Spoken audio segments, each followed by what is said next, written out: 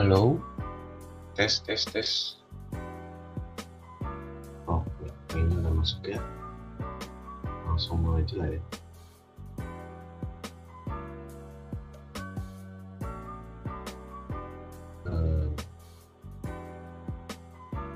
Tempel.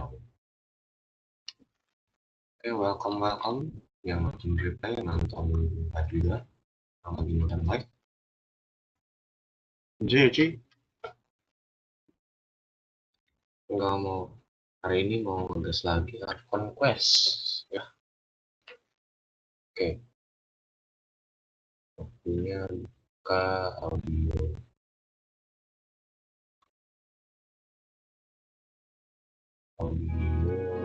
Salah. Sorry guys. Stop. Udah. Oke, tadi udah masuk. Dan oke, kita lanjut aja. Pertama di dulu.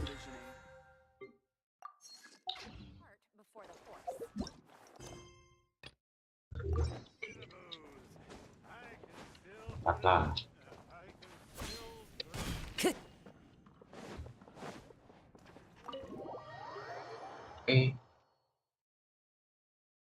Mau like mau enggak silakan nunggu.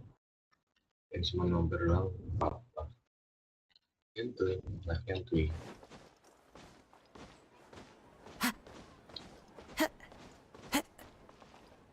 Ad Astra Abyssosk. Welcome to the Adventurers Guild.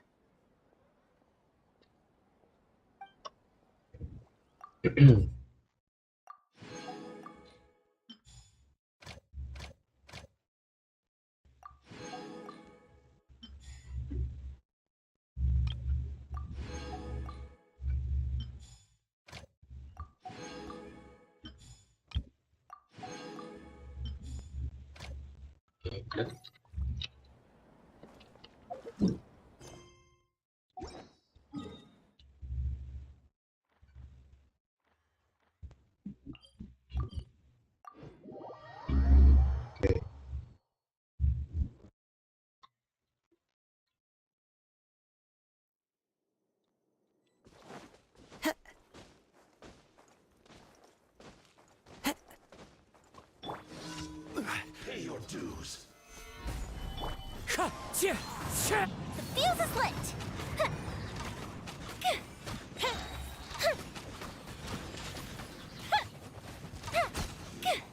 Can't run from death.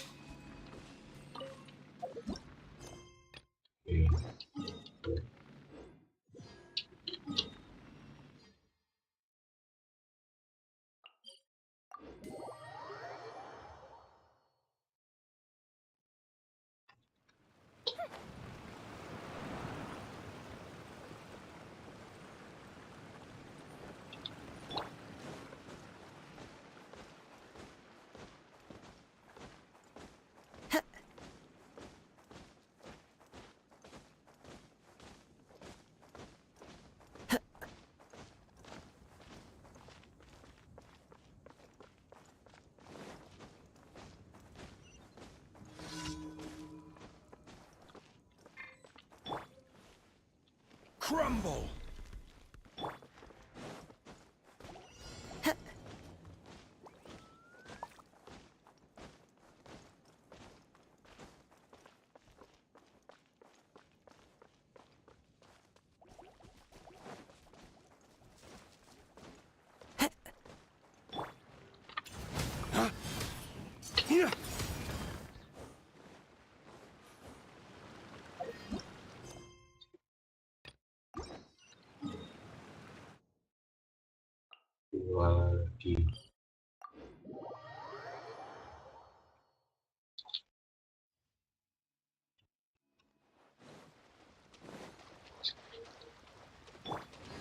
Terus mau buat apa ya?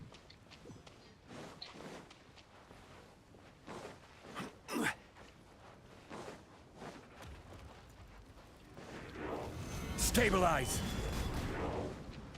Time for a light show!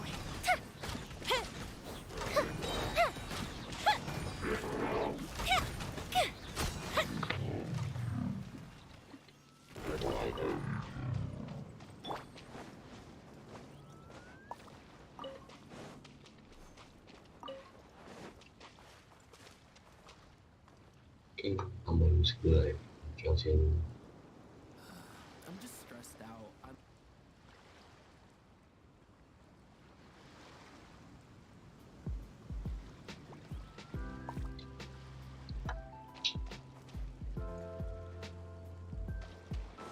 Enggak lah ya.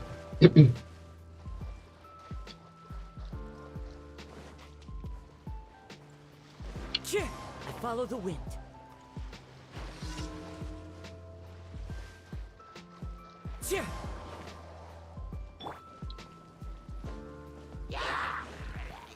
Solidify!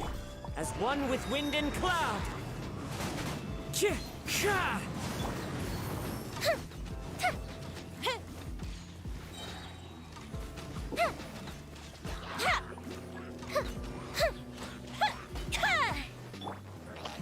Lay waste to the wicked!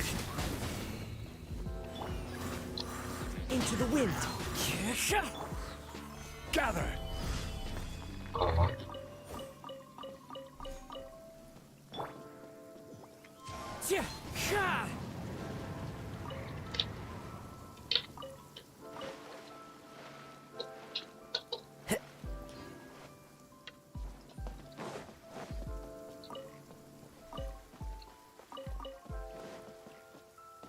oke.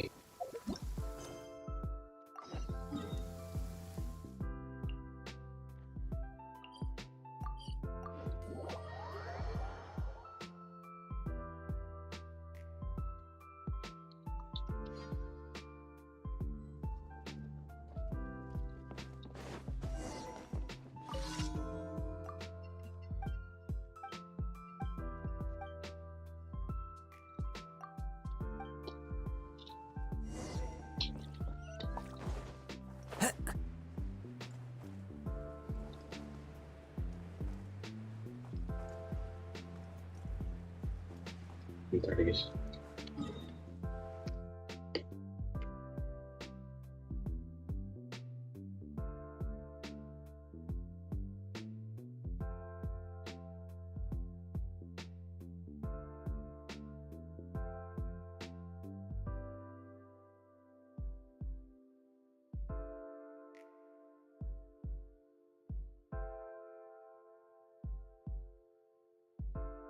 Tes.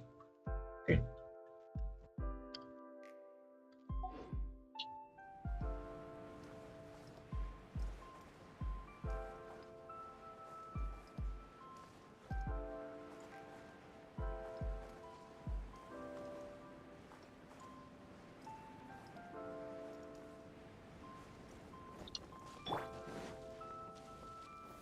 Stabilize!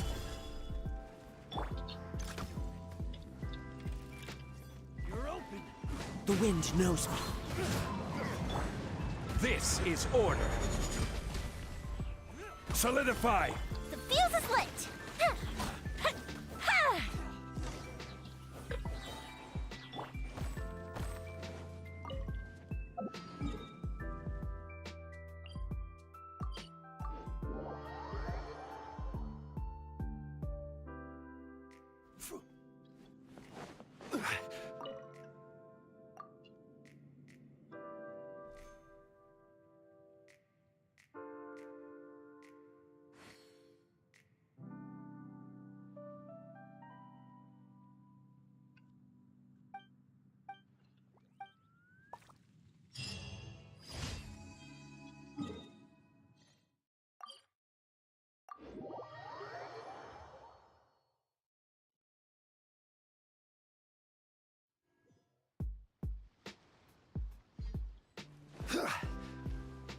Mendengar lagu yang chill, terus aku feel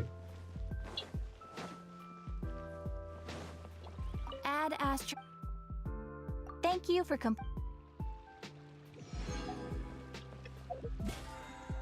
ini kan sebelumnya juga oke sebelum baru selesai.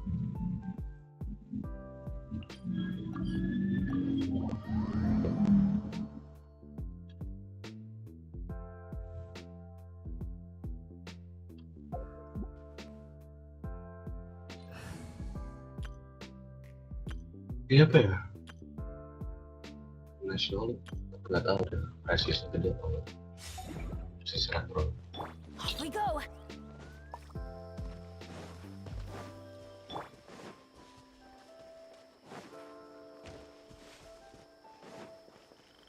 There is no escape.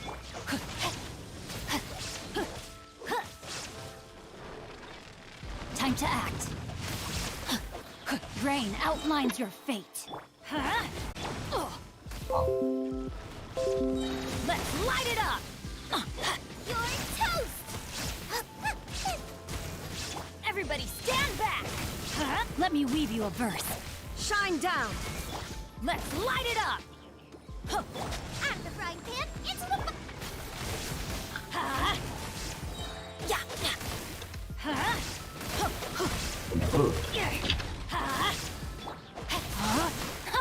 No, my sword. Rain cutter. Teamwork is dreamwork. Eat this! Nice and spiced. Illusion shattered. Torn to oblivion. Kurang rasis gede banget.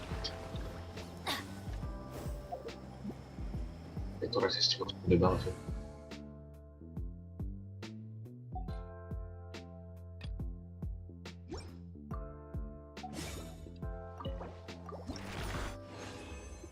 Oke, ya tiga. Oke.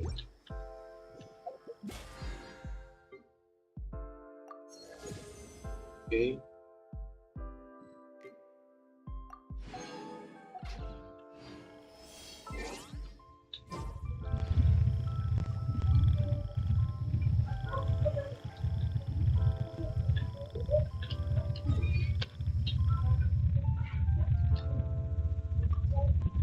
Bentar.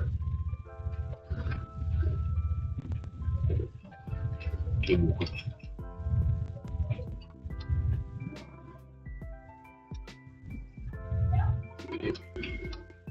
Lanjut deh.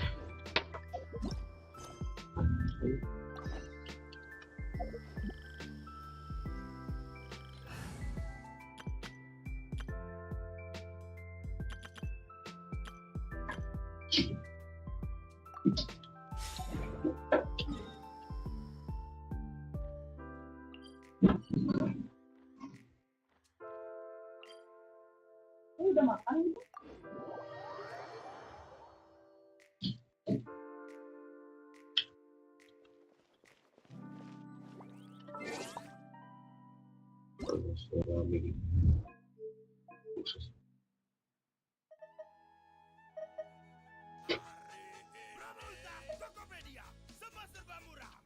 Ya, baik. Mau ayam crispy nggak? Ayam crispy nggak?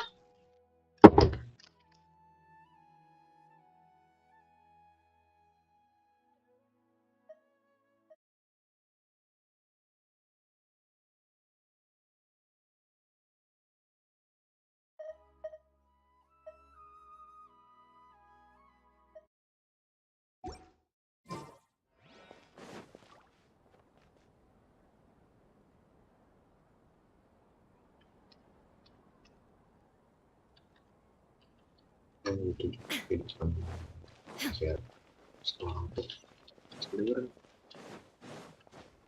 bikin atau mau ekspresi di yang lain itu tetap itu pasti masuk so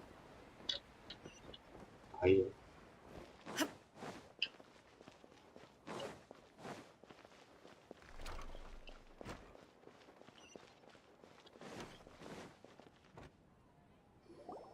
There she is! Dinyarzad! We're back! Just as promised, Traveler and Paimon. I'm so glad that you two came back to celebrate Lesser Lord Kusanali's birthday. Indeed. The festival's tomorrow. We've been preparing for so long that I can't help but feel a little nervous. There's no need to be nervous. Paimon's sure that Lesser Lord Kusanali will feel everyone's gratitude. Thanks, Paimon. I hope that everyone who comes to the festival will also have a good time. Speaking of which, did you manage to make your way to Port Ormos? Discover anything over there? Of course we went. A lot of things happened there.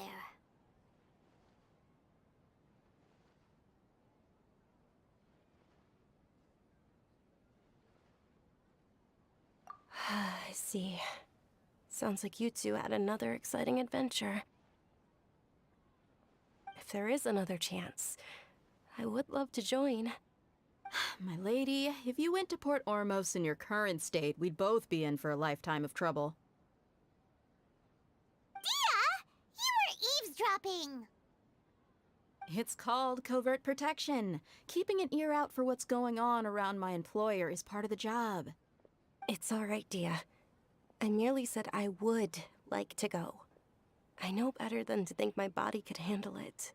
The festival's tomorrow. I've been doing nothing but causing trouble for you. So Dia, please take some time to relax. I'll be fine. Even when you put it that way, it still doesn't feel right. Don't worry, my guardian knight. Okay, fine, but only tonight. Tomorrow's a big day, and many no-good scumbags are gonna try to take advantage of that. Ah, Oh, you two must be exhausted from your long journey back to the city. My apologies for not realizing this sooner. I've already prepared a room for you to rest. Please follow me. whoa, you're so thoughtful. Paimon's so ready.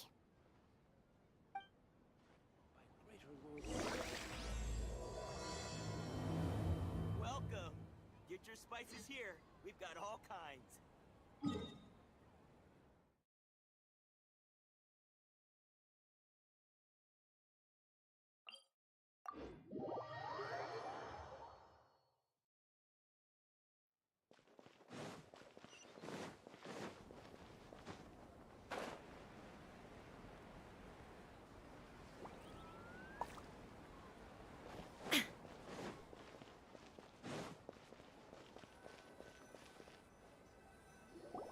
Here we are.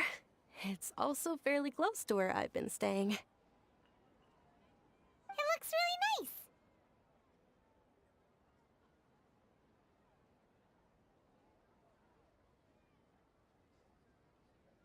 really nice. Not at all. Just tell me more about your adventures when you next get the chance. That's Paimon's specialty.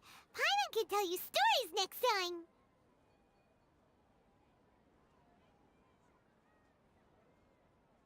Oh, if you don't mind, how about we all walk around together tomorrow? All of my friends will be working the festival, and Dia is still insisting on her covert protection. Yeah. It'll be pretty hard to relax and enjoy the festival if Dia's constantly hovering over you, right?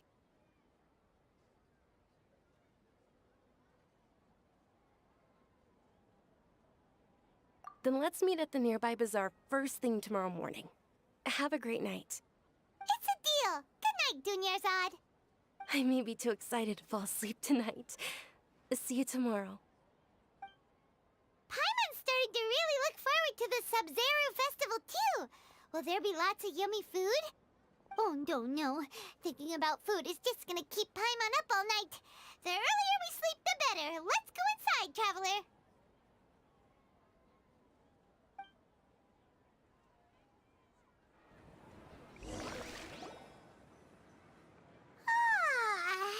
Did we oversleep?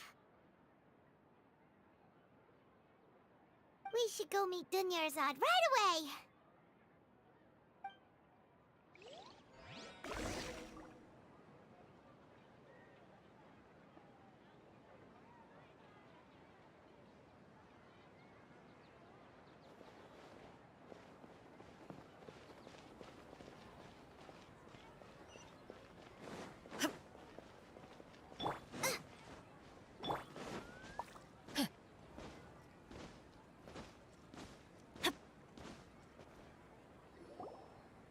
Traveler, Paimon, I've been waiting for you two. Good morning, Dunyarzad.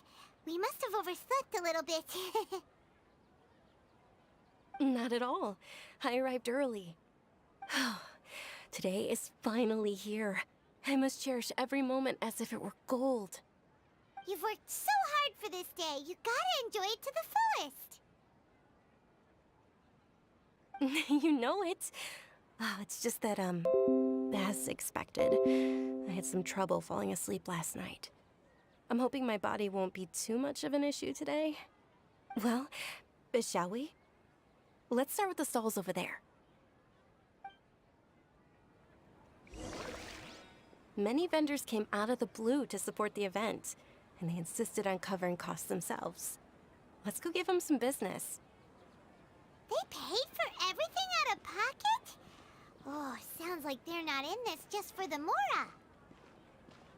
They all said that contributing to a lively festival atmosphere is more important than money. Especially since we don't often get to celebrate Lesser Lord Kusanali's birthday. Ooh, they're selling food over that way! Let's go take a look!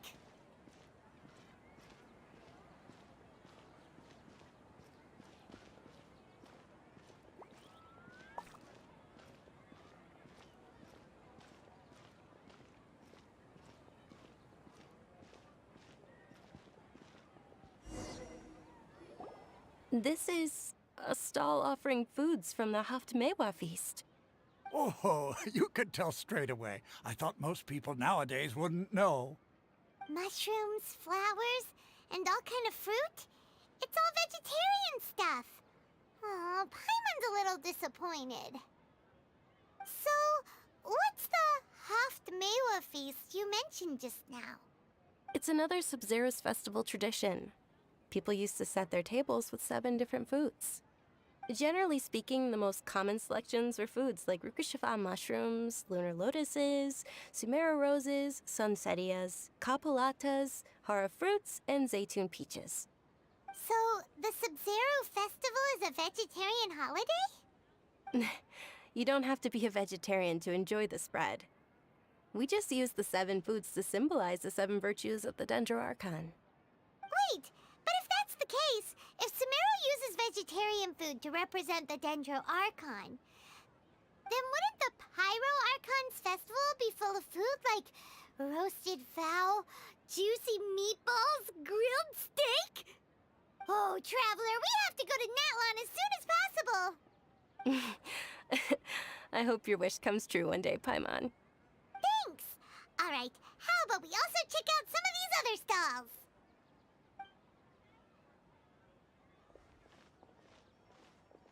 Dear customers, would you like to try your hand at alchemical divination?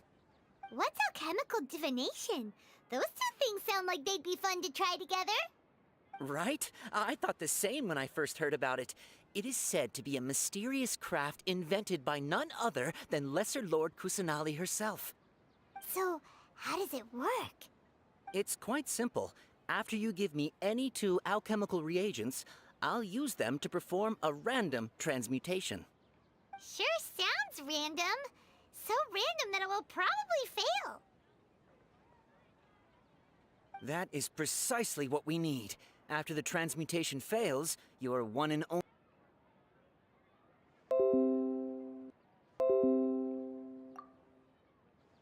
Well, according to Lesser Lord Kusanali, everything is interconnected, and all that occurs can be traced back to fate. You could say this is a pearl of old wisdom. Why does everything sound so much more credible when Dunyarzad says it? Are you guys working together? So that's the true wisdom behind it. This young lady sure knows her stuff.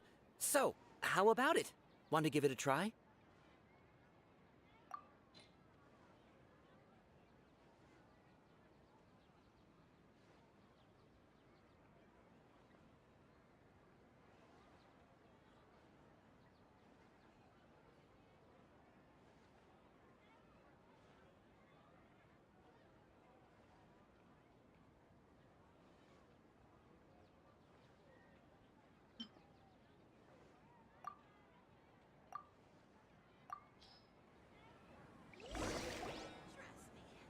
Okay, one moment. It's the moon. Paimon wants to take a look too! Is it? It looks more like a pie that Paimon bit into. Generally speaking, the moon signifies... It means... Wait a moment. Is he really looking it up in a book? Oh, I remember now. It means illusions and lies. Illusions and lies? That sounds rather ominous. Yes, but this book says that if you trust your intuition and overcome your fears, the sun will surely rise. He's not even trying to hide his book anymore. Naturally, fate will only ever show you the beginning of a journey. It is up to you to forge your own ending. Oh, thank you so much. I'll keep that in mind. Oh, it's nothing. I'm just learning as I go. Guess that was still pretty interesting. Okay, on to the next stall. They say the Sub-Zero's festival was very lively a long, long time ago. Large flower carriages used to parade through the city. As they headed towards Port Ormos, people would throw flowers, candy, and liquor all along the way. Dunyarzad's eyes are sparkling right now. I wish I could have seen that spectacle. But if you ask me, I'm sure Nilu's dance of Sub-Zeros will be just as impressive.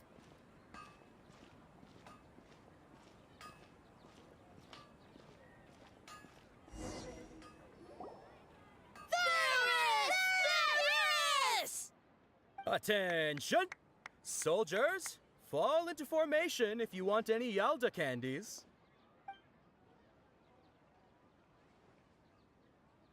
It's a weird guy with a weird hat. Hey, it's Dunyarzad! Wow! Miss Dunyarzad, the children love you even more than the Yalda candies. In the few short days it took to prepare for the Sub-Zero's festival, the children have all grown very fond of you. The Hallowed Night of Flowers. It's an honor that you know my name. Attention! In the name of Ferris, the Knight of Flowers, I commend you on your contributions to the glorious Sub-Zero's festival.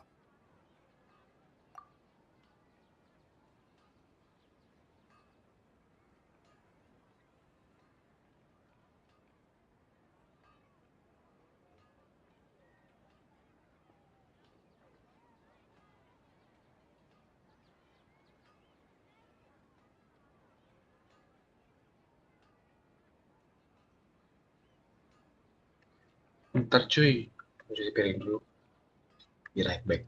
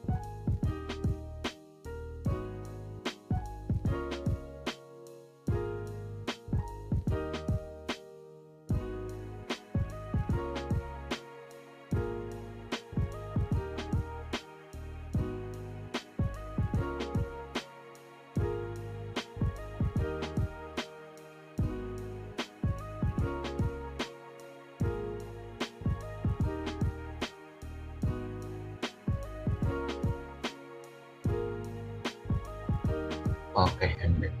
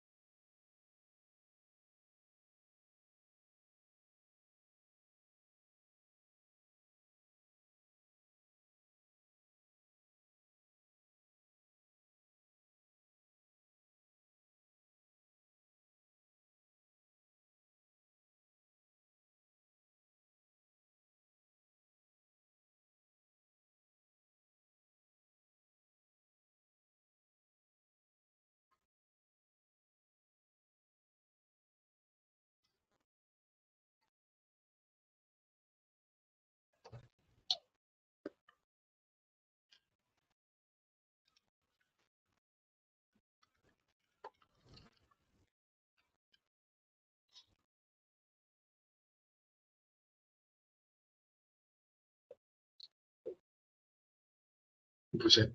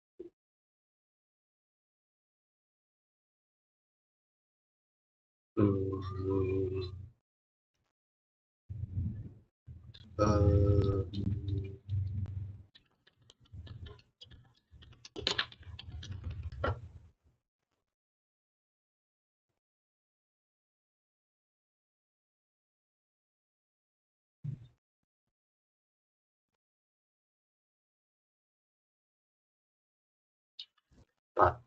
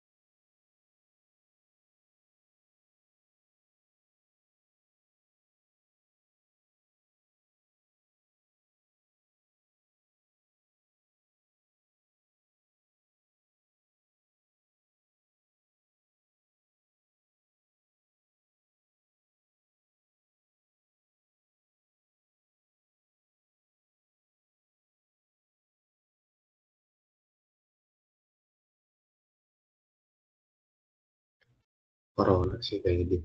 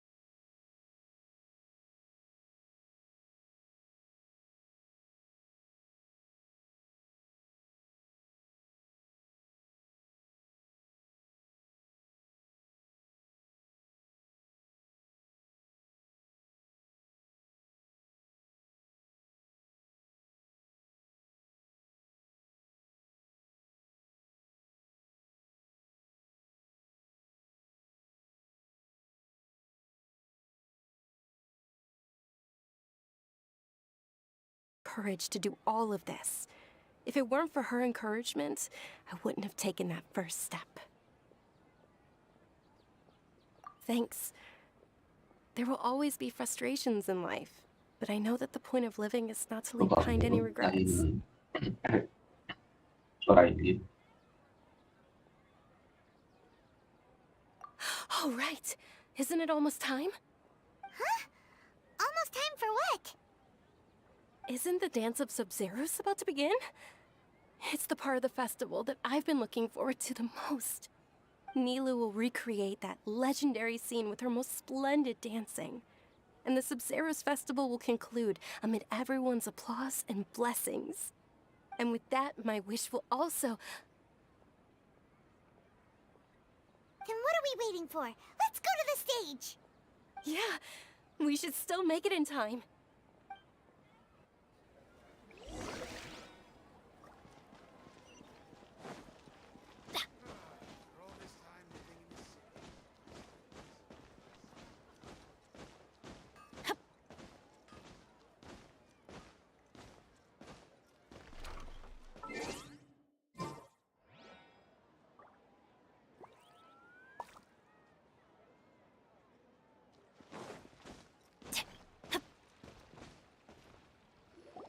Were you not aware that the law prohibits this type of performance from taking place without prior permission?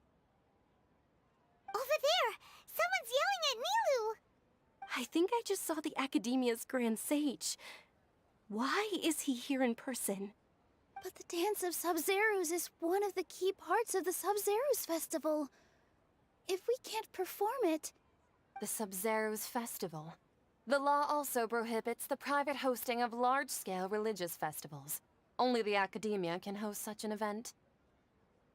If you continue to resist, we will have to order an investigation into every single event organizer.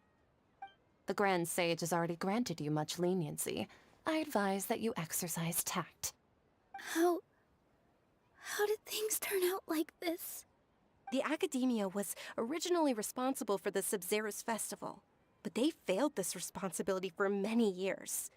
I need to speak with them.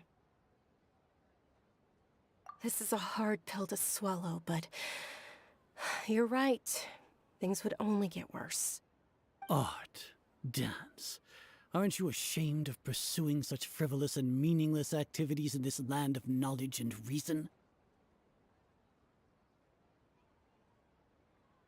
Our Archon created the utopia that is Sumeru City for all scholars who sought validity, verity, and truth, while people like you wish to defile it. No. I believe that our Archon never rejected the arts. Even the goddess of flowers dedicated a dance to her. With your lack of intellectual credentials, I do not believe you are qualified to debate with me. What you should be doing is finding workers to tear down this ridiculous eyesore.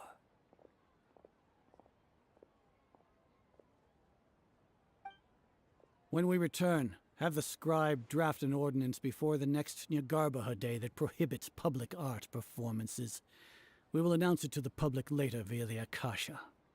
Understood. I will inform him when I return.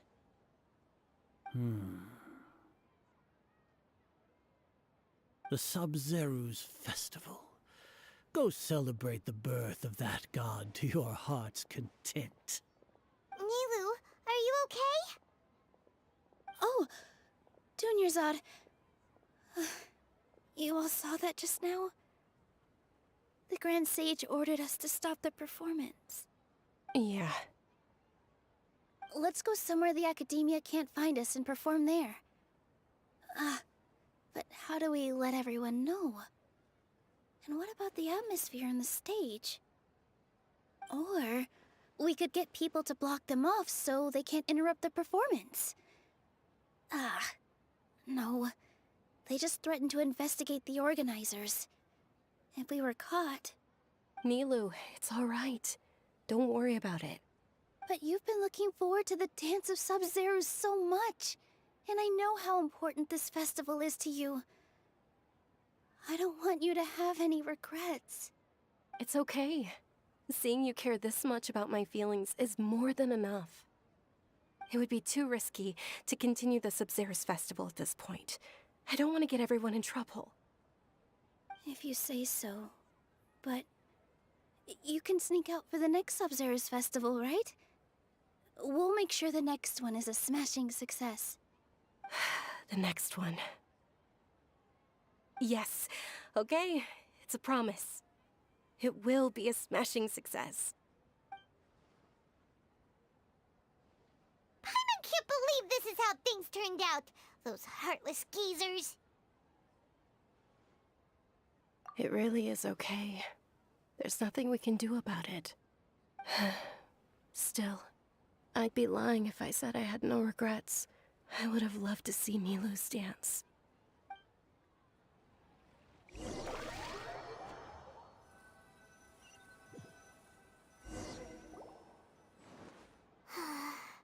A lot happened today. It's a shame the festival ended the way it did. Nilu and Dunyarzad promised to make the next Sabzeruz festival a success, but Dunyarzad is running out of time.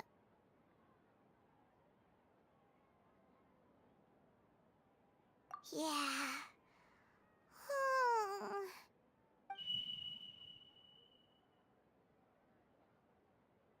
All connections have been secured to construct the most stable framework possible.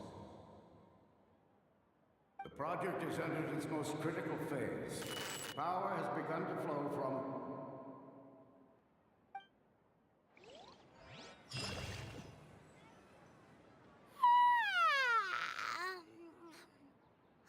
Oh, we're gonna be late! It's all because you wouldn't get out of bed! We should go meet Dunyarzad right away!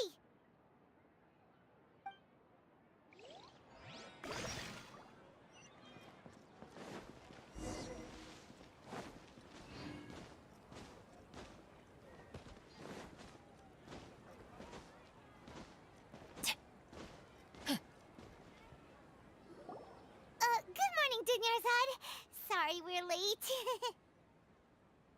Not at all. I arrived early.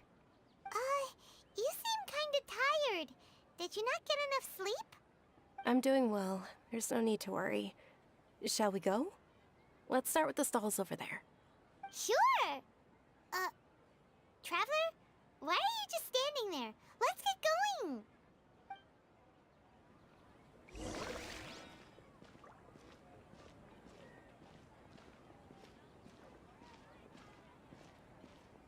Ooh, they're selling food over that way! Let's go take a look!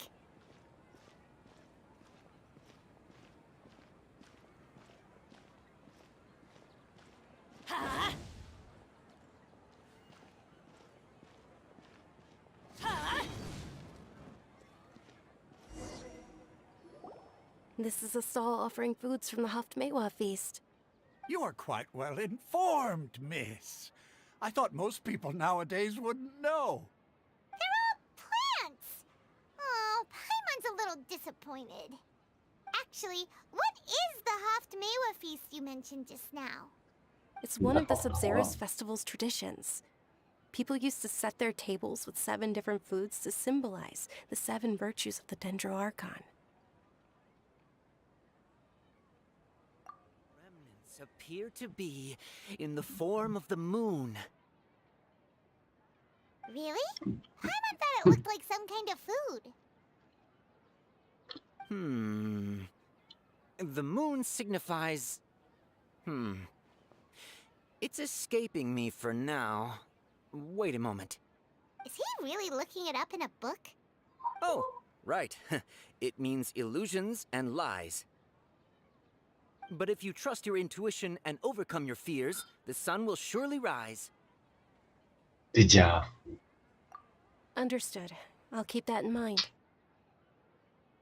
Oh, it's nothing. I'm just learning as I go. Guess that was still pretty interesting. Okay, on to the next stall. So, where to next?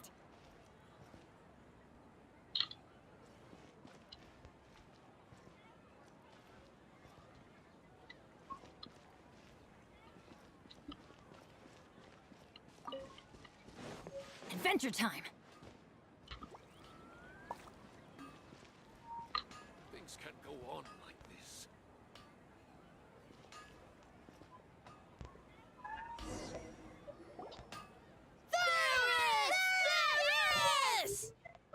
right, soldiers. Now that you have your Yalda candies, don't forget your loyalty to Lesser Lord Kusanali. Dismissed. Yes, Knight Ferris! What's going on? Is this a play? Ferris, the Knight of Flowers, is another Sabzeruz festival icon and one immensely popular with children. It's all thanks to Miss Dunyarzad's sponsorship that the children can meet the Knight of Flowers. Oh, do you want some Yalda candies? I happen to have some boxes ready here. Take a look and pick whichever one you want. What's to pick? Don't these boxes all look the same? It's not that simple. Each box contains a random flavor. It's up to the luck of the draw. Flavors include lavender melon, hara fruit, sunsetia. Ooh, how interesting. And there's also lizard tail and oni kabuto. Ugh, why do those flavors even exist? Traveler, help Paimon pick one. Paimon wants to eat the sunsetia flavor. Great! These boxes of candy are numbered 1 to 5 from left to right. Which one do you want?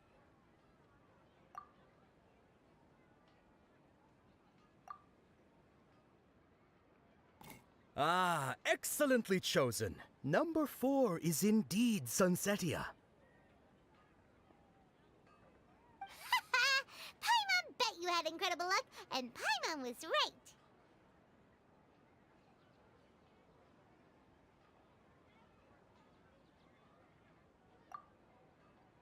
Huh? Are you saying that you instinctively chose the right box? But now that you mention it, Paimon also had the feeling you'd choose the right one. Is that kinda like what you felt? Maybe we didn't sleep very well last night. Or maybe we slept too much. Oh, sure. Huh? Where are you going? You're just gonna walk off like that?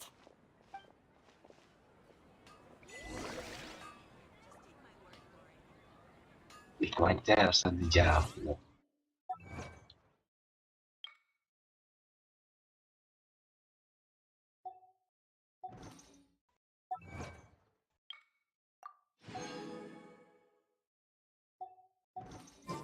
Oh, ow!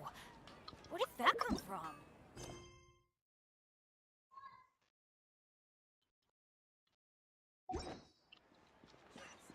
Just take my word for it. Off we go!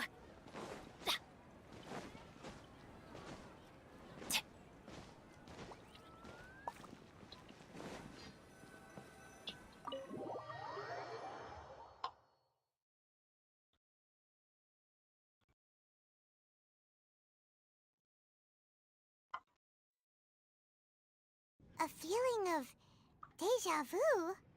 Oh, Paimon knows what that is. It's when you feel like you've already experienced whatever is going on. In that case, Paimon also felt something like that today. But that's just our brains playing tricks on us, isn't it? So why'd you run here in such a hurry? So that's it. You're intentionally doing things you usually wouldn't and seeing if you still get that same feeling of deja vu. Welcome, you two. Are you here for lunch? What would you like to eat? Got it.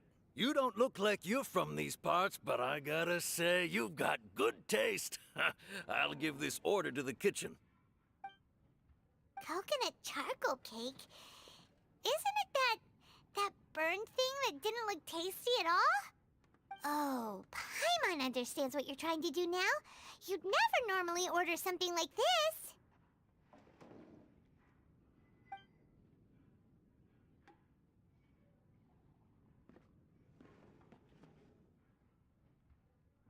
That thing? Are you really gonna eat it? Isn't this going a bit too far?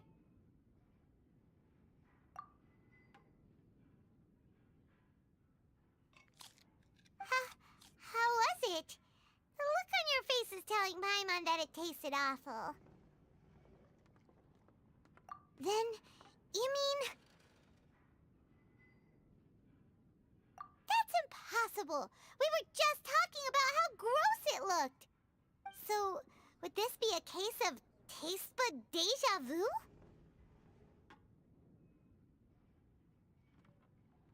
Paimon also gets the impression that we've been here many times, even though we aren't regulars. How about we go out again and try something else?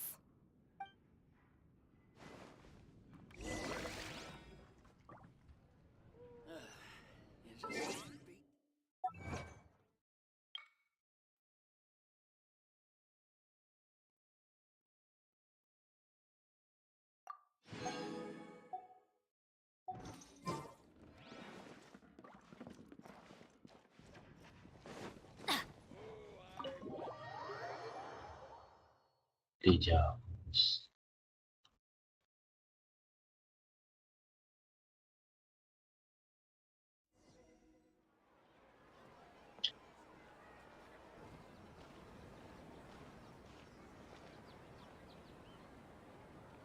Hey, Dinyarzad is sitting by herself on that bench over there.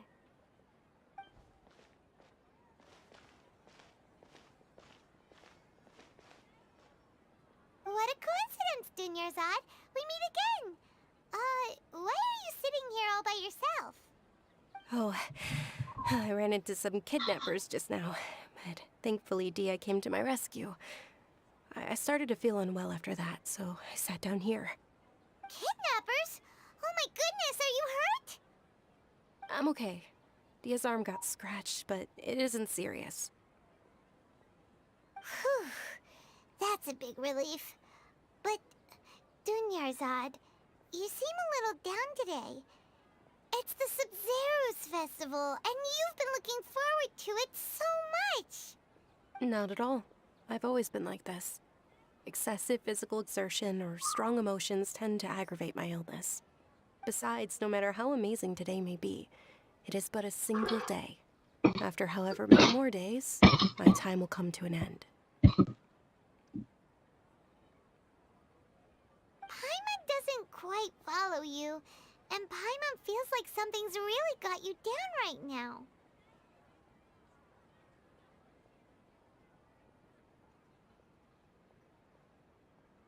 It really is fine. I don't mind.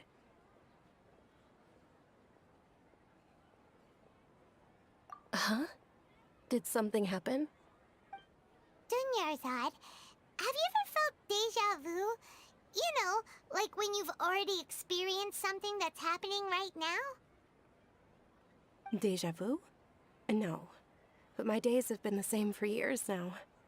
Even if I were feeling deja vu, I suppose I would already be used to it. Oh, Paimon sees. Then, is it only the two of us? It's almost time. Huh? Time for what? Nilou's Dance of Sub-Zeros is about to begin. Let's go.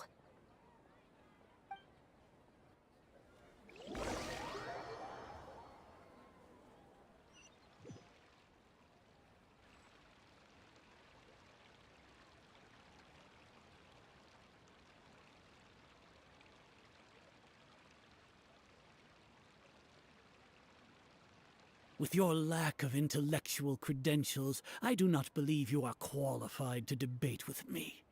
What you should be doing is finding workers to tear down this ridiculous eyesore.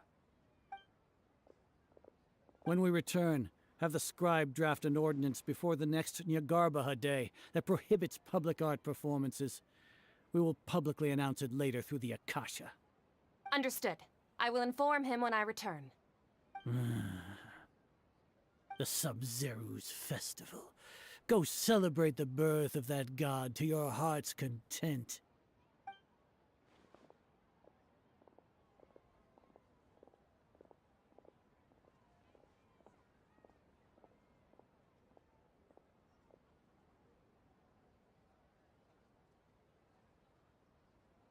Nilou, are you okay? Oh, Dinyarzad. The Grand Sage ordered us to stop the performance. It's okay. There's nothing we can do about it. But you've been really looking forward to this. I don't want you to have any regrets. It truly is unfortunate, but I don't want to cause trouble for anyone. Didn't the Grand Sage say that he might investigate the organizers? True, but... well, okay. I'll just have to try again next year. The next festival. I probably won't be around by then. Wait, what did you just say? No, nothing. I'll be heading back to rest. Thank you for your help, everyone. Paimon can't believe what those heartless geezers did!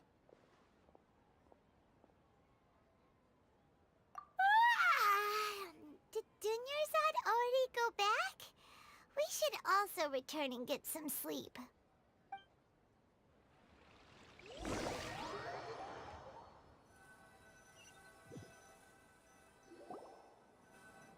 So, in the end, you still couldn't figure out what that deja vu feeling was all about? Maybe it really was because of exhaustion. Same here. That's why Paimon stopped thinking about it halfway through the day. Then, how about we settle in and get a good night's sleep? For now, we can chalk things up to exhaustion. We can do more thinking tomorrow.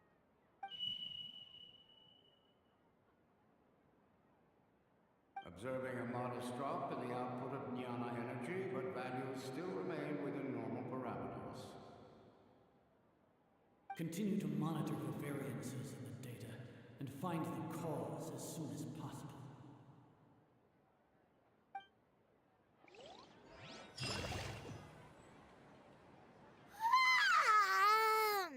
Why does Paimon feel so tired after so much sleep? Anyway, we should go meet Dunyarzad right away.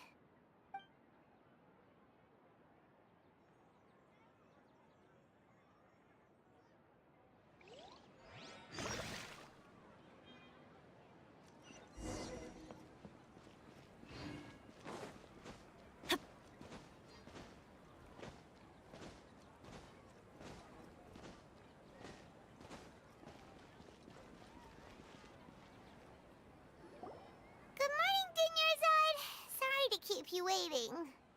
Not at all. I arrived early. Huh? Paimon thinks you sound kinda tired. Did you not get enough sleep? I'm doing well. There's no need to worry. Shall we go? Let's start with the stalls over there. Great idea! Let's get going! Traveler?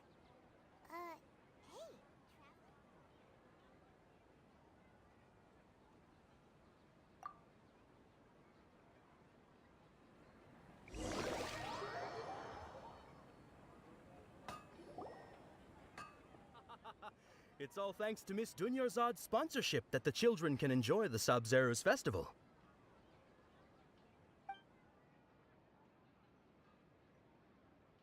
Oh, are you interested in Yalda candies? I have some boxes of candy here. Pick whichever one you want. Not much of a choice. All these boxes look the same. It's not that simple. Each box contains a random flavor. It's up to the luck of the draw. Flavors include lavender melon, harap fruit, sunset.Ya. They all sound pretty tasty. And there's also lizard tail and oni kabuto. Huh? What were those last two? He'll help me choose. Paimon wants to eat the sunset.Ya flavor. No problem. These boxes of candy are numbered 1 to 5 from left to right. Which one do you want?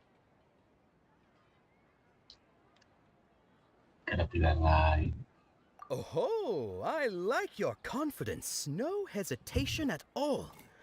Oh, congratulations! Number 4 is indeed sunset.Ya.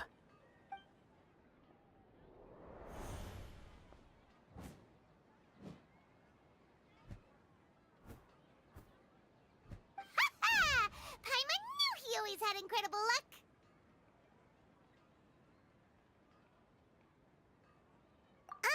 Paimon's not really interested in the other flavors. Oh! Wait. How did you know? Don't tell me that you already knew which flavor was in each box. What? He was right about all of them? That couldn't have been luck. How is this possible? I packed all those boxes this morning and they've been sealed ever since. You couldn't have known beforehand. Mind reading? X-ray vision? Or some kind of magic trick?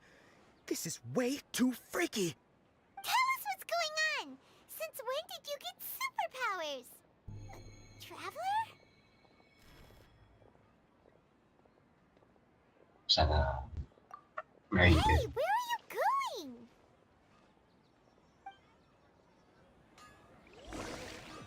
What's going on? Did you see something?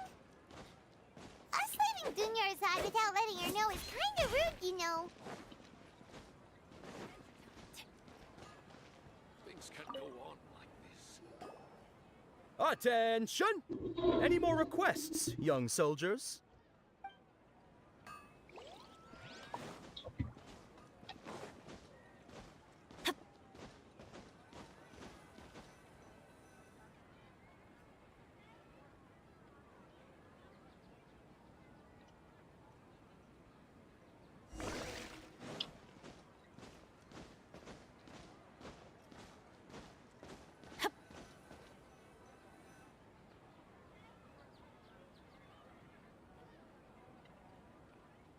Off we go.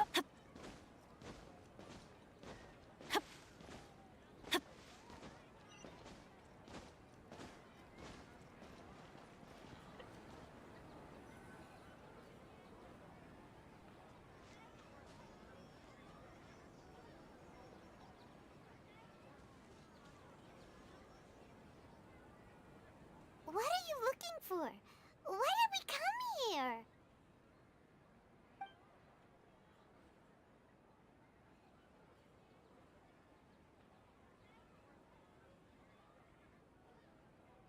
Traveler?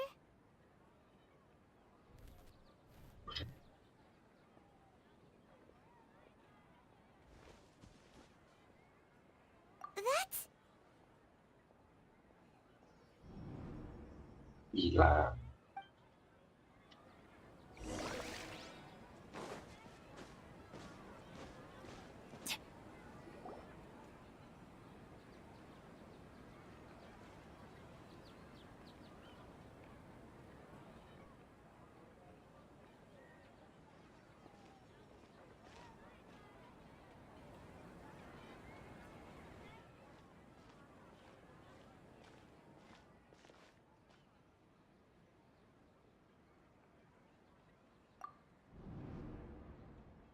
Look!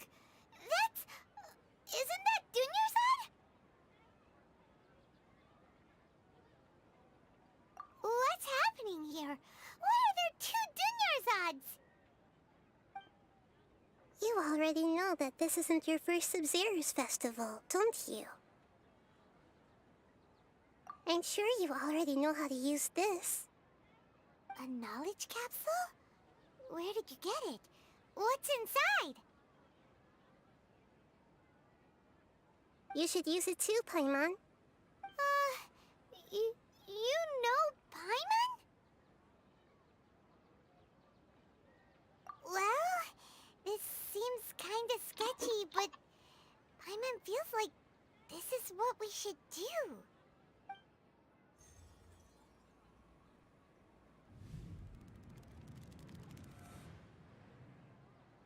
What the?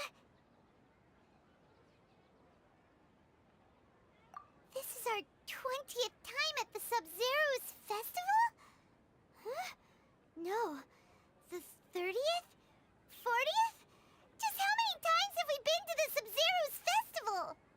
Have we been trapped in a single day? If it weren't for you, we wouldn't have even realized. What the heck was inside that knowledge capsule? Your memories are still scrambled? try your best to remember. This isn't the first time we've met, and I answered that question a long time ago. Let Paimon think. Oh, it's coming back. Meeting you was the real catalyst for restoring our memories, and the knowledge capsule was just your means of showing our minds the way. What about everyone else? Why are you only helping the two of us? Your sense of deja vu is stronger than everyone else's, yes?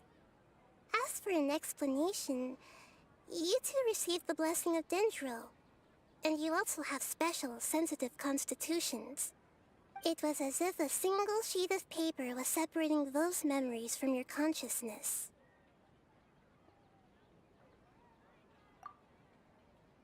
A familiar question. I think this is the 7th time you asked that. As you can see, she isn't doing well. You probably sensed it too. The Dunyarzad you were just with is different from the first Dunyarzad you met. That first Dunyarzad is in front of you right now, and she doesn't have a lot of time left.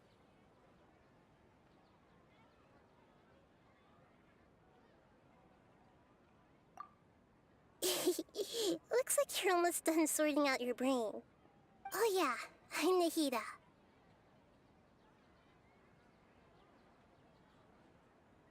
Good, you passed the test.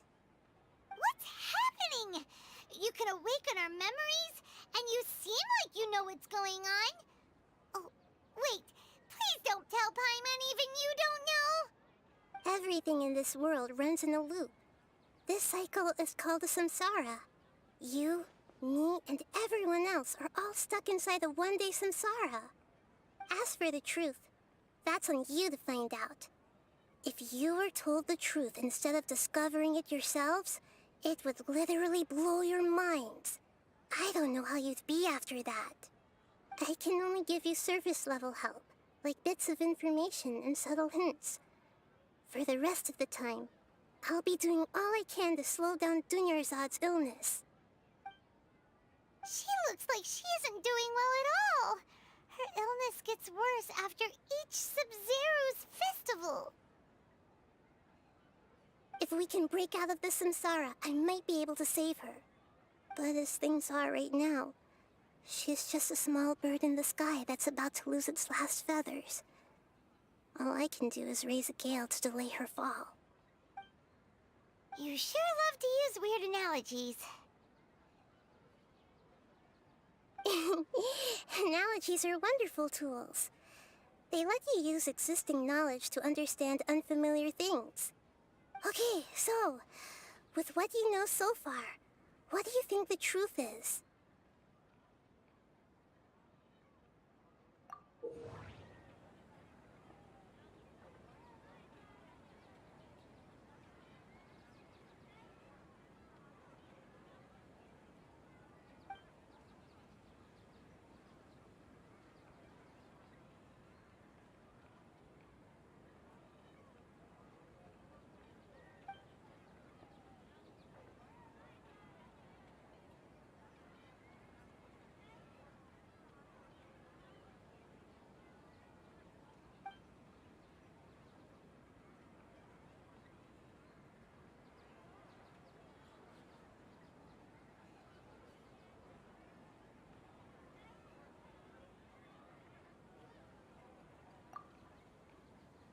We've already experienced the Sub-Zeru's festival many times, and the day of the festival seems to be in a perpetual samsara.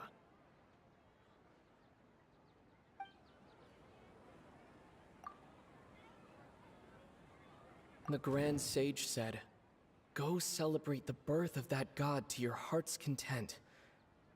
Did he mean something more?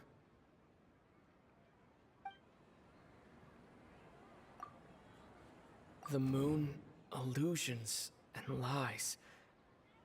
What do they all mean? What's happening right now seems to have happened before.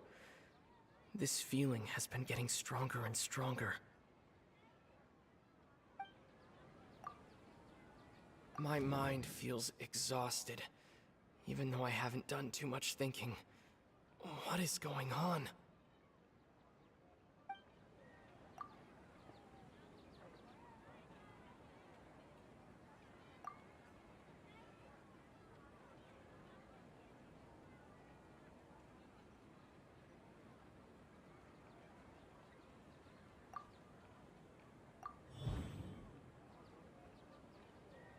That should be it.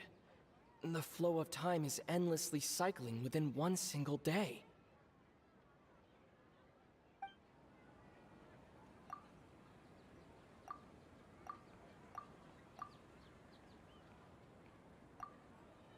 A time loop. You've given similarly wrong answers in the past. A pity. Still the wrong answer? Paimon thought that made a lot of sense. It feels like time's just repeating itself. A simple time loop can't explain some of the phenomena. You two are still missing a lot of information. Unfortunately, I can't give you any more hints.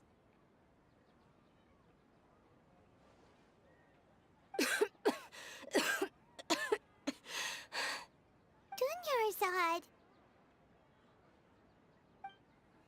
The Sabzeruz festival is happening every day, but that doesn't mean we can waste an infinite amount of them. Hurry and find the truth before today's festival ends.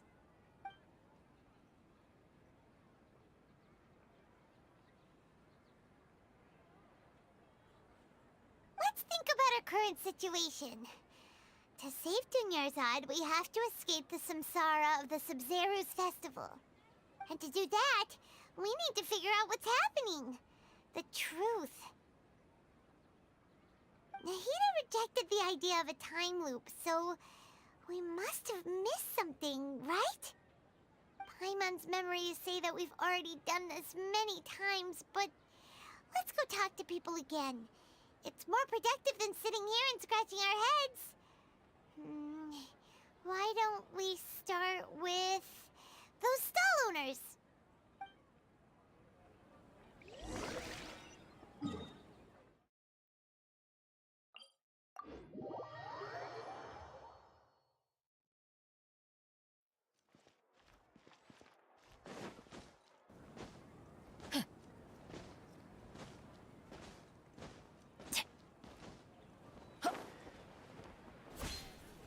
Adventure time!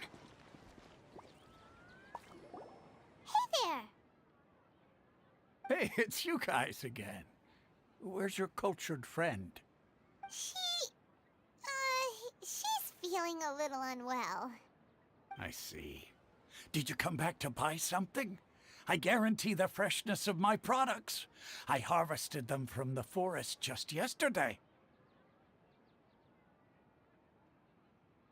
Huh? What brought this about? I hurried back from the forest yesterday, and I'm selling produce here today. I haven't felt anything strange. To put it another way, if you really think about it, was yesterday truly yesterday? Did you actually come back from the forest yesterday? What kind of philosophical nonsense is this? Are you two daydreaming? Didn't you know that no one dreams in Sumeru? Go somewhere else if you want to find someone to daydream with.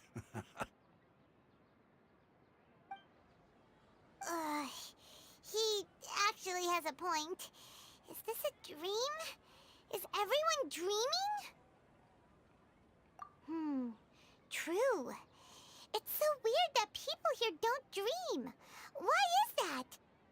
Anyway, if this all really were just a dream, we would have woken up a long time ago. Let's keep asking around.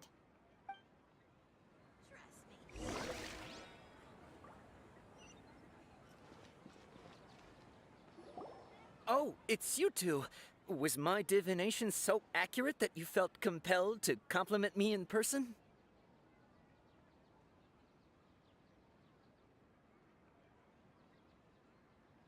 Ooh, Ooh, I knew it! I told you, the god's divination is highly accurate. You just hadn't fully understood its significance yet. You're really excited about this, huh? That's exactly why we came back. Help us better understand it. Help you better understand it? Well, that isn't exactly what I excel at. So, you're admitting that you don't have a clue? Anyway, what kind of situation did you get into?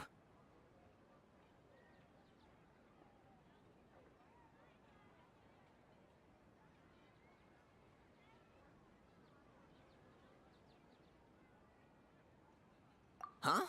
Hold on a second. I thought you guys just lost your wallet or fell for a scam. What you just said, are you serious? Does that kind of thing actually happen in real life?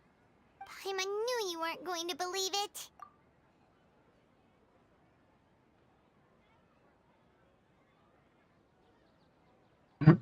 Bentar guys.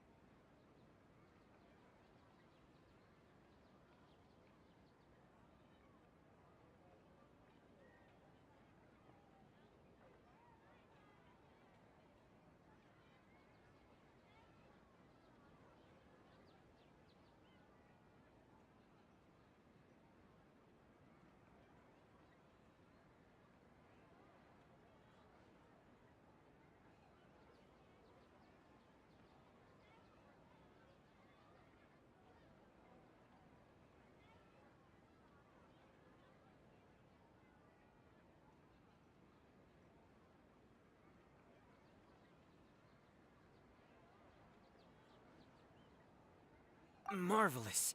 Truly marvelous. I believe you. Recall the interpretation of your divination. The moon, illusions, and lies. It really felt like an omen. When you say it like that, the divination does sound like it's related to what's going on. Can you read any more into it? I believe that the Archon's revelations are never more than vague hints. Anything more specific is beyond the reach of mere mortals. The book only says, if you trust your instincts and overcome your fears, the sun will surely rise. So that's how it is. Looks like fortune-telling is just fortune-telling. It's no good for practical problems. We haven't made any progress. Who else can we talk to? Paimon remembers that we tried talking to her a couple of times, but she always thinks we're playing pranks on her. You think she'll brush us off again?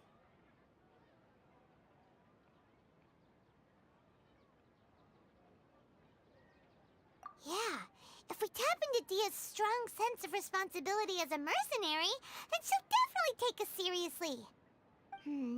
At this time of day, Dia's probably just finished beating up those kidnappers. Let's go find her.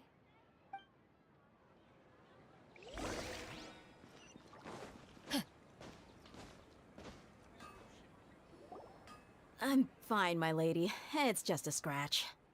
Perfect timing. Both of you are here. Paimon, traveler, you came at just the right time. Listen, there was a dangerous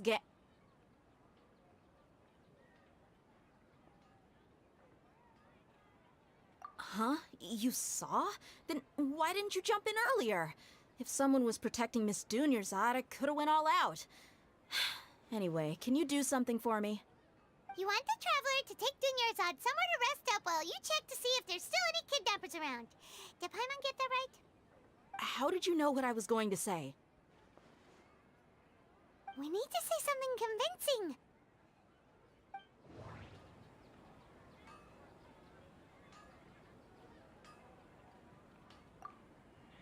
Dia sold her greatsword to raise additional funds. And then she was injured because she wasn't used to her new weapon. Tell her, traveler!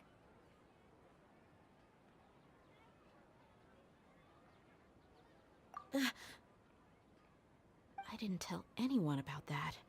Including Miss Dunyarzad. You couldn't have known. And just now, you literally took the words right out of my mouth. What's going on? All right, so this is the situation.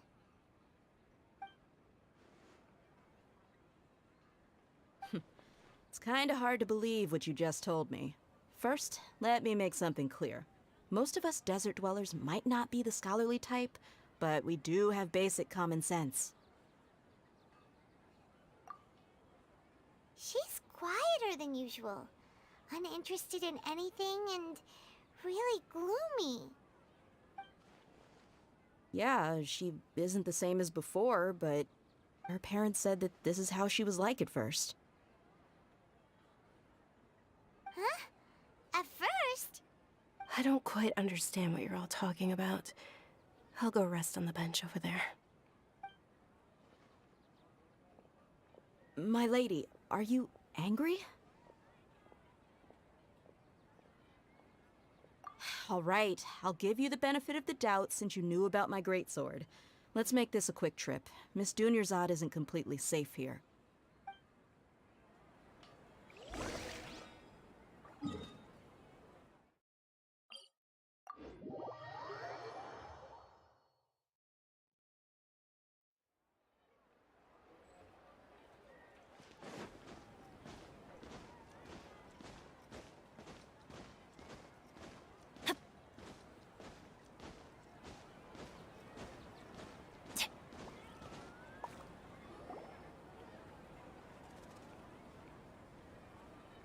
Nahida, we brought a friend. Are you busy? I thought I told you that it won't help to bring anyone here. We just wanted her to see the real Dunyarzad's condition. The real Dunyarzad? Where and who are you talking to?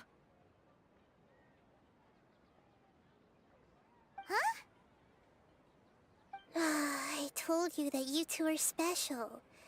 Other people can't see me or Miss Dunyarzad here.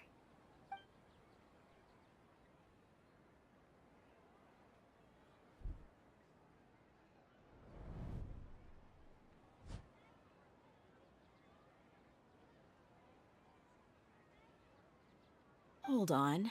Over there. Is that? Wow.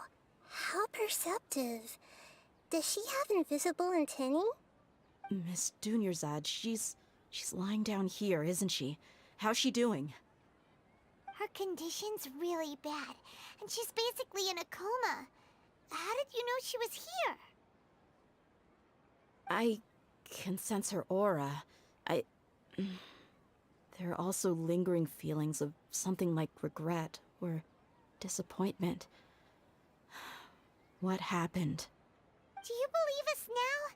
The Sub-Zero's festival has been repeating itself. So, you think the sages are behind this?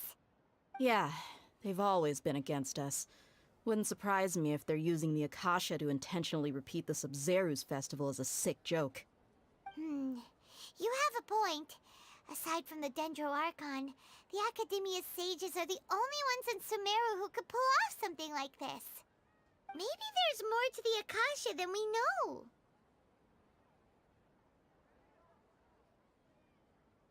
Right! Didn't you awaken our memories using something that looked like a knowledge capsule? That means you must know something about the Akasha! The Akasha relies on the power of a gnosis to operate, as it is the manifestation of the God of Wisdom's power. It compiles the wisdom of the entire populace, and it grants knowledge to the people. A gnosis could do that? No wonder the Akasha is so magical. It's being powered by the gnosis of Sumeru's Archon. So, this Nahida you mentioned, what did she say? She said, and Paimon quotes, "The Akasha relies on the power of a gnosis to operate, as it is the manifestation of the God of Wisdom's power. It compiles the wisdom of the entire populace, and it grants knowledge to the people." Compiles the wisdom of the entire populace and grants knowledge to the people. Wait. I get the grants knowledge part. That's what people have always used the Akasha for. But compiling the entire populace's wisdom? How does that work? Did she mean that the sages enter new knowledge into the Akasha? Oh yeah, that sounds about right. What do you think?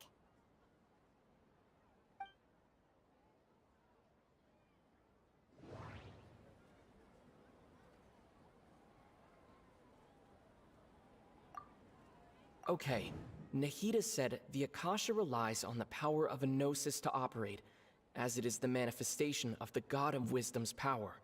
It compiles the wisdom of the entire populace, and it grants knowledge to the people.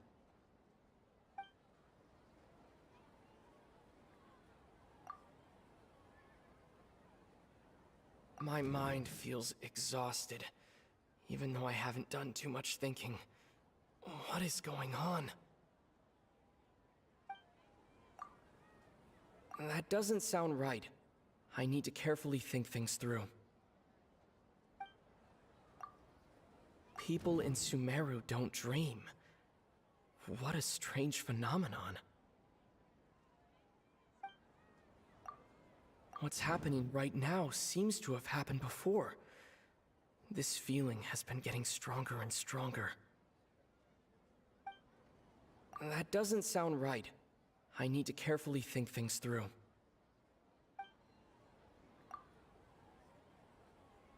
That doesn't sound right.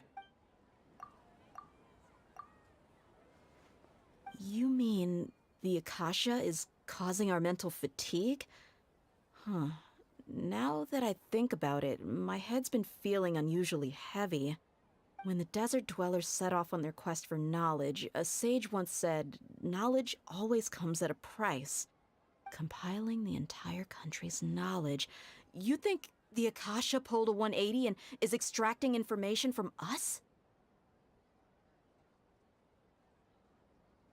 Who knows? The Akasha can put knowledge into our heads, so who's to say that it can't also poke around in there? We don't know any specifics. What's the point of doing something like that? Just think about it. If you could combine the knowledge of every single person in Sumeru, then you can basically turn Sumeru City into a single massive brain. This hive mind could make breakthroughs in problems that even the smartest geniuses can't crack. An excellent deduction. And the analogy comparing Sumeru City to a massive brain? I love it. In that case, we should take off our Akasha terminals right away. Maybe that'll solve this problem. Yeah, I was only wearing this for show in the first place.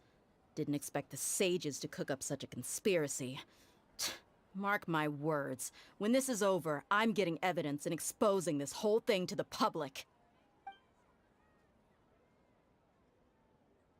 How does everyone feel?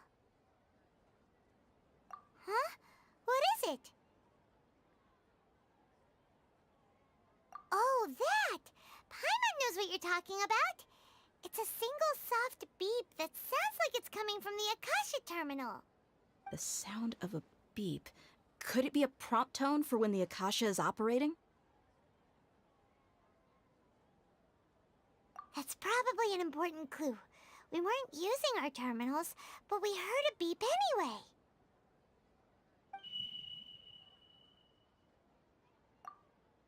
Traveler, did you hear that? I heard it too. Our ears aren't messing with us. There was definitely a beep, but it sounded like it was coming from inside my head. We took off our Akasha terminals.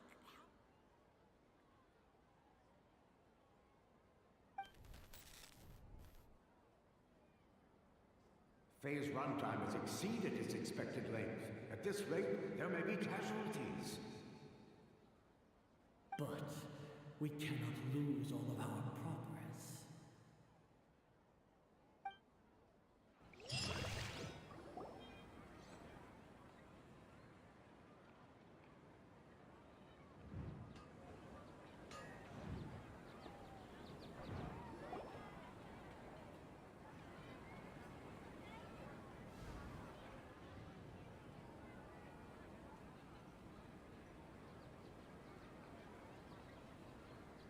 Paimon remembers everything!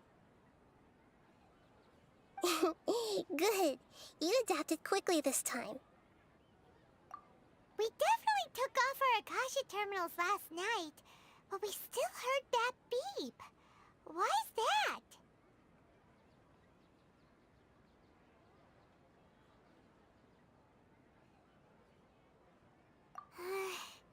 But now we can at least confirm one thing. The Akasha definitely has something to do with whatever's trapping us in this cycle. Oh, Paimon doesn't get it.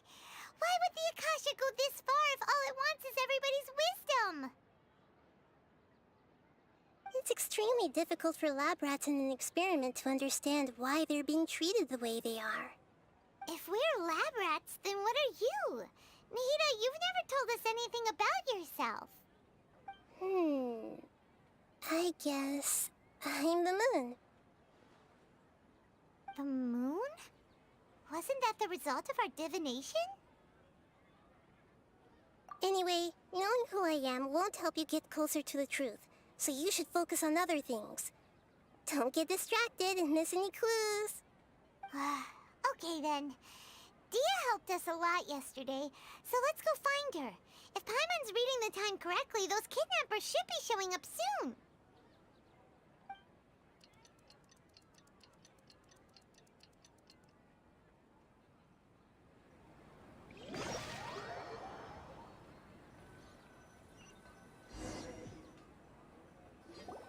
Ah, there you are. I've already taken care of those kidnappers. My lady, did you get hurt? Dia? What's wrong? Why are you both gawking at me like that? You didn't get hurt this time. Huh? What do you mean this time? Why are you so surprised that I managed to get out unscathed? Those kids were amateurs.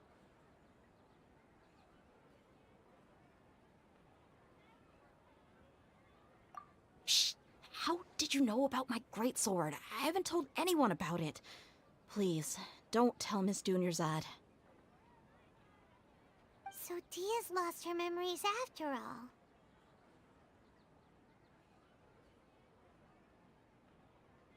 Anything strange? You already know that I got a new greatsword.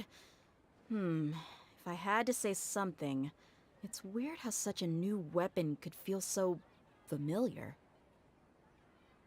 It's as if I've already used it to fight a countless number of battles. You're saying that although you don't remember using it, your body feels like it does? That's right. Both mercenaries and warriors heavily rely on muscle memory. Only knowing the theory of battle won't get you anywhere. Traveler, what do you think?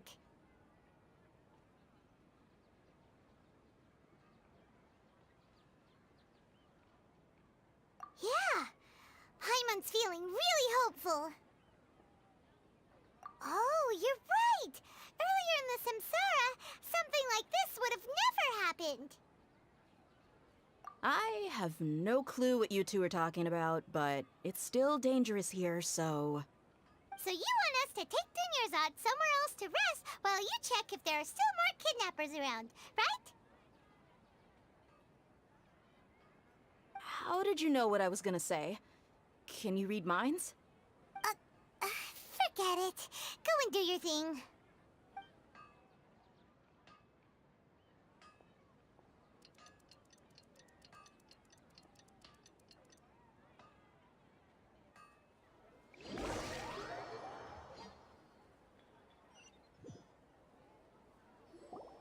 Whew. It's finally nighttime. Aside from Dia not getting injured, everything seems to have stayed the same. Listen, Nahida, we found out that Dia got out just fine today, even though she got injured every other time she fought the kidnappers. Do you think the Samsara has been broken? Have we saved Dunyarzad? Really? Good job on all that progress. Get some good sleep tonight. Hey, what kind of an answer is that? Tomorrow will come.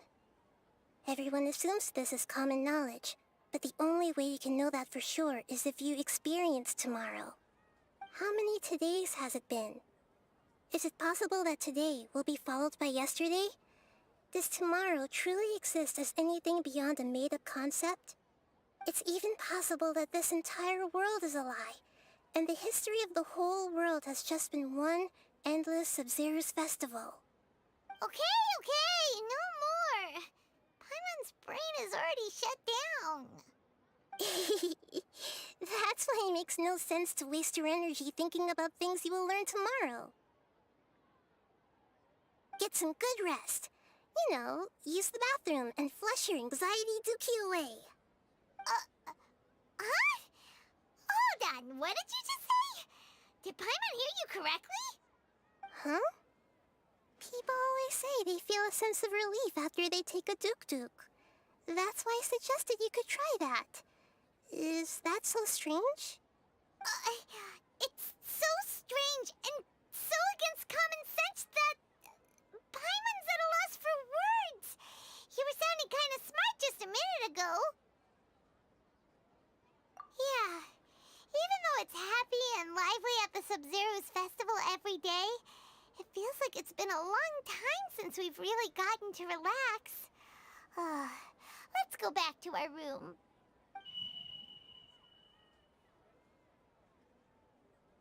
Continue the harvest. Compared to what we stand to achieve, these sacrifices are trivial.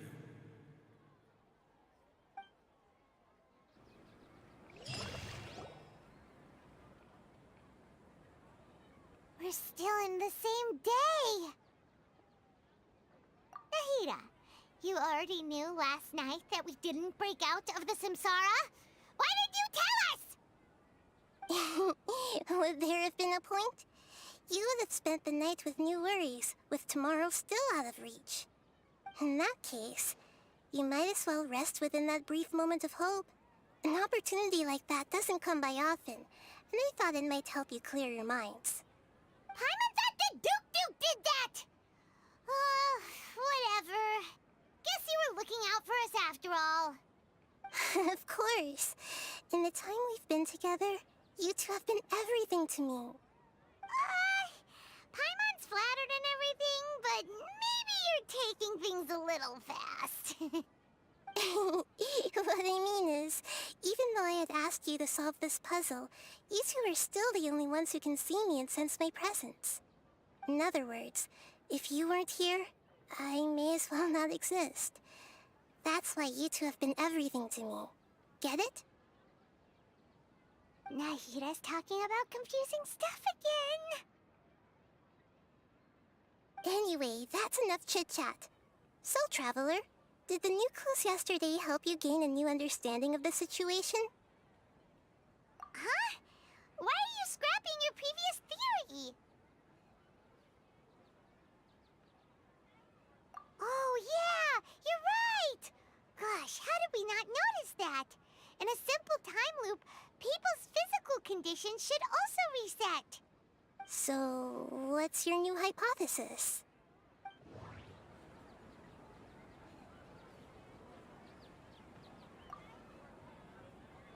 Okay, Nahida said the Akasha relies on the power of a gnosis to operate, as it is the manifestation of the God of Wisdom's power.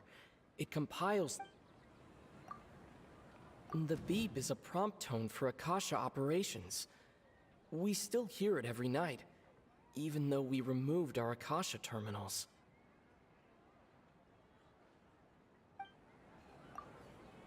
Mercenaries rely heavily on muscle memory, and Dia was able to use her experiences to avoid injury in later samsara cycles.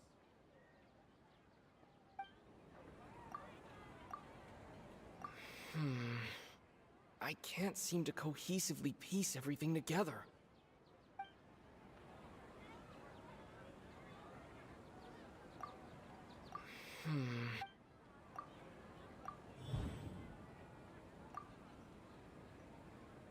If all our memories of a day are erased at the end of that day, then we would unwittingly relive the same day again and again.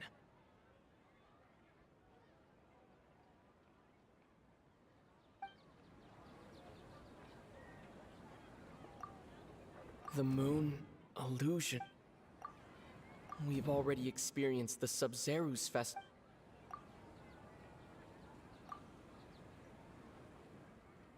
Oh!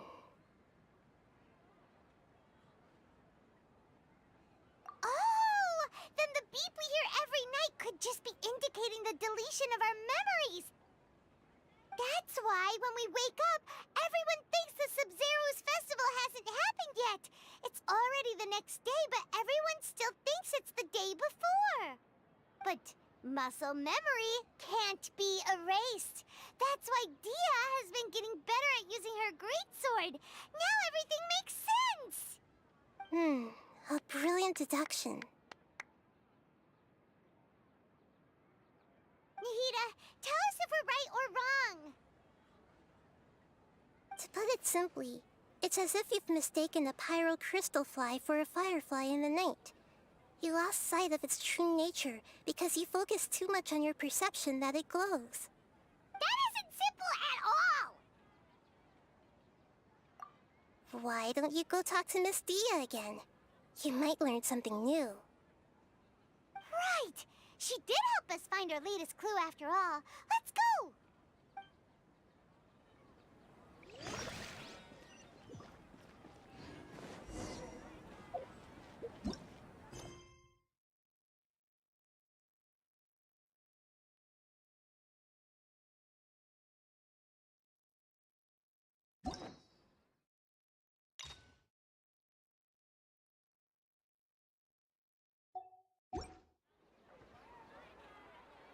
Bagian keempat dia.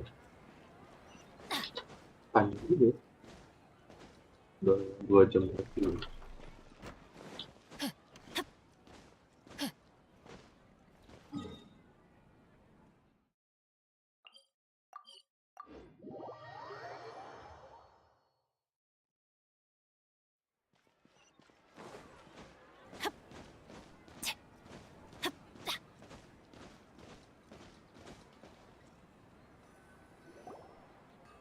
There you are. Really took me a while to find you. As expected, Dia also didn't get hurt today. Get hurt? Why would I? Don't underestimate me. Well, you're still getting used to your new greatsword. Huh. Truth be told, I also think it's pretty strange. It just suddenly felt so familiar in my hands and... wait a second! How did you know I got a new greatsword to begin with? I didn't tell anyone about it. Traveler, could you explain the situation to her today? Paimon's gotten a little sick of doing it. Oh, that works!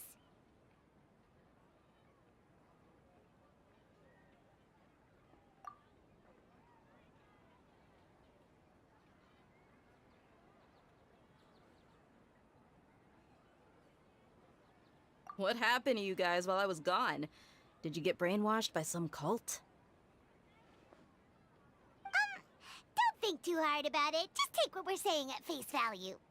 Alright then, let me get this straight. You're telling me that my body's already gotten used to this greatsword, but my brain just doesn't remember it?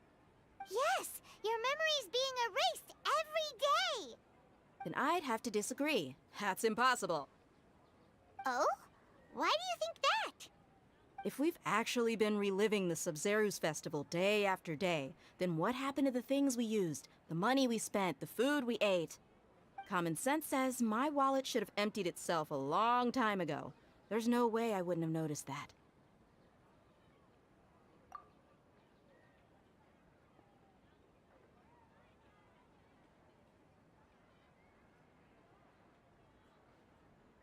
Right! They could use the Akasha to record what everyone did that day, and then use the city's resources to replenish everything! It's not very likely, but it's also not impossible. No, it is impossible. I've got proof. You have proof? Where? You two are surprisingly serious about this nonsensical discussion. Fine, I'll play along for a little longer. Come with me, Miss Dunyarzad. Please come along as well. I still can't guarantee that this area is safe.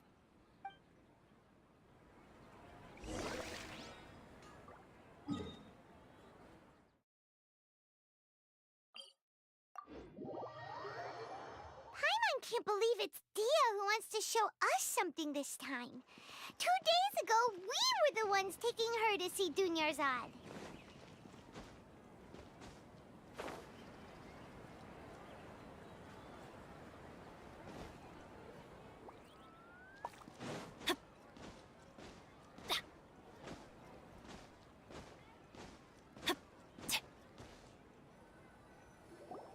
This is it. Huh? This is a wooden training dummy. What about it? See those marks on the dummy? Those are the result of several days' worth of practice. Let's say the sages didn't replace it every day. Shouldn't it be hacked to pieces by now? That's true, but what if they did? Then the sages would have had to reproduce every mark I left during previous training sessions. I'm a professional fighter. My martial school has always emphasized the importance of refined control. The force, angle, and entry point of each strike is calculated and deliberate. That's why I remember every mark on the dummy, as well as my state of mind as I made each strike. It's just as they say, each swordsman has their own unique style, and even the same swordsman can't make the same cut twice. It would be impossible to copy these marks. Really impossible? What if they used some fancy machine to carve every single mark? People often say that a camera's photo can never replace an artist's painting because the former has no spirit to it. The same thing applies here. At a mere glance, I can differentiate carved marks from the results of combat training. Whew, I hope that cleared things up for you. Hey, is this that new brain exercise game that's been super popular with the scholars lately? It's surprisingly fun. Anyway, it's getting late. I should escort Miss Dunyarzad to Nilu's stage. See you later. Well, back to square one. Is our memory deletion theory also wrong? But at least we've reached some other conclusions in the meantime. Yep, that's true. So, can we think of any new ideas right now? Strange? Paimon feels like everything's been strange lately. Huh? Leaving the city? You're right! It's really strange how we never thought of such a simple solution! Many things should become clear if we can confirm the flow of time outside of the city. Paimon can't believe it! Did we miss this because we're tunnel visioning too hard on our other theories? Or because we're just too tired? How about we go back and ask Nahida? Maybe we've forgotten something about leaving the city.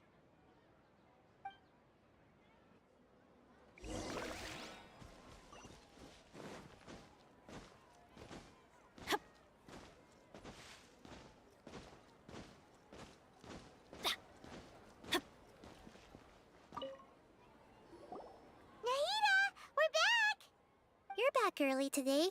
Did you find something new? Sort of. We're mostly sure now that we're not in a time loop. And we also aren't in the real world. But at the same time, we have a new question. Leaving the city. As far as I remember, you've mentioned your plans to do that twice before. We did? But we don't remember anything.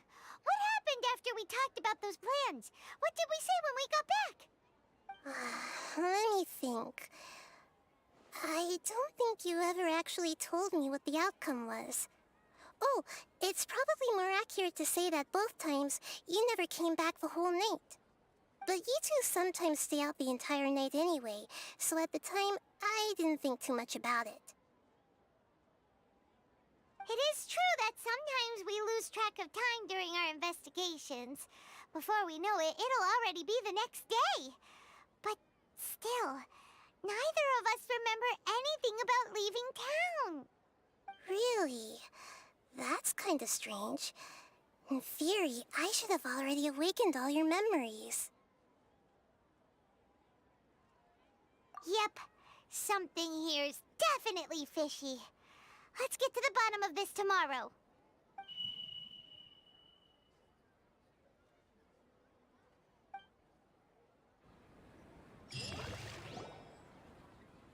Our memories are back!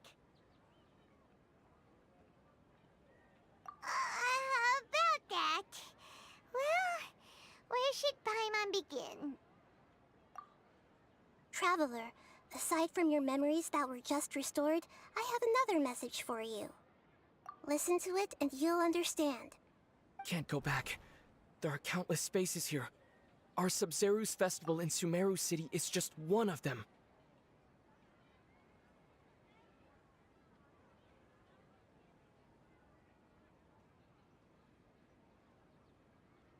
Traveler, you should be missing 2 days' worth of memories.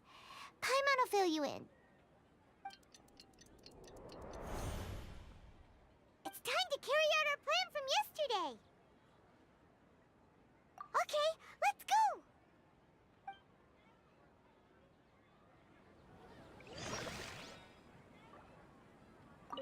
go! We don't have many more festivals to waste.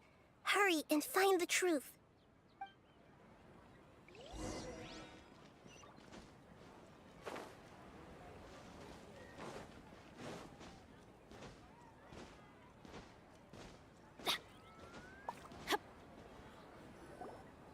Why can't we leave the city? What is the academia up to now? Don't ask me. It's not like I can tell you anything. This is a direct order from the Grand Sage. Just wait until tomorrow. I have a real emergency. My goods have already arrived at Port Ormos. If I don't hurry, they'll be stolen. That's your problem.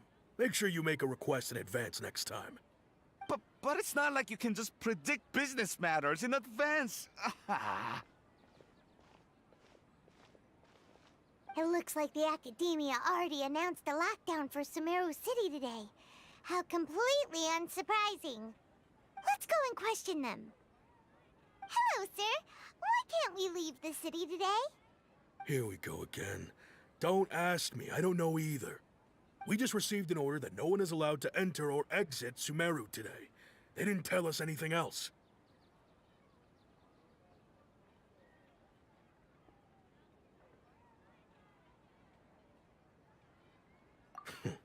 Angering me won't get you anywhere. If I had that kind of insider info, I would have left this stupid post long ago. It looks like he really doesn't know. If we can't get anything out of him, let's take matters into our own hands.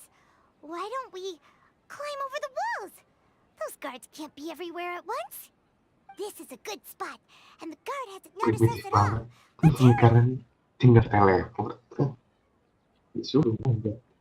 Huh? Why? Are you going to leave Paimon behind?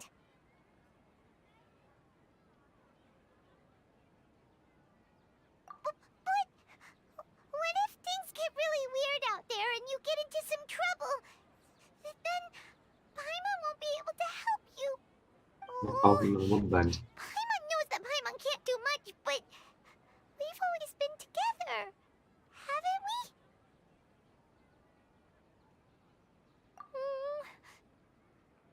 Okay. Paimon will wait for you. Promise Paimon that you'll come back as soon as possible. Just a quick look. And please, be careful.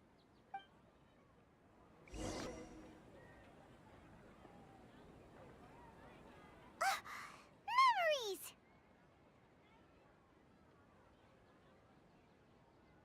Traveler!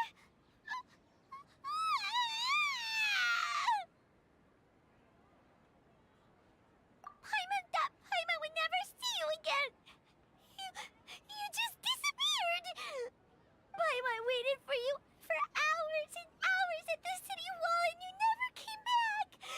You promised Paimon that you were only taking a quick look. Paimon, calm down. He's here now. I don't think he understood what you were saying. Paimon doesn't care. Paimon wanted to go look for you, but you also said that Paimon should stay. Paimon was so worried and so scared the entire day.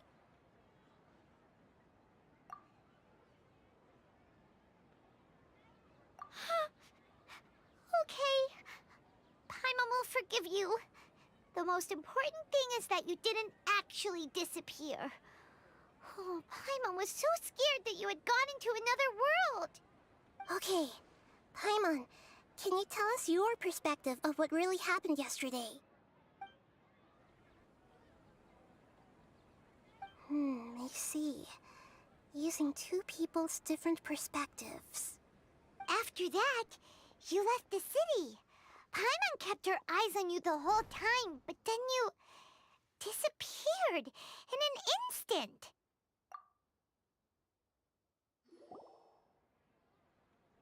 No way! Paimon was watching you with the fullest attention. What's your perspective, Traveler? You sure you don't have any memory of this? I guess that explains everything. You also lost your memories the last 2 times you tried to leave the city. Those days' memories can't be awoken. So, if we leave the city, our memories will be completely erased?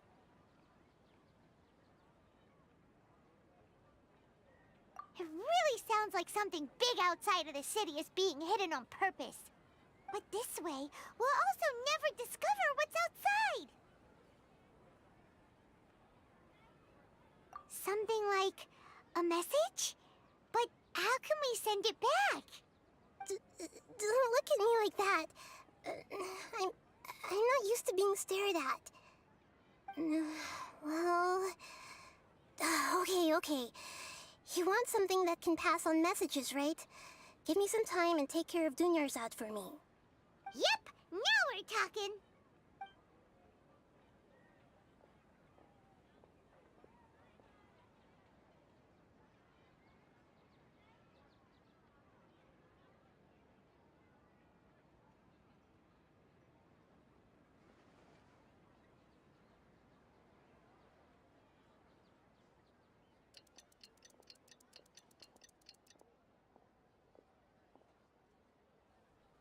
I'm done. Here you go. What? Isn't this just an Akasha terminal? You made some little changes. Akasha terminals are already capable of sending messages. I just tweaked it so that it could connect to any node. To make something like this? Nahida, you really know the Akasha like the back of your hand. Anyway, we can use this now to record a message, right? Yep. I'll help you save the messages. It should be pretty easy to use. I just can't guarantee the user's status and signal coverage when they're outside the city. We'll never know until we try. At least we're taking the initiative now. Let's go then. Let's expose those sages. All right. Paimon isn't as worried about being separated since it happened once yesterday. But Paimon still isn't happy about it. Okay, see you tomorrow, Traveler. That covers everything that's happened so far.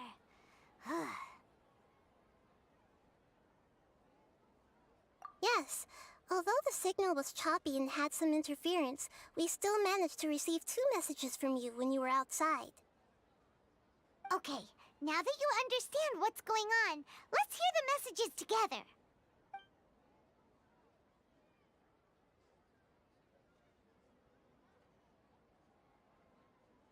Can't go back. There are countless spaces here. Our Sub-Zeru's festival in Sumeru City is just one of them. I've entered another space. Before me are flowing sandstone and howling fish. Impossible and surreal sights. All these spaces are empty except for the occasional ones that contain mute puppets rather than people. I can't sense any human presence.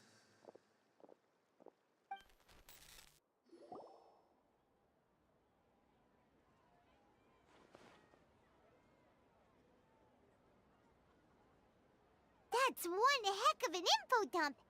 It sounds like you left the Sumeru city space when you set foot outside of the walls. But everything looked completely normal when Paimon was looking out from the inside. That's unbelievable. And if we take your word for it, the other spaces all had very weird contents. There's another part here. We only received it last night. These spaces have been disappearing one after the other, absorbed by something like a sun in the sky. And now, even the final space has also disappeared.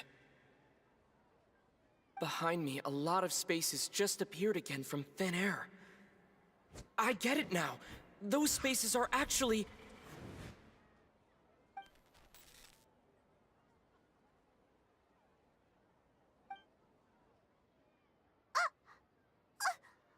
Why did the message end right there? What did the Traveler want to say? What are those spaces? Probably because yesterday just happened to end at that moment. Oh, right. Paimon did hear a beep from the Akasha. Did it come from here or from the message? The message. It should have come from the Traveler's Akasha terminal. After the beep, Traveler said even the final spaces also disappeared. Traveler, what do you think that final space could have been?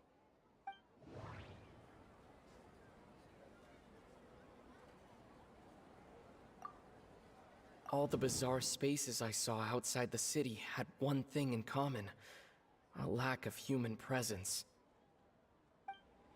That doesn't sound right. I need to carefully think things through. My impression is that each day in this samsara only ends at the sound of that beep from the Akasha.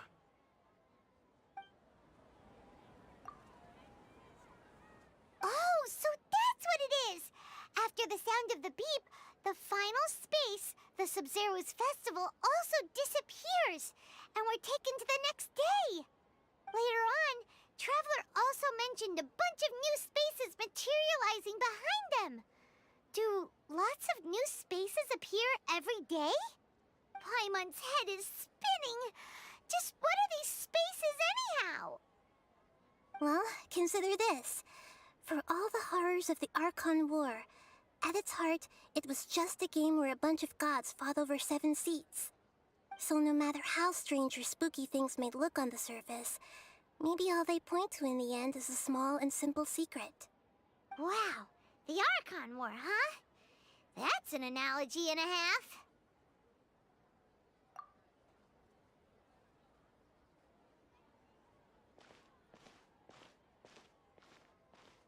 Hey, where are you going?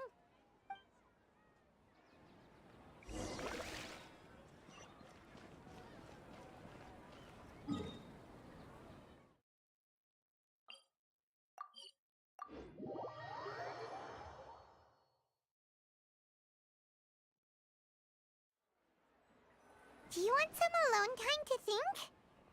All right then, Paimon won't disturb you.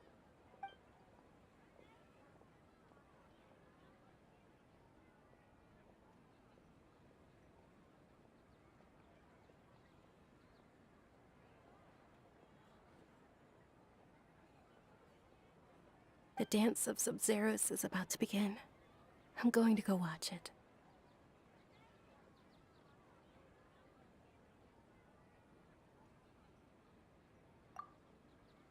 Okay.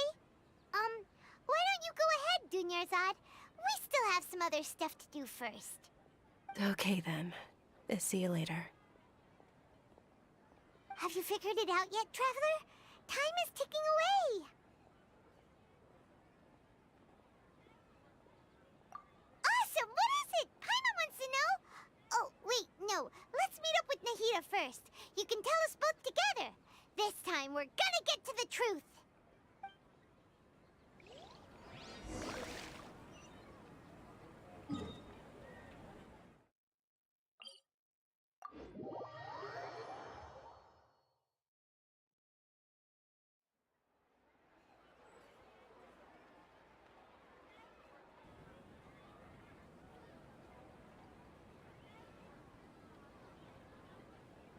Oh, ow!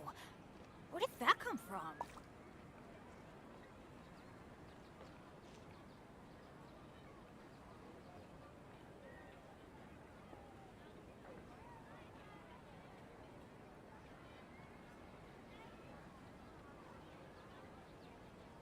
Let's go find some treasure.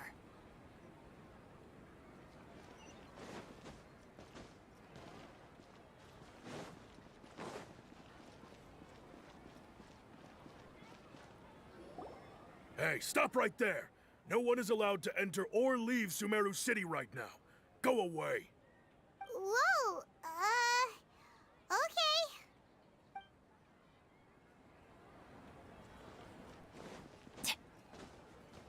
Off we go!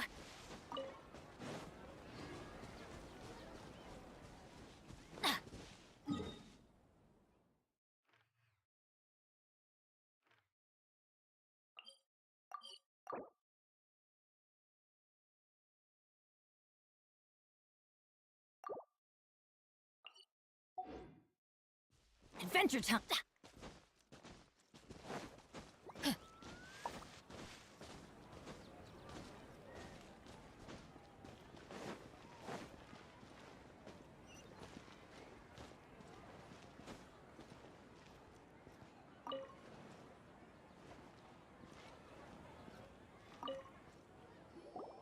You're back! I've been waiting forever for you two. Judging by the looks on your faces, are you ready to take your Sub-Zero's exam and graduate from the festival? Okay. First off, have you discovered the hidden truth?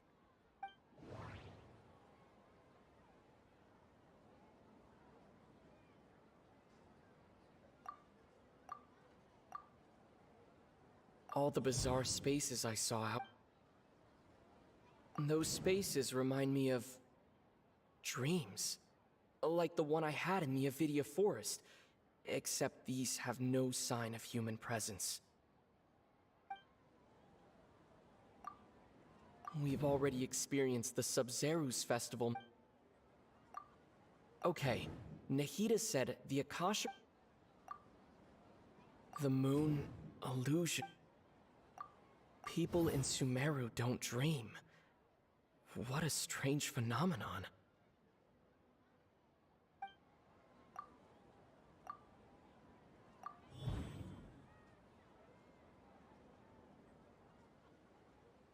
We are all in a dream. It isn't that the people of Sumeru don't dream, rather the Akasha is taking their dreams from them. People in Sumeru think they don't dream, but the truth is the Akasha steals their dreams without them knowing it. And those spaces with no human presence are stolen dreams without their host. That would explain why they sounded so weird when he was trying to describe them. Huh. So people in Sumeru do dream after all. In fact, we're all in one big dream together right now. Correct answer. Now, how did you conclude that the Akasha is capable of this?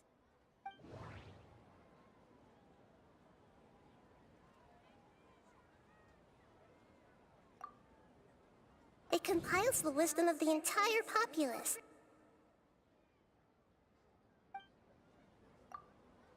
And it grants knowledge to the people.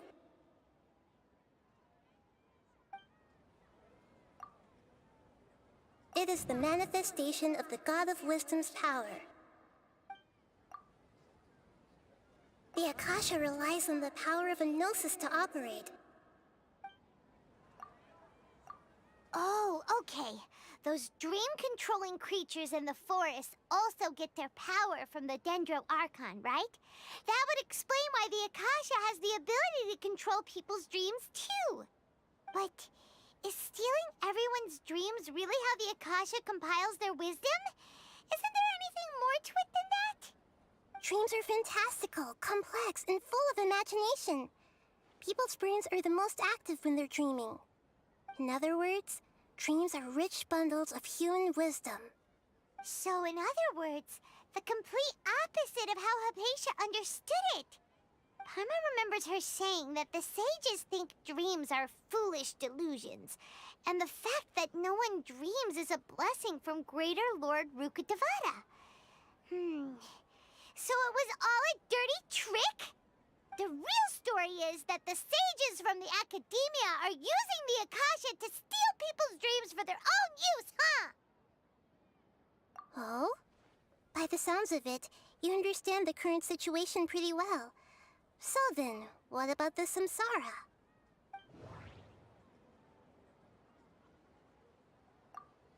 The Grand Sage said, "Go celebrate the birth of that god to your heart's content." Did he mean something more?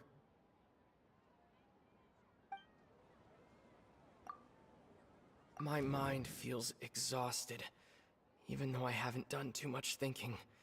What is going on? We've already experienced this. Those spaces kept disappearing before my eyes. But as soon as that beep sounded, many more spaces materialized. Those dreamscapes kept vanishing, but as soon as that beep sounded, more new spaces appeared.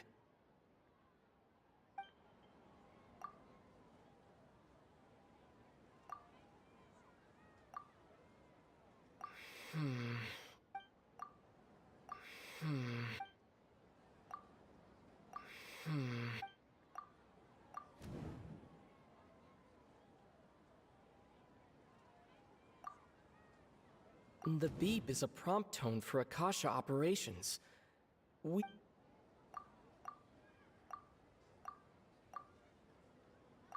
Correct.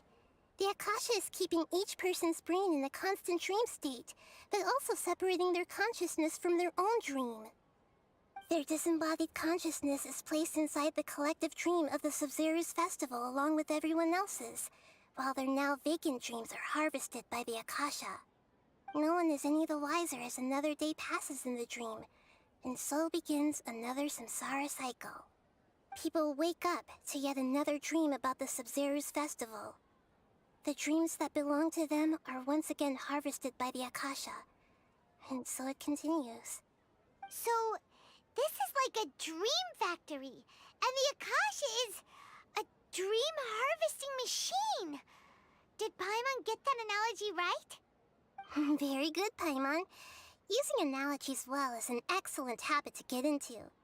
Okay, so that beep we keep hearing is actually from our real-life Akasha terminals. Taking off our terminals in this dream doesn't do anything. All right, last question. Who am I?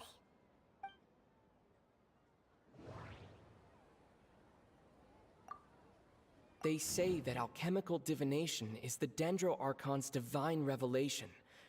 So then, if Nahida has referred to herself as the moon...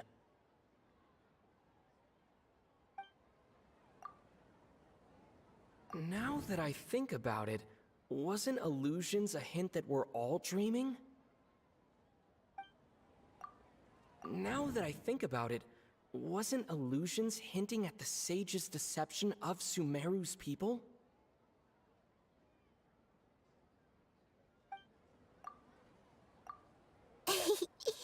So you noticed. I thought that one would be the hardest question. That's why I put it last. That wasn't hard at all. Even Paimon guessed that. Everything about you is different. We just didn't want to expose you is all. Now that you mention it, Nahida, you've been hinting to us since the very beginning. It's funny, thinking back to when we were asking all over the place for info about Lesser Lord Kusanali. Paimon didn't expect to meet you like this.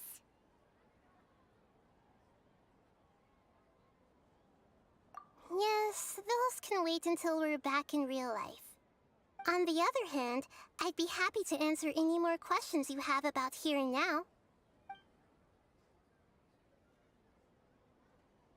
You asked me this question before. My answer was, it would literally blow your minds. Now that you know this is all a dream, this answer should hopefully make more sense. Have you heard the saying, don't wake a sleepwalker? Likewise, if someone suddenly had told you all this instead of you learning it on your own, your notion of reality and dream would be thrown into irreversible confusion. I couldn't expose you to that kind of risk. That's why I could only give you very subtle hints and some suggestions. Long story short, I'm really sorry I had to keep you guessing.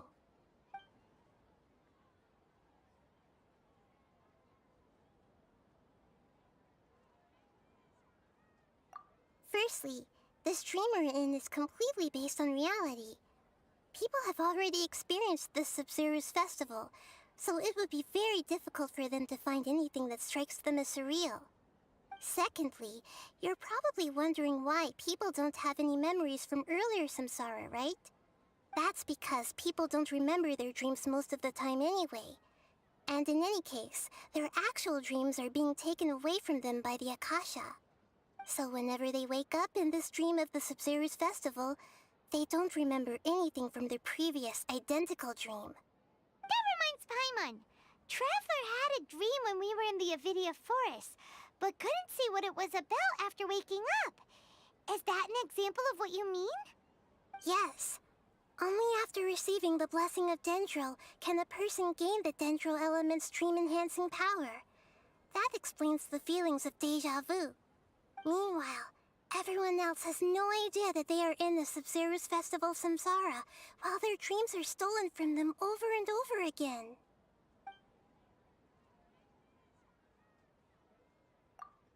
Can humans really keep dreaming forever like this? Will it ever end? And if so, when? You might say your mental fatigue has already answered this question. Eventually, there's only so much that people can tolerate. Especially those whose health is compromised to begin with, like Dunyarzad. This relentless exploitation takes an even harder toll on them. People's lives are at stake here, and nobody knows a thing! We've got to put a stop to this!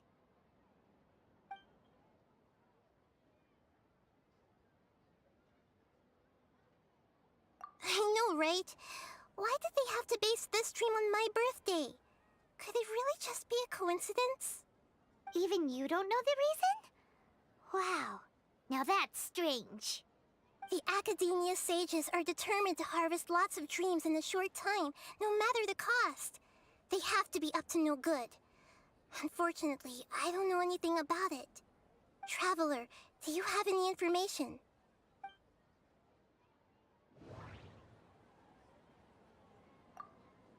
The Grand Sage said, "Go celebrate the birth of that god to your heart's content." Did he mean something more? Celebrate the birth of that god? Could it mean...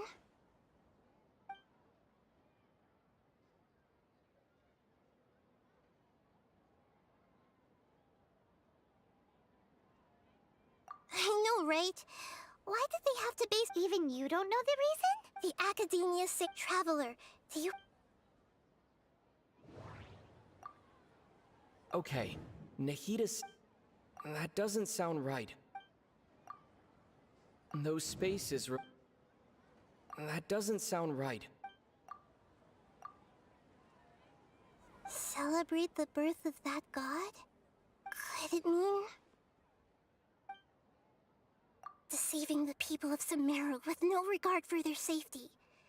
No matter what they're trying to do, this is unforgivable. After we end the Sub-Zero's festival, Samsara, we have to look into them. How can the sages of the Academia do this behind their Archon's back? This is ridiculous! In the end, I'm just the moon. The real sun is long gone. A sun and a moon? Nahida's talking in riddles again.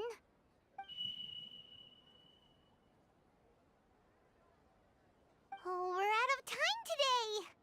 I'll tell you how to break free of the samsara tomorrow. See you then.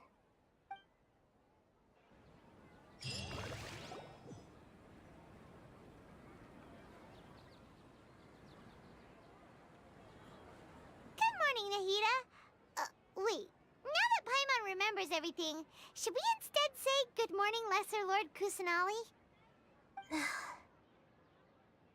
Hey! What's wrong, Nahida? You don't look too good. I'm afraid that what you're thinking right now is correct.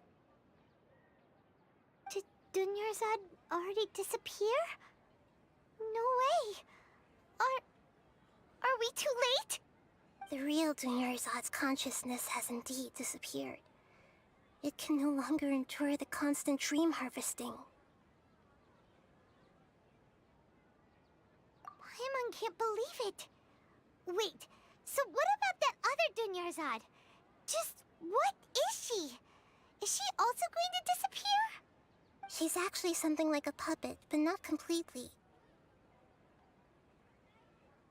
The real Dunyarzad's consciousness could no longer keep playing her role in this dream. So another Dunyarzad appeared to replace her in the dream.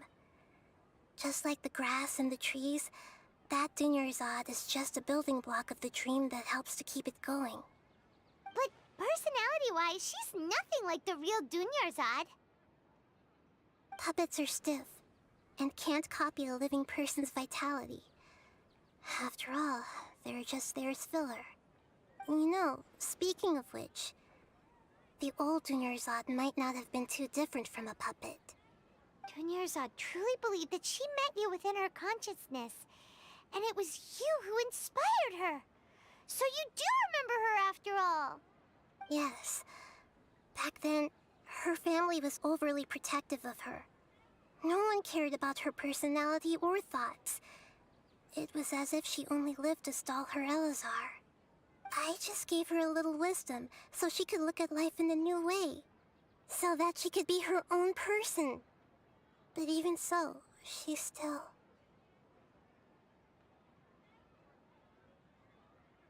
far from it. I'm still a long way off from being a real Archon. I couldn't even save her. If I were a competent Archon, I wouldn't have let my most faithful follower die at the Sub-Zero's festival with so many regrets. Please don't beat yourself up over it, Nahida. It's the sage's fault, and theirs alone. I'm not beating myself up. All I did was to rationally observe the distance between myself and a real Archon. Don't be like that, Nahida. Even real Archons are still allowed to be sad.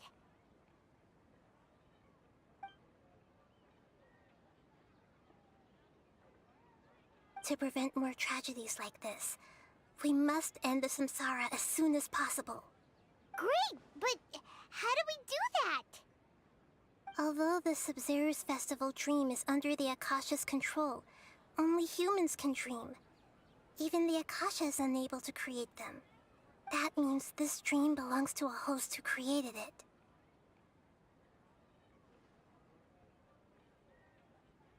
Huh? So, how should we find that person? Well, if this is someone's dream, then everything here must come from deep within their consciousness. Which means, with the power of imagination, they can change anything in this dream. Imagination? What do you mean by that? Imagination means breaking through what you perceive as normal. Like when a server at a tavern brings a plate to you, you'd naturally assume that food is on it.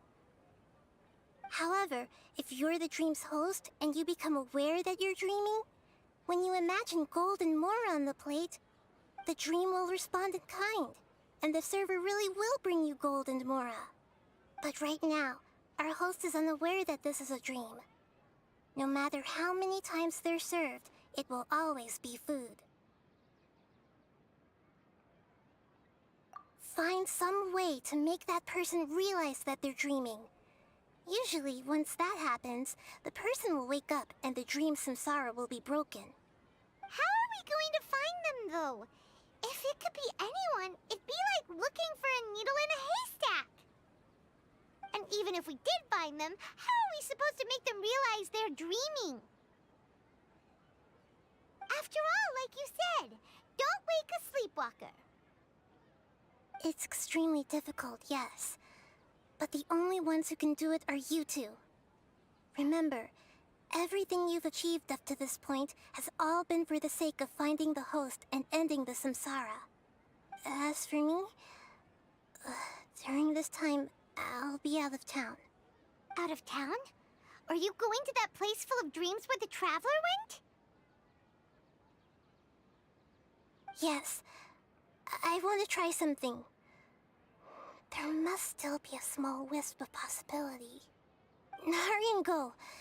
Dreams are supposed to be fantastical, romantic, and full of pleasant surprises.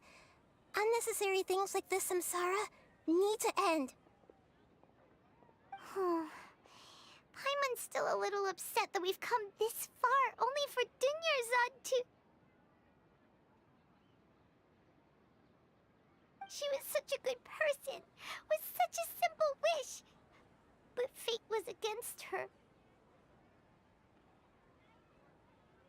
Yeah, saving Dunyarzad is what kept us going this whole time.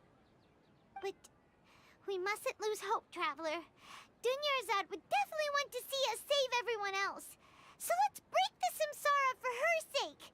Paimon's wondering, do you think the sages would get one of their own to be the host of this stream? Feels like it would be easier to control it that way, no?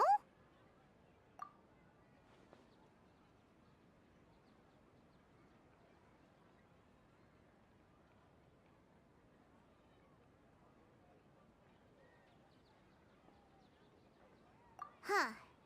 That's true. Plus, the sages probably weren't counting on there being other factors beyond their control, like Nahida and us. So, who do you think the host of the dream is? Oh, that would make sense. Ferris, the Knight of Flowers, is a symbol of the whole Sub-Zero's festival, right? Pretty core character. Let's go ask him some questions, shall we?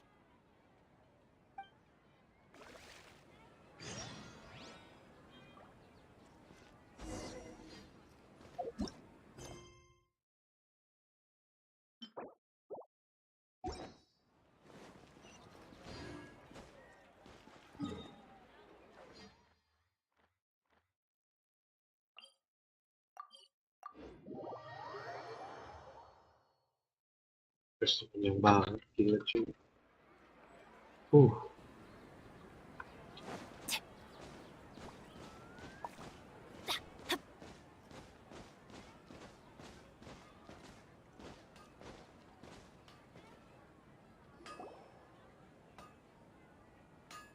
You're back. You left in a hurry last time. Is everything okay?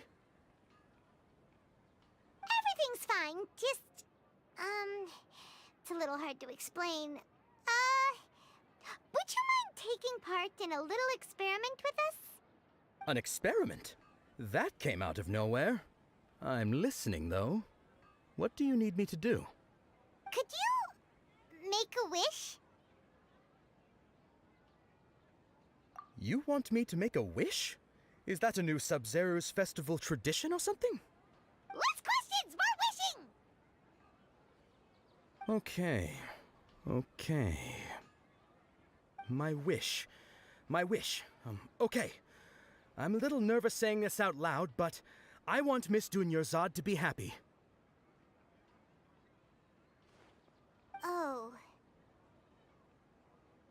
I noticed earlier that she looked a bit down, and she wasn't really talking to anyone. She just doesn't seem like herself. She's always so gentle and kind, and all the kids love her. I've also wondered if the reason she asked me to be Fairest Knight of Flowers is because I'm special to her, or something. So, you have a crush on Dunyarzad? Oh, is it that obvious? After what I just said, I guess it is. When she placed the hat of the Knight of Flowers onto my head, she said to me, I want everyone to have a happy Sub-Zero's festival. What she didn't realize was that I'm not that interested in how everyone else feels. In that moment, I just wanted to be her Knight of Flowers for the rest of my life. 50 years, 100 years, I'll serve her till the end of time. Okay, yeah, that was a bit much. Felt like the right moment to get it off my chest, but that was pretty embarrassing. Okay, I'm ready to make my wish. I would like Miss Dunyarzad to appear in front of me right now with a smile on her face. Here goes. Please come true.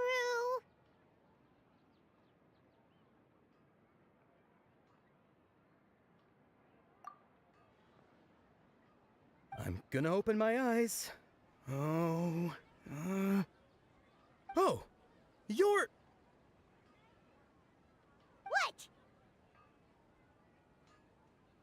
Fucky?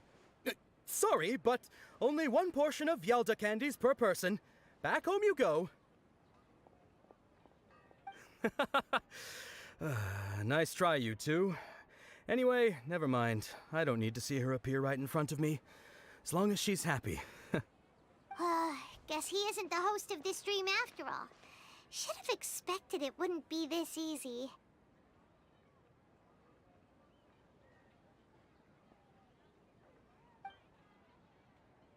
It seems like everyone who knows Dunyarzad loves her, but none of them has any idea that she...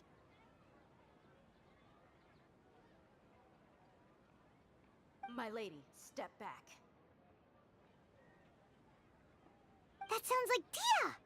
Oh, right. This is when Dunyarzad bumps into the kidnappers. Huh? But Dia can handle them.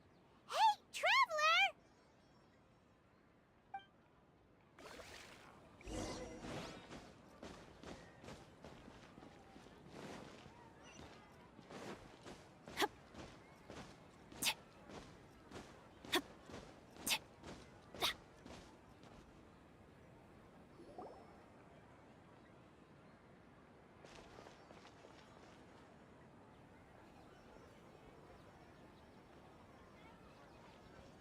Oh, it's you. Great timing. Please take... Hey, this is my job. The homie Yannis pay me, not you. You... Fine, alright. Knock yourself out. Why are you so worked up anyway? It's not like I don't trust your fighting skills. Anyway, watch yourself.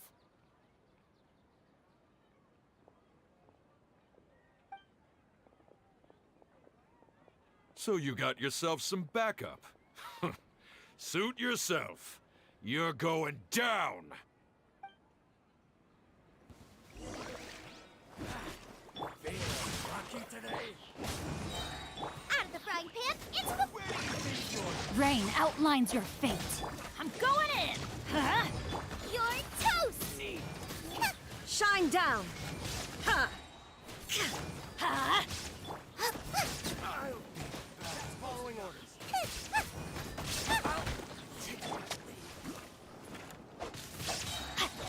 Body and... Huh? Let's light it up! There is no escape!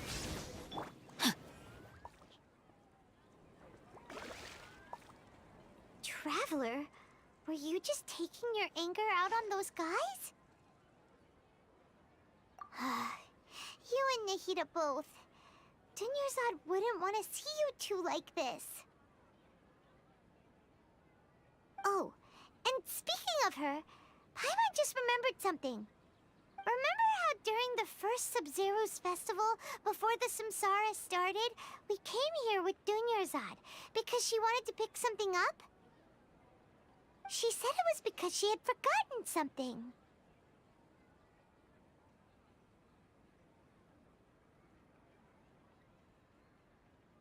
Okay, so Paimon's memory is working so far. Anyway, Paimon also remembers that she is staying somewhere around here. She pointed it out to us the night before the Sub-Zero's festival. Yeah, even if it's only a tiny clue, it'll probably still help us more than this needle in a haystack search.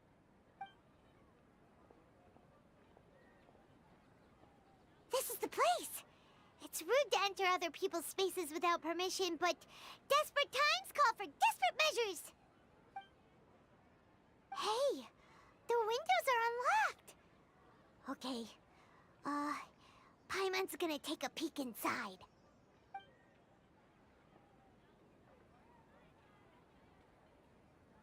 This was only a temporary residence, so there was pretty much nothing inside except this book on the table. Should we open it?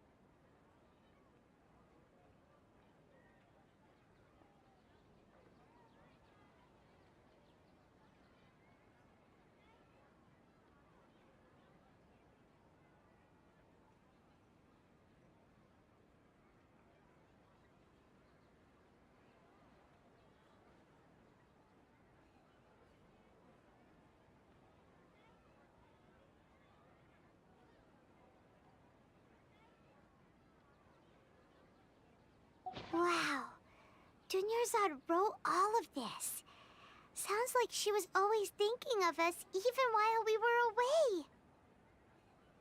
Even though she was also busy preparing for the Sabzeru's festival and had all her health problems to worry about. She must have wanted to give this to us as a gift on the day of the Sabzeru's festival, right? If we hadn't found this book, we never would have known. But now that we know, we can't even thank her.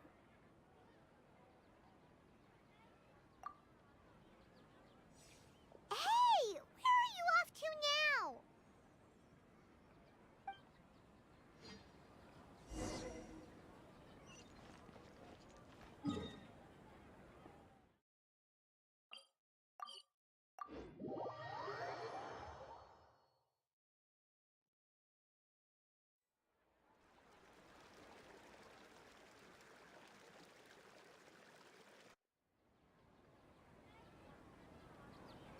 It's Dunyarzad's puppet.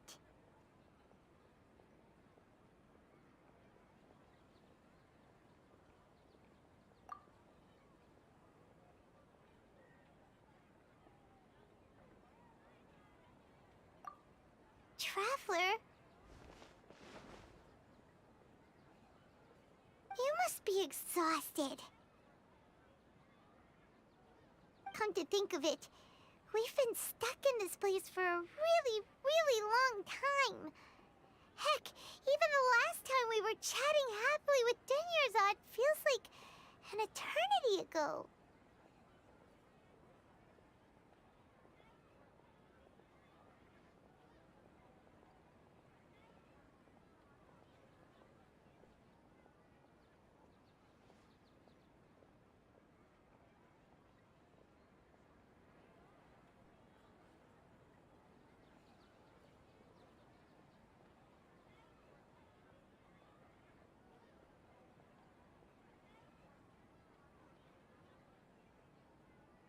Paimon still remembers when we were sitting here, and the way her eyes sparkled when she talked about Nilu's dance of Sabzerus. There will always be frustrations in life, but I know that the point of living is not to leave behind any regrets.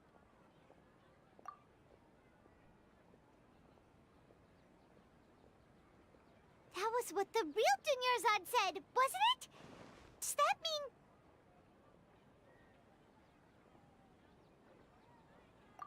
Yes, Traveler. What is it? Oh, so she's still just a puppet. But just now, how come... What? Where are we going this time?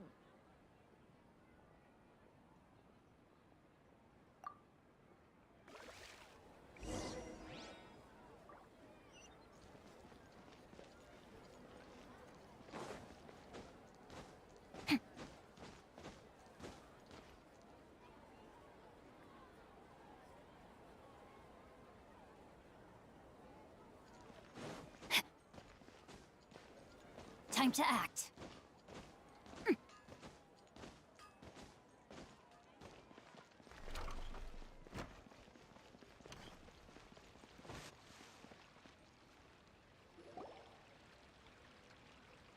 If you continue to resist, we will have to order an investigation into every single event organizer. The Grand Sage has already granted you much leniency. I advise that you exercise tact. How did things turn out like this?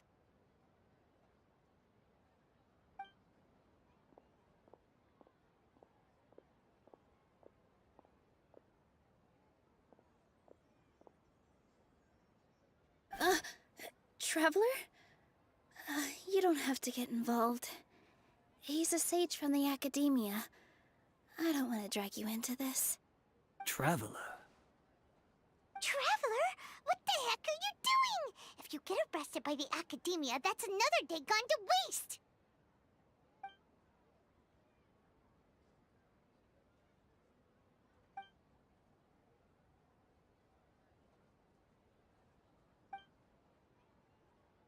Wait, they're not reacting. Have they been scared stiff? Oh, of course! If this is the sage's plan, they wouldn't put themselves through this. So they're just substitutes. What is this? What happened to the Grand Sage and his entourage?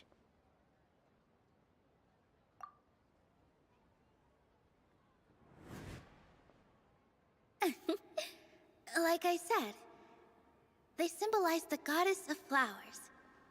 It's just a shame that all the real Padisarahs went extinct after her death. Yes. The Greater Lord brought forth new Padisarahs in memory of the goddess of flowers. But she ultimately could never truly replicate that beautiful shade of purple.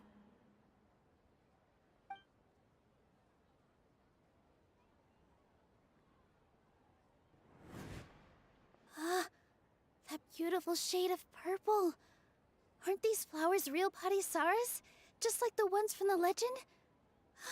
I didn't even notice. Dunyazad, did you find these? But didn't you just say all the real flowers went extinct after the goddess of flowers passed away? So, how? Yeah. What's going on here? Huh? You guys are acting weird. But okay, I'll try.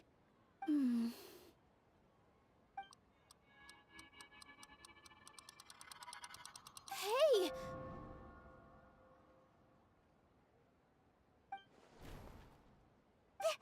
They disappeared! So Nilu's the host. What a surprise!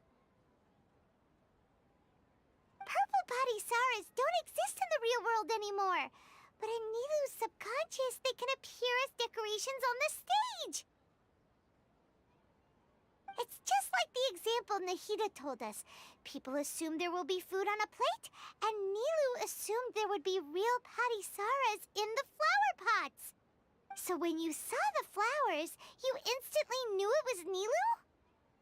But if we want to end the samsara, we need the host to become aware that they're dreaming. How should we make Nilu realize that? Am I dreaming? Huh?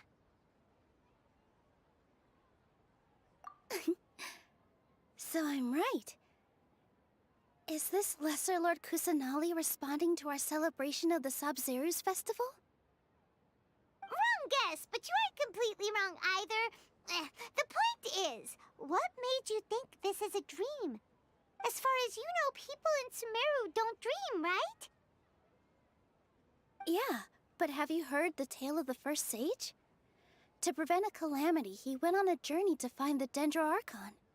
Ooh, sounds familiar. Dunyazad told us a story like that when we first arrived in Sumeru City. So it was about the first sage, huh? Yep, but in the part you heard, he hadn't become the first sage yet. There's more to the story. His piety and wisdom were acknowledged by the Archon, and she finally gave her blessing to him. All kinds of spectacular scenes appeared in front of the first sage, as if all the knowledge in the world was being painted onto a canvas right before him. He was captivated. After who knows how long, he mastered all the knowledge he could comprehend. Afterward, he said to the Archon, "I miss my parents, my wife, and my children. I've been away from home for far too long. They must be worried." The Archon smiled. The next second, the sage found himself lying in his bed, as if he had just woken up from a dream. His wife, lying next to him, said, "You're off to search for the Archon today, aren't you? Have a safe journey, my love." In the end, the first sage took care of many disasters in Sumeru City, and founded the Academia. What a happy ending. So, the first sage was dreaming ever since the beginning of the story? He never went on his journey? Yes, but his faith and determination were conveyed to the Archon, so she blessed him in the form of a dream. Paimon understands where you're coming from now. That's a really interesting connection. But we really gotta wake up soon, like the sage in the story. I see. Well, it just so happens that today's Sub-Zero's festival is almost over too.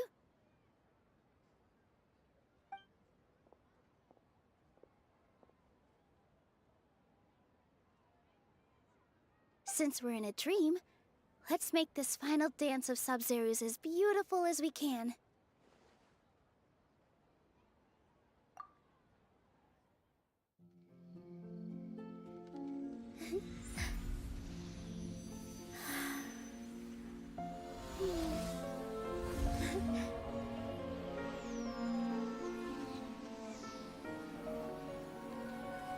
The wait is over, everyone. I dedicate this to our god, the dance of Sub-Zero's.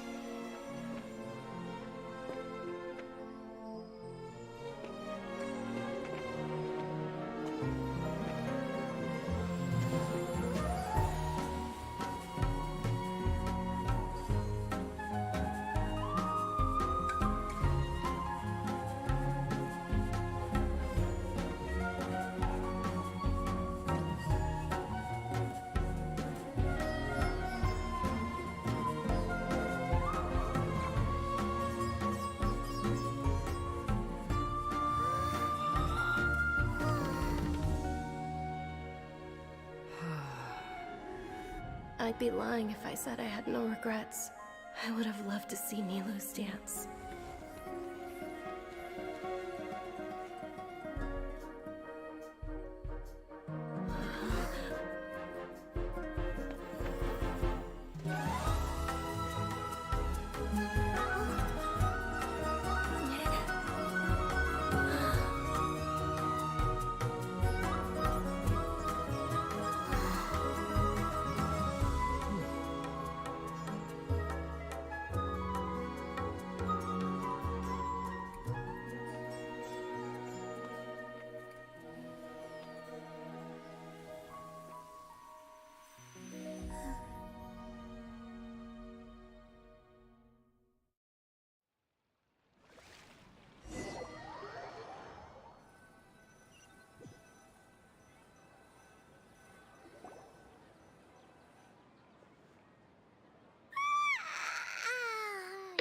Good morning, traveler.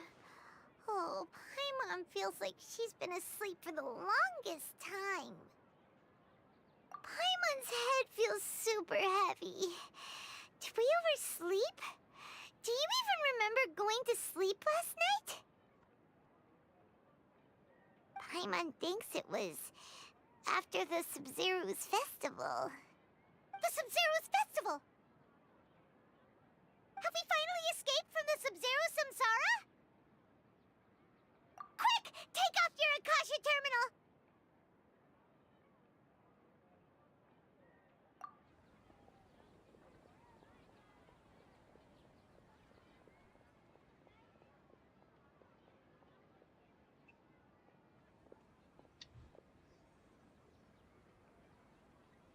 She's not in her room. What happened? Huh? What usual spot? Nah, kalau di situ.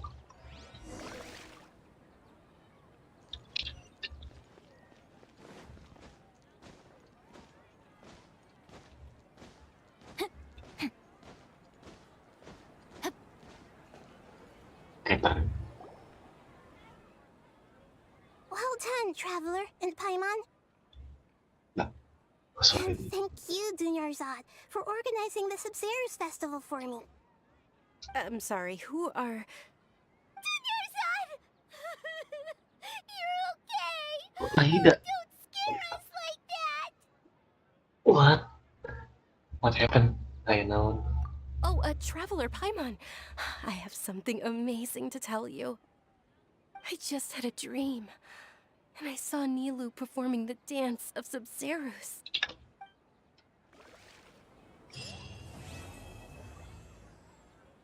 Oke. Masih ada.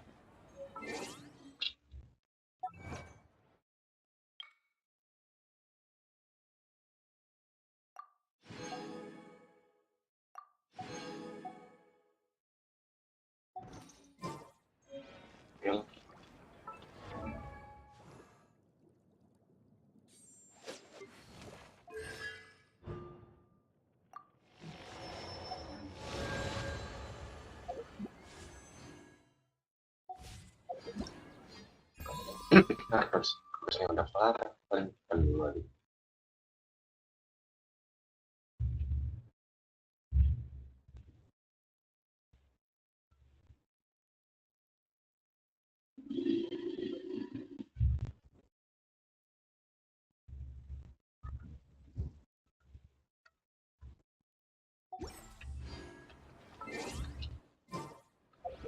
Habis itu lanjut lagi aku masih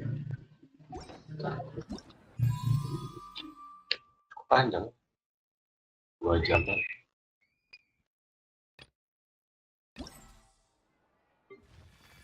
Oke.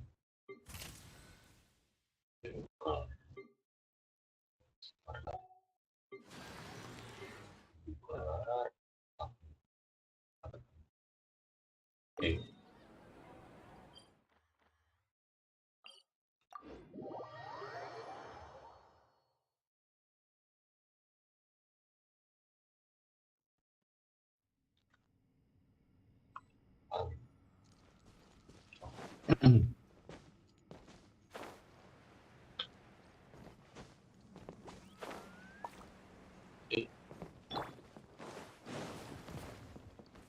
Illusion shattered. Know my sword.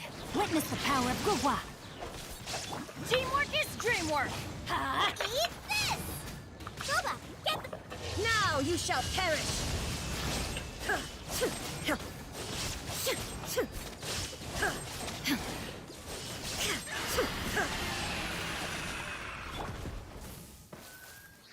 Wow.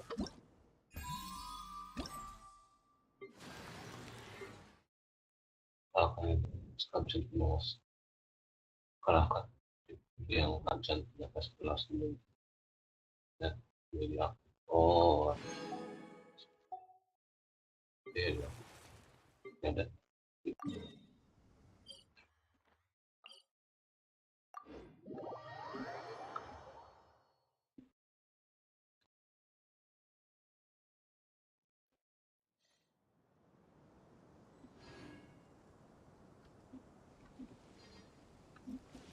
Ya, dia.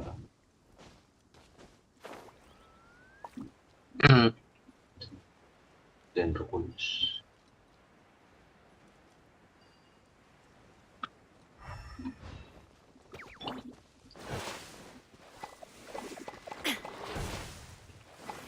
There is no escape. Torn to oblivion.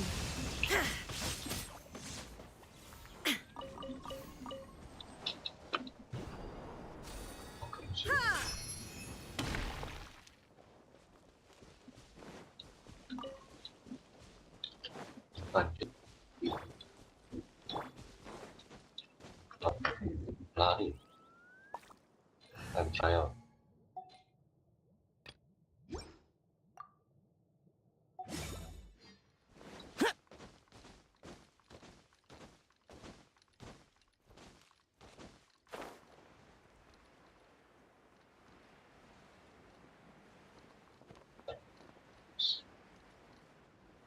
Saya. Dimaklumi.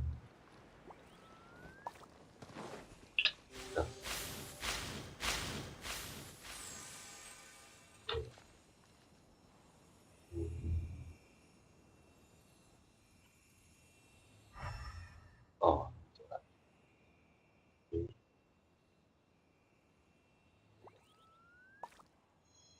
iya, besar. Ya.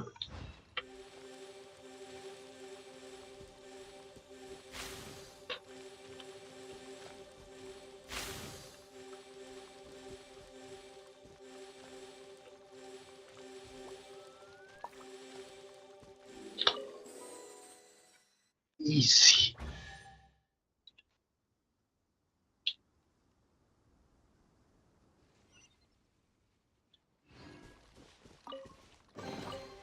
Why would anyone want... Forget it. It's not my concern.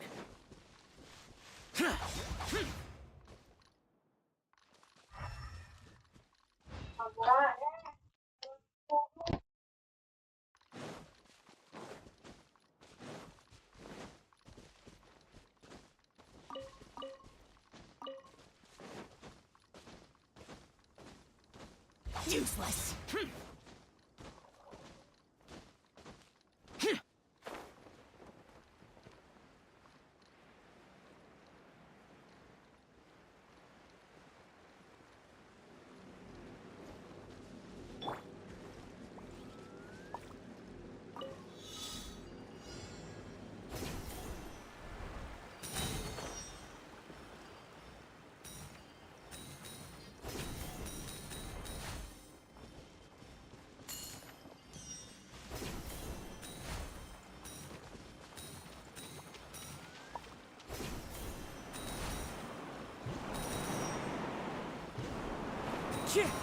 Follow the wind.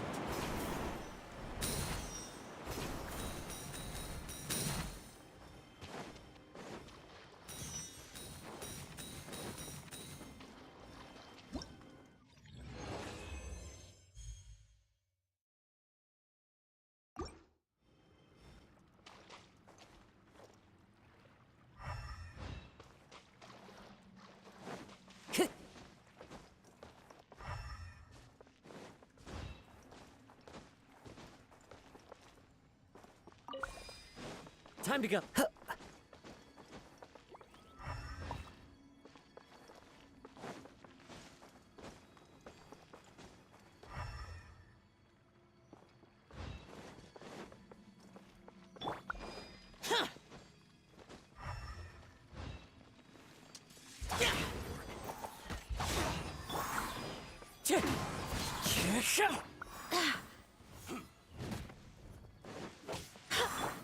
Wouldn't gliding... Is that all you've got? Think you can get away?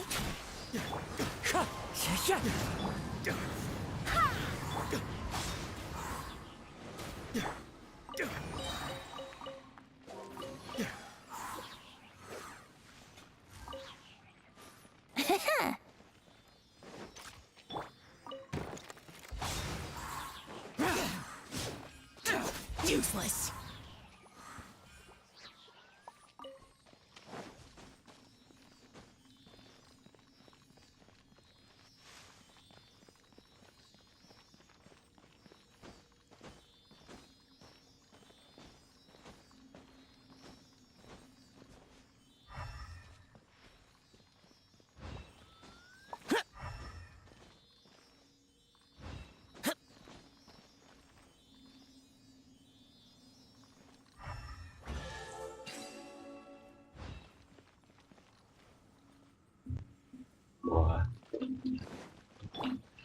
Wouldn't gliding be faster?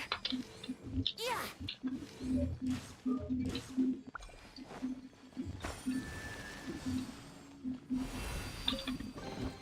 What a find! I wonder how many bottles this will be worth.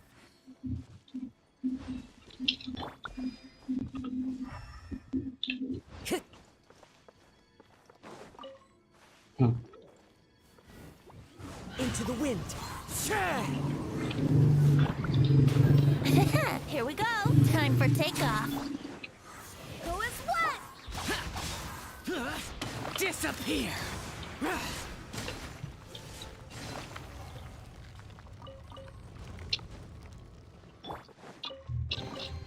Brings a smile to my face.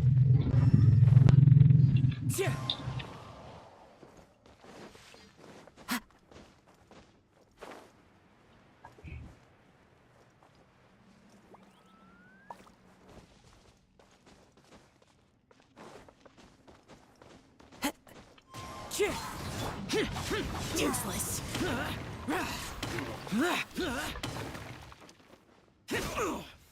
I wasn't done.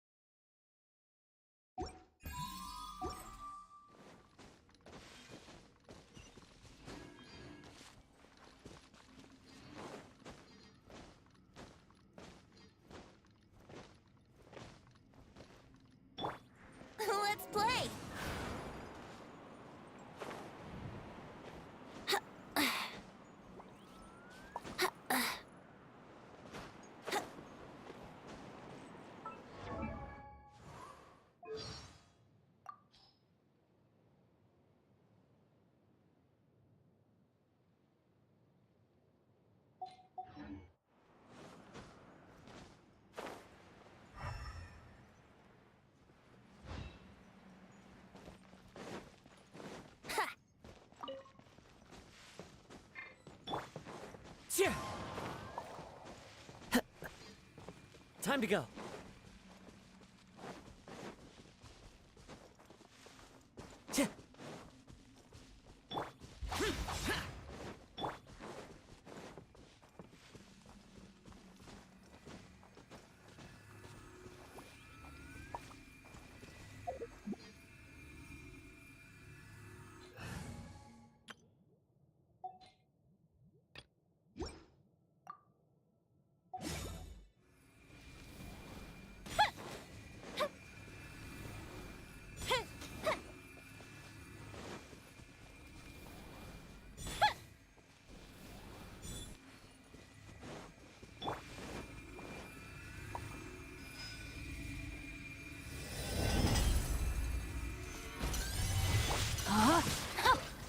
Rain cutter. Rain outlines your fate. I'm going in. Huh? Fire hazard!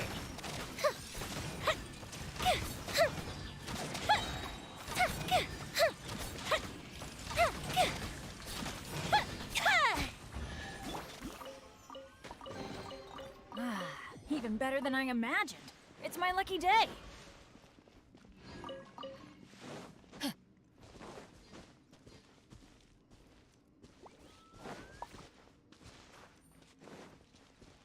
Adventure time.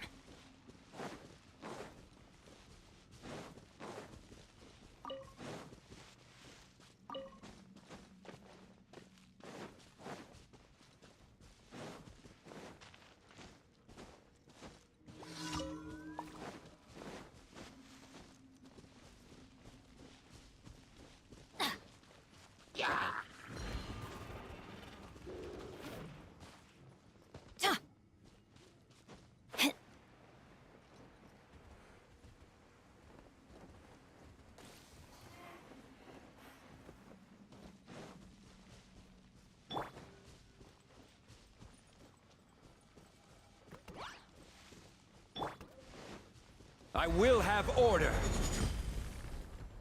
Gather. No, my sword.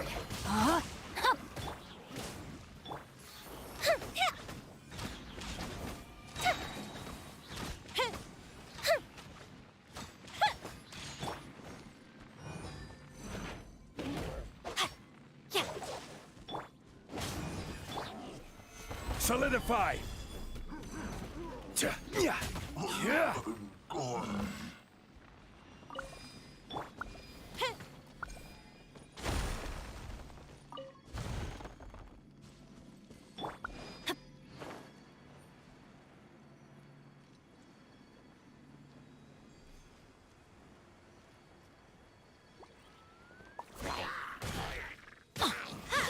Adventure time.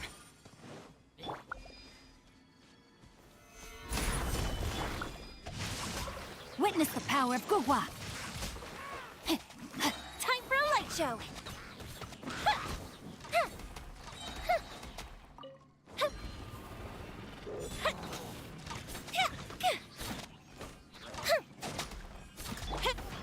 Stabilize.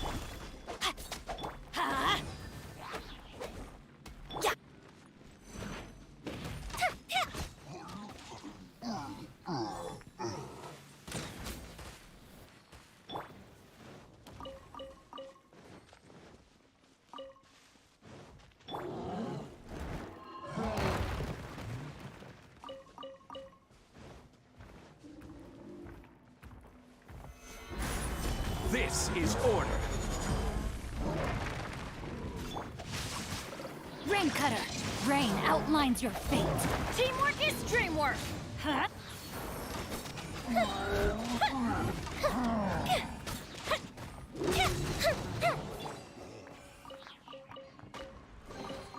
Treasure hunting. A valiant endeavor.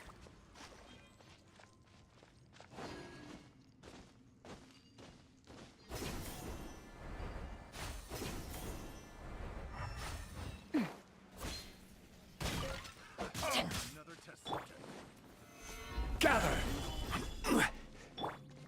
No, my sword! Rain outlines your fate. Fire hazard!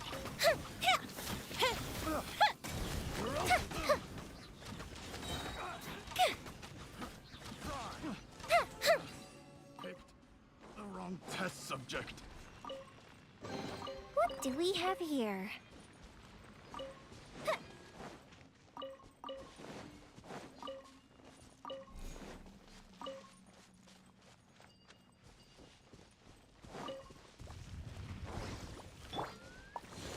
Stabilize! Huh? Witness the power of Gugwa! The fuse is lit!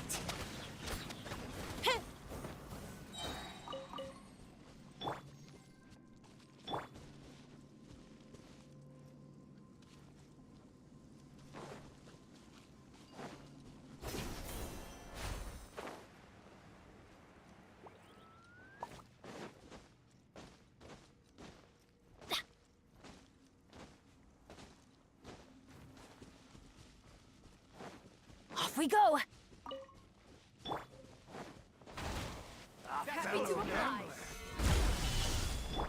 No, my sword! Rain cutter! Huh? Everybody stand back! Let's... Fire hazard! Let's end this now!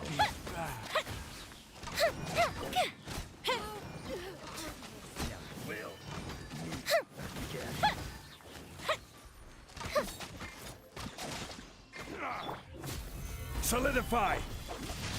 Time to act. Huh? Time for a light show!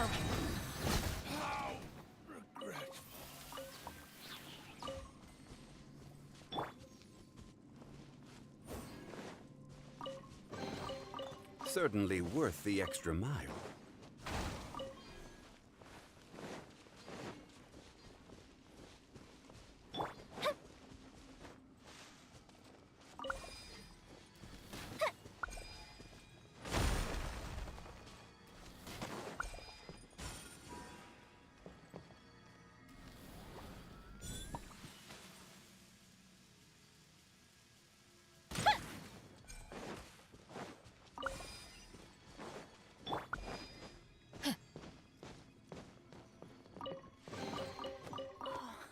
It's a miracle!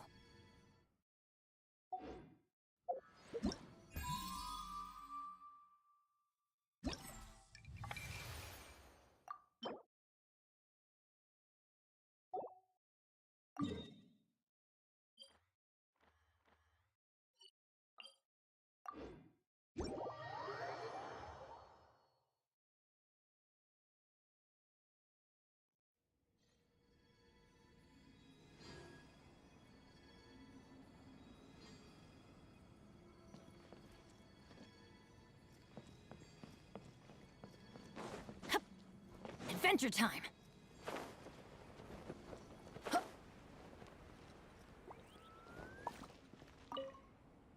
Thank you so much. Here is your compensation as...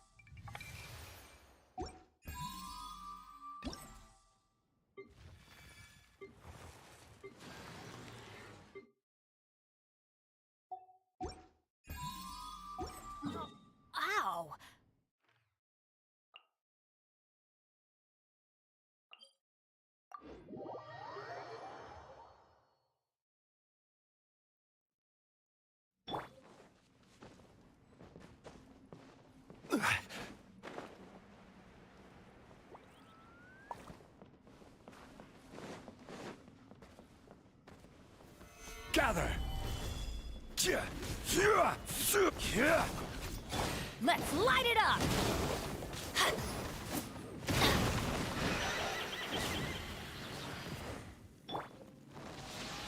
Stabilize!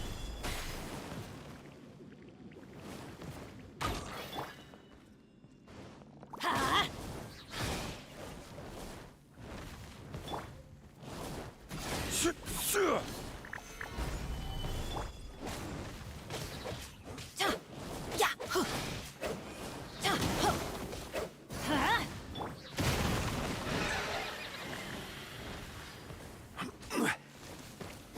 Solidify!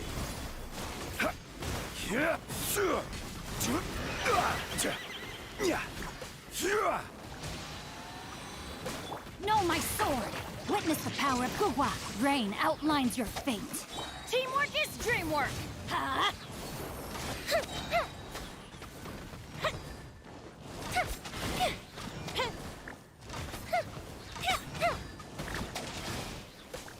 Order guide you.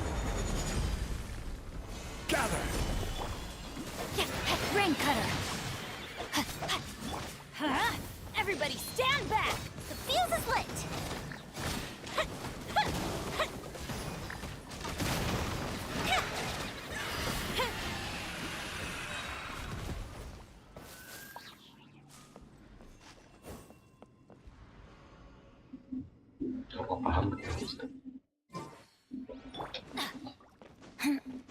Off we go!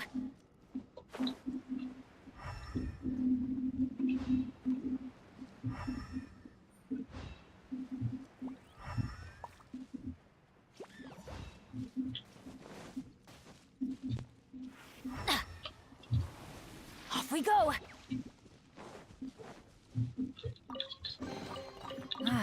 Even better than I imagined. It's my lucky day.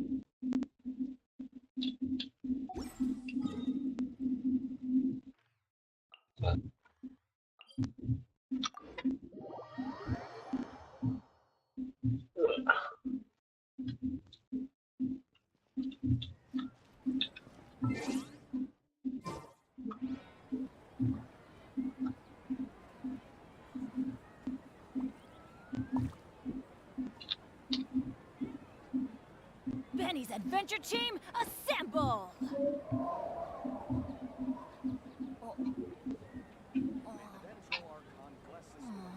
Or not.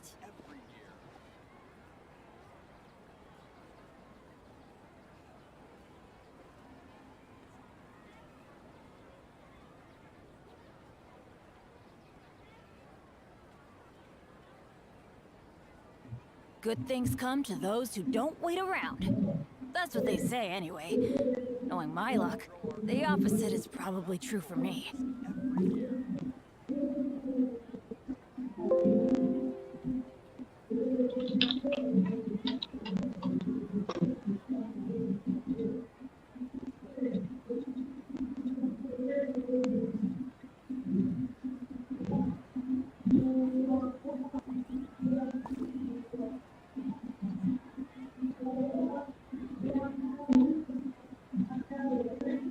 Benny's adventure team, assemble!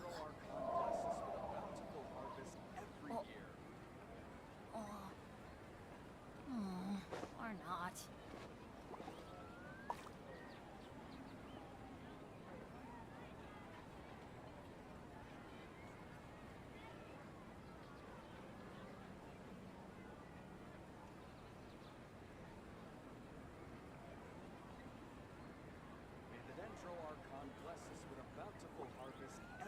Oh, ow!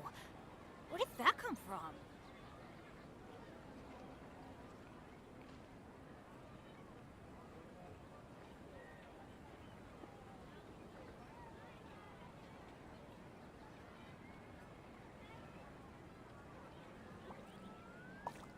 Let's go find some treasure. Bentar guys, aku AFK dulu ya. Masalah mau makan. Right back.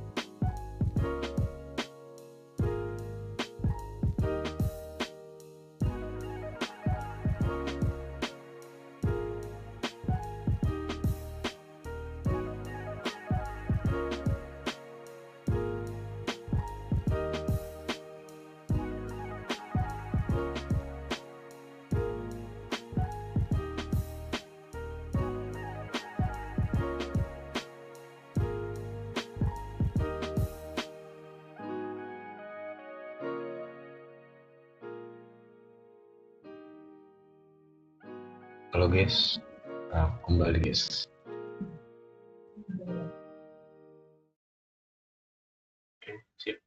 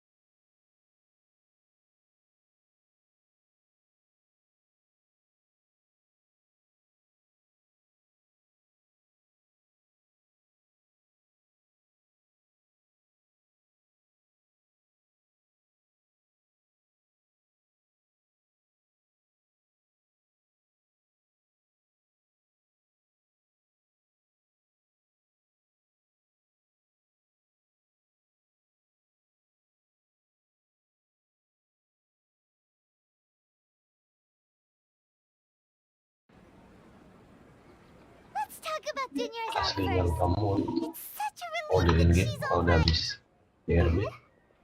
After we parted on the last day of the Sub-Zero's festival, I left the city and saw what the traveler had described. Among the countless dreams, I found one that was growing fainter and fainter. This proved my suspicion. Once Dunyarzad could no longer bear the Akasha harvesting her dreams, her consciousness began to dissipate. But this also meant it escaped the Akasha's control. Such a small fragment of consciousness can't last for very long, though. It will return to its original dream, where both will gradually fade until they completely disappear. I used all the power I had to keep her dying dream alive as long as possible, but it still wouldn't have lasted for much longer if it hadn't been for you two breaking the samsara. So it looks like we did manage to save Dunyarzad in the end. And not a moment too soon.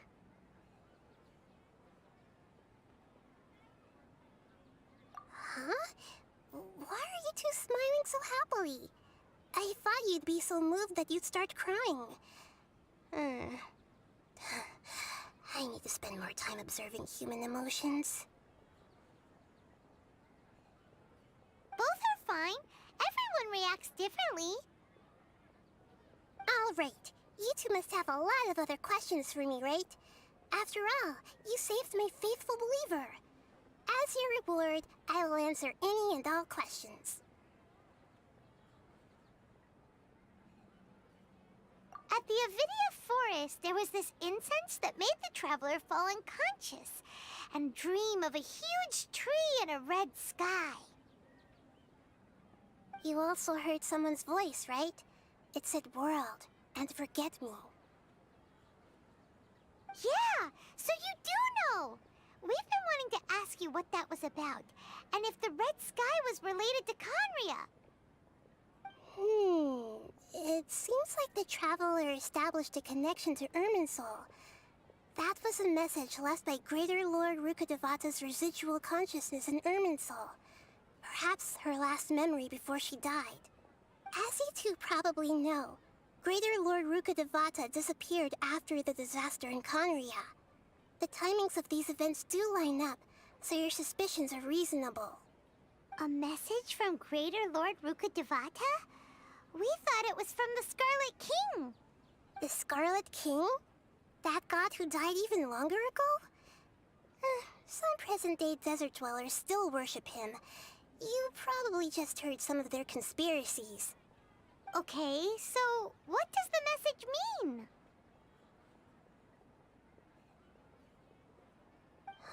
I still haven't managed to decipher it. Even the Akasha isn't currently capable of doing that. Greater Lord Rukkhadevata's residual consciousness in Irminsul seems to be contaminated with something that has a very dangerous aura to it. Many devoted scholars go mad as soon as they connect their consciousness. I've warned the Academia about this many times, but people still keep falling victim to it. But I believe this is the key to saving Irminsul. That's why I've kept trying to decipher it. So the tree in the vision was Irminsul? Oh, Tighnari also said that Irminsul is sick. Is it because of the contaminated consciousness? But even if you can't figure out what that vision was all about, it seems like our search for you was all in vain. The Traveler wasn't affected after coming in contact with that consciousness. I've never seen anyone like that. With you here, we may have a chance at deciphering it. No, we must decipher its secrets. I've already eliminated all other factors that might affect Irminsul. This is the only one left. This puzzle has life and death at stake. It could determine Irminsul's fate, as well as Tevat's.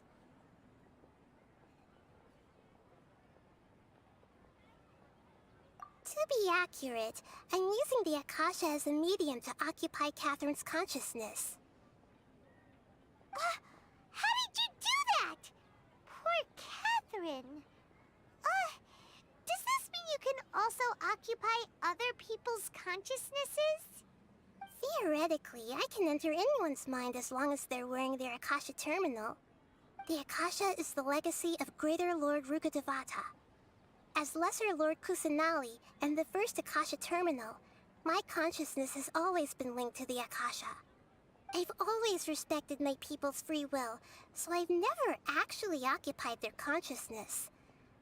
When necessary, I just borrow this bionic Snezhnayan puppet. Hold on. Did we just learn some deep, dark secret? So Catherine is... No wonder Paimon felt something was off about her. What about your own body? Why do you need to borrow other people's? Don't you live in the sanctuary of Surasthana? That story begins a long time ago. After Greater Lord Rukkhadevata disappeared, the sages found my newly born self and took me back to Sumeru. At that time, I was young and weak. The sages kept me in the sanctuary of Surasthana, ostensibly for the sake of protecting me. But I've hardly heard from them since. However, I do understand that they had hoped to find Greater Lord Rukkhadevata instead of me, a symbol of her passing. So, the sages basically put their new Archon under house arrest? How dare they! Why don't you teach them a lesson, Nahida? In some ways, they aren't wrong. Greater Lord Rukkhadevata was omniscient and omnipotent. Even after her death, the Akasha is still empowering this nation. And I'm still really far away from being able to call myself the God of Wisdom. Moreover, the Academia is also more proficient at governing this country. My existence has little meaning. Yeah, you got a lot of believers. Just look at the Sub-Zero's festival. Everyone who showed up truly loves you. Thank you for the kind words. But I honestly don't need physical freedom as long as I can connect my consciousness to the Akasha. Trying to find a way to save Irminsul is my life's mission and top priority. I will work on that, and try to live up to being a deity in the meantime. Every once in a while, I will also take up the duties of the God of Wisdom and enlighten a lost soul here and there. Doing all that should be enough. There's never been any big problems with the Academia's governance of Sumeru. This is the first time I've seen them step out of line. I wonder what caused them to go down this path, and what they hope to achieve. Even though the city's residents haven't noticed anything strange, if the Traveler hadn't broken the Sub-Zero's samsara, the situation could have become dire. I tried to do some investigating in the Akasha, but I couldn't find anything suspicious. And all the people of interest seem to purposely avoid wearing their Akasha terminals. I think they're deliberately trying to hide something. Oh, that reminds Paimon. In Gandharvaville, there was a sage who had invited Tighnari to join some kind of project. Could it be related? Regardless, I need to first investigate the sage's motives, make things right, and punish them if needed. But I'll have to be discreet, or they'll see me coming. You mean how the Akasha stops you from having dreams? Yeah, it's been such a long time. No one's noticed something's up? It's not that no one noticed. It's more like no one cared. Ultimately, it's all rooted in the sage's misdirection. Misdirection? The sages convinced everyone to believe that being unable to dream is a sign of rationality and wisdom. Not dreaming is a badge of honor in Sumeru. Even if the truth is that their dreams are being reaped by the Akasha. With their propaganda in place, the sages can maximize their use of the Akasha to facilitate their research. Besides, Greater Lord Rukkhadevata must have created the Akasha in the hopes that it could be used to its full potential. That's why I've never come out strongly against this. Anyway, the perspective advocated by the sages drowned out any voices of doubt. By now, even those who never use Akasha terminals find it too shameful and embarrassing to talk about their dreams. Got it. I hope my answers were satisfactory, seekers of knowledge. To be honest, maintaining Dunyarzad's fading dream took a lot of mental energy. I think I may need to rest for a while. Oh, and you don't need to worry too much about the sage's activities for now. The Akasha won't be able to conduct another project on the scale of the Sub-Zero's Samsara in the immediate future. Go and get some sleep. Leave everything to us. What a relief. This is truly the most exhausting birthday I've ever had. Traveler? Paimon? Why am I here? Do either of you know? Maybe you were sleepwalking. You know you can't wake up a sleepwalker. We happened to walk by, so we thought we'd wait for you to wake up. I see. Huh. I should visit my maintenance personnel sometime. Oh, I'm fine. I better go. Thank you.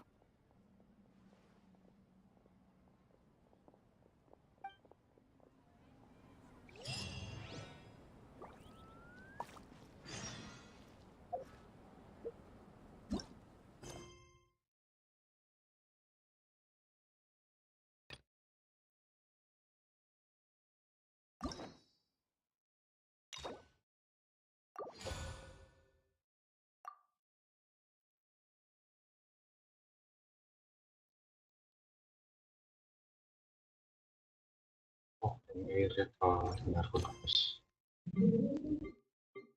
Ya, betul.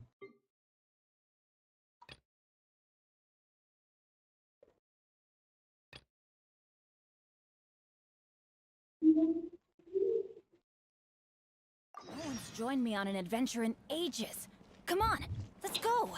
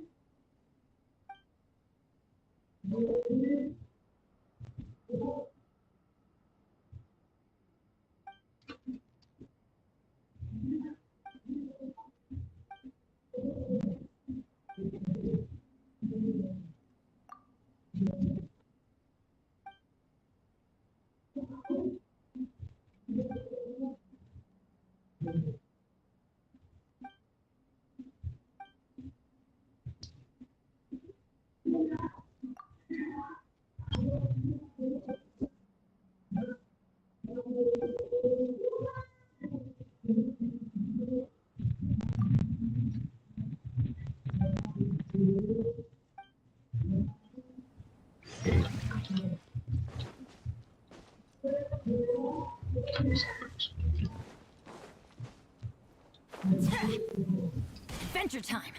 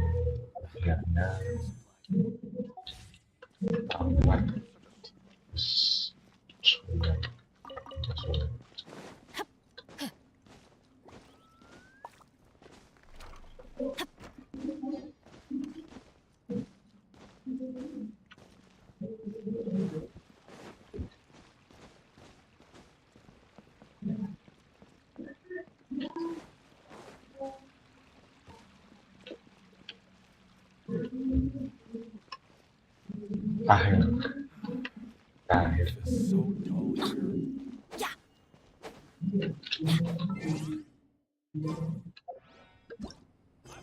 Ada sih beberapa sih.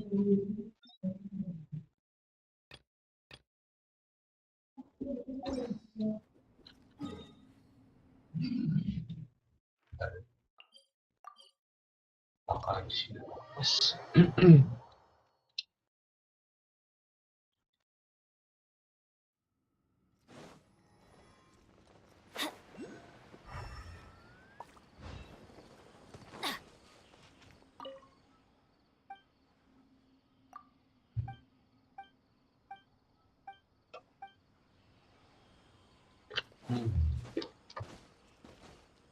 Oh, pasti.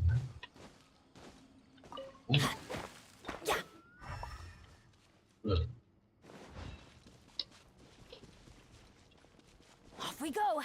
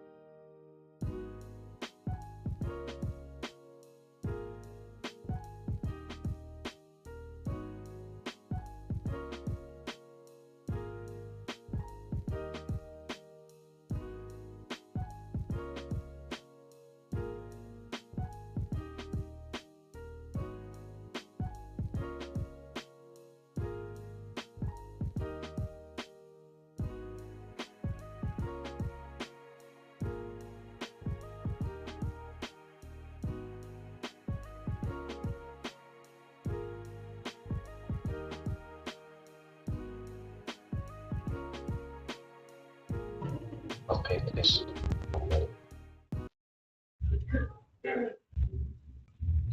Oke.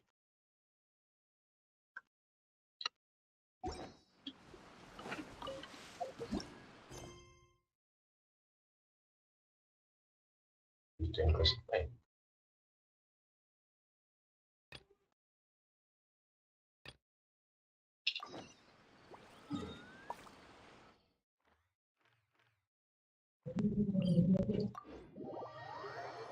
Expert.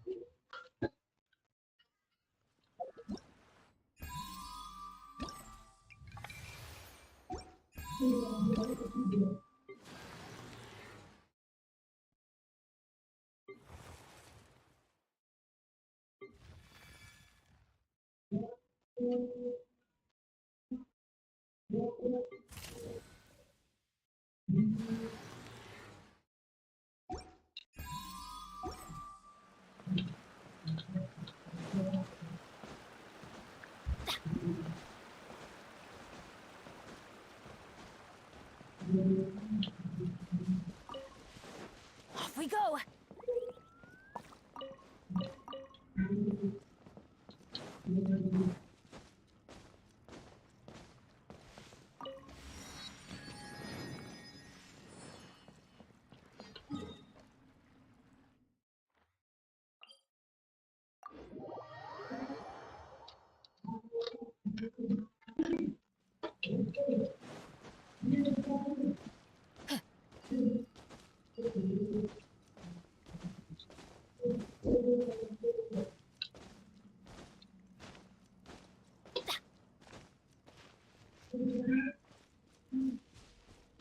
Adventure time!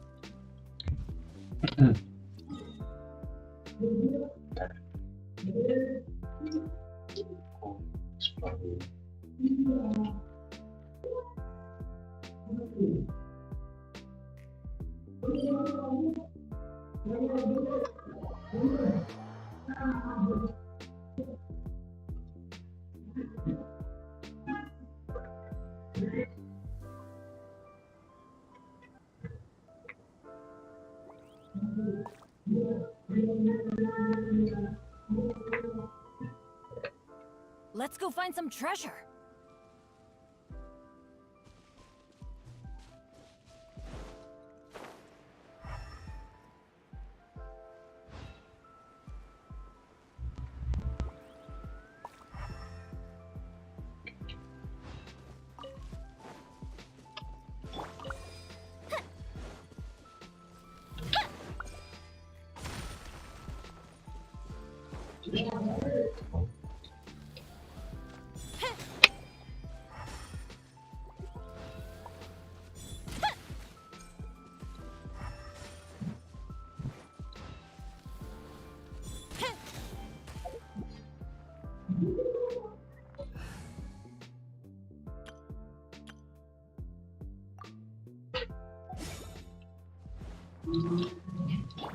Scatter! Wind Strider. Yeah. Illusion shattered.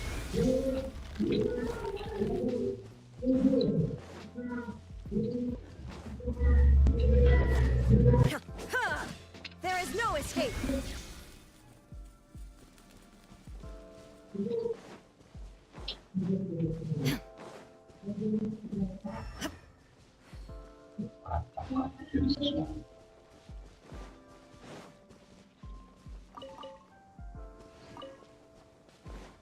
Illusion shattered.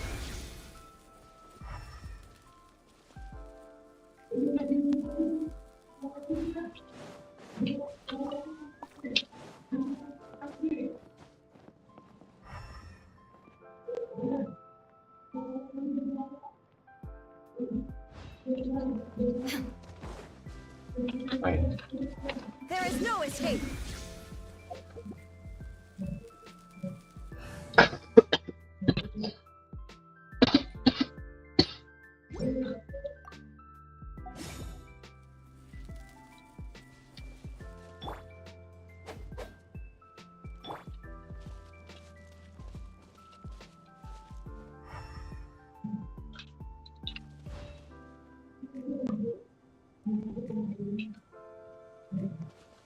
Shine down. Out of the frying pan, into the fire. None of this will go to waste.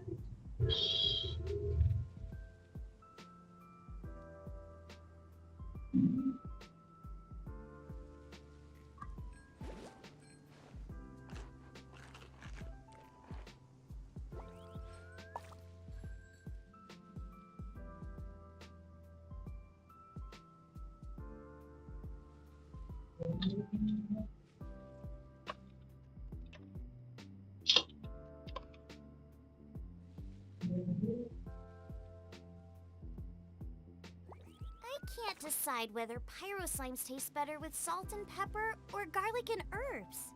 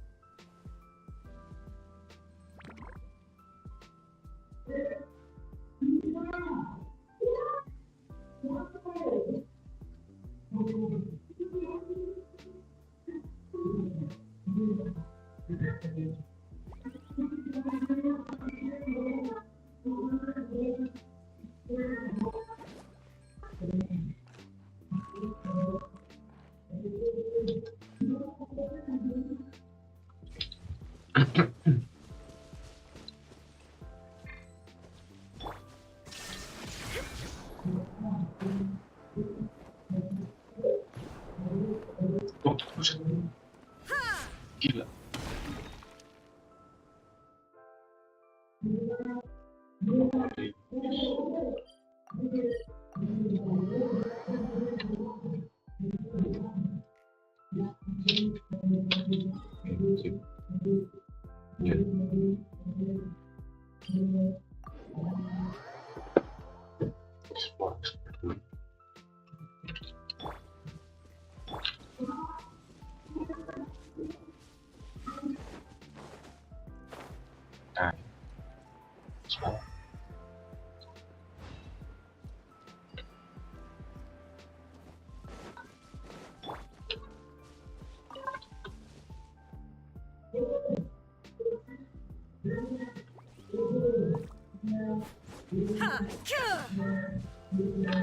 Illusion shattered.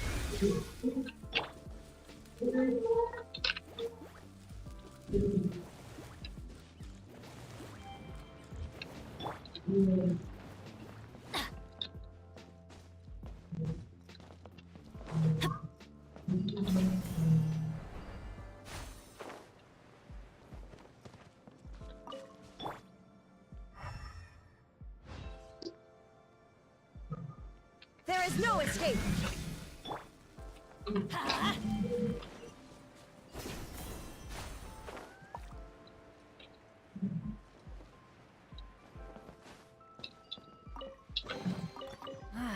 Even better than I imagined. It's my lucky day.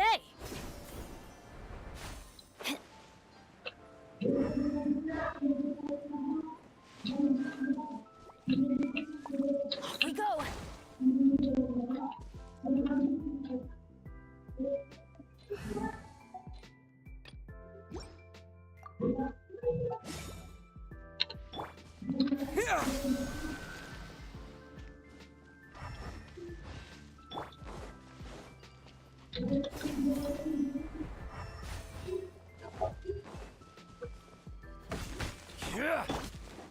Scatter!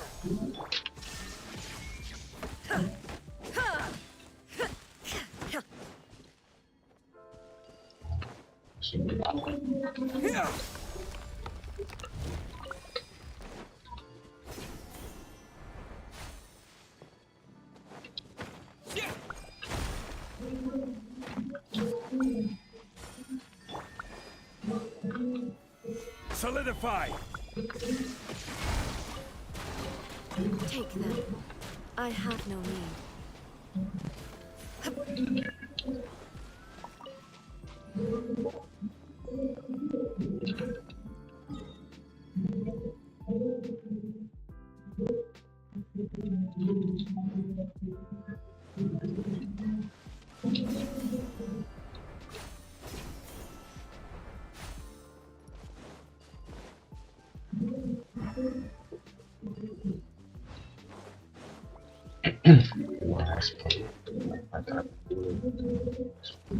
Time to go.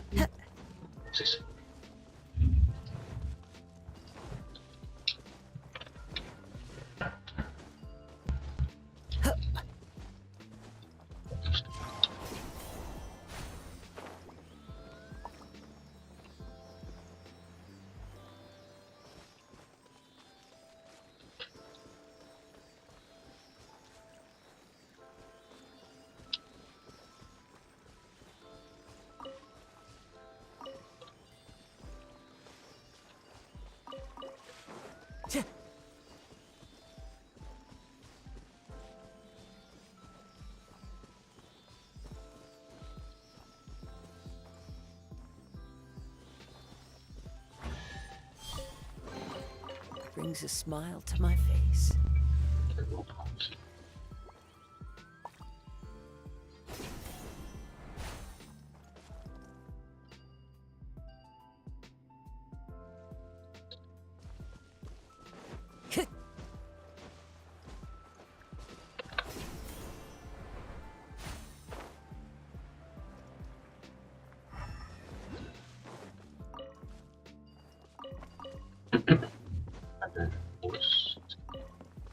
Time to go. Happy to A oblige. new punching bag.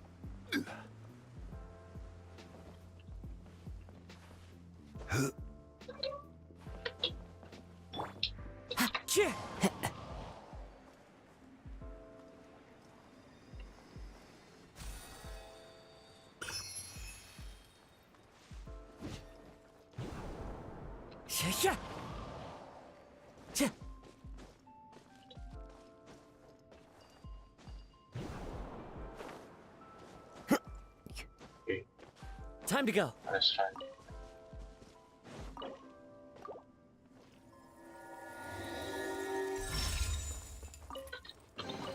A fateful offering. Okay. The insolent shall be punished. Stabilize. Fallen leaves, adorn my night! The wind knows me. Her Majesty's power flows through me! Propagate! Solidify. Shine down!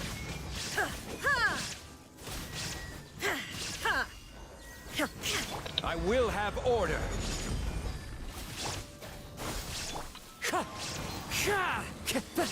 There is no escape! Now you shall perish! This body belongs to ice and snow.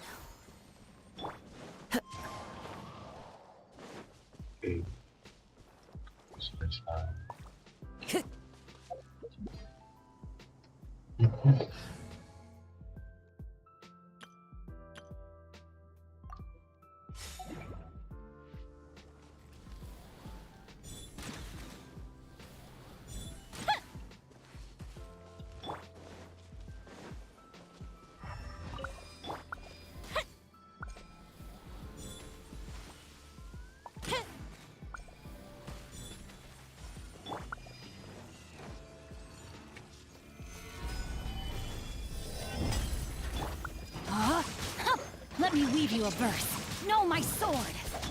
I'm going in. Time for a light show.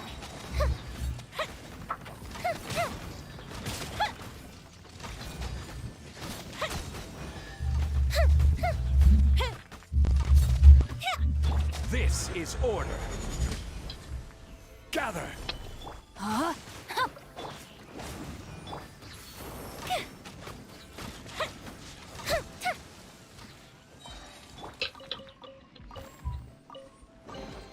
Certainly worth the extra mile.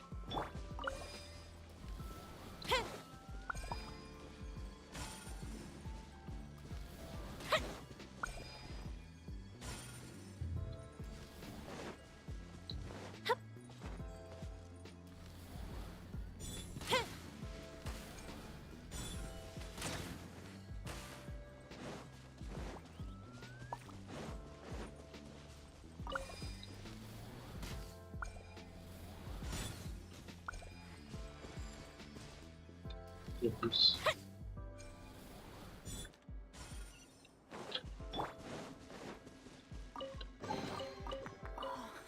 It's a miracle!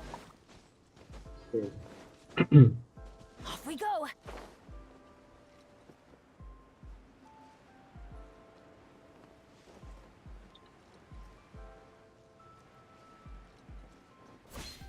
Adventure time!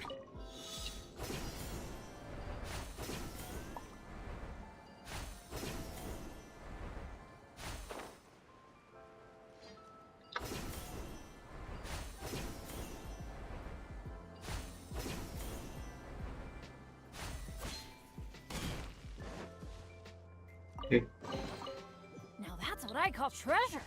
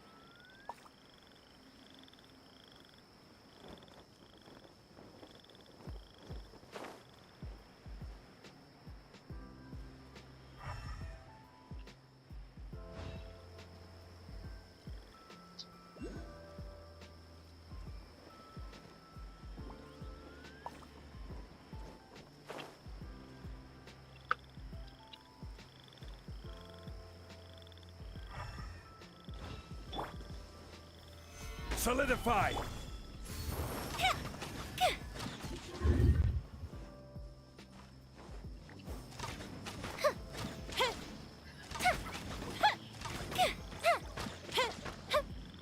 Rain outlines your fate.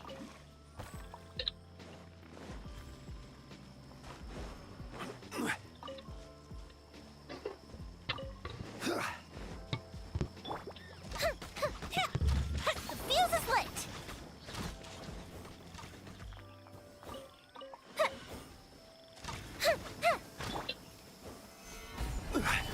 Know my sword. Witness the power of Guhua. Huh? Everybody stand back!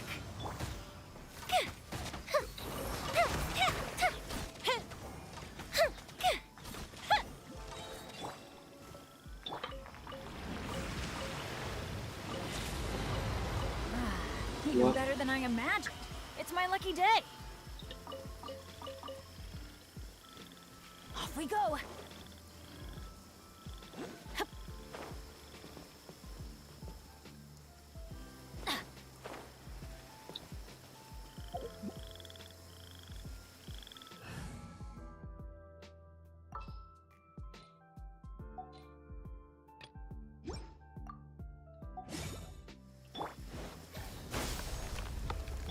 Illusion shattered. Order guide you. Stabilize.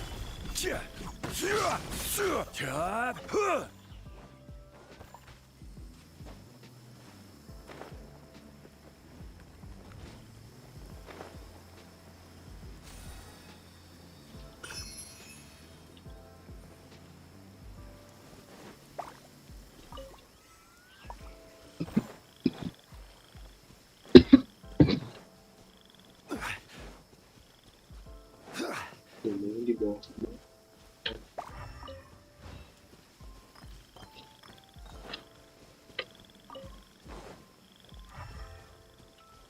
Sih.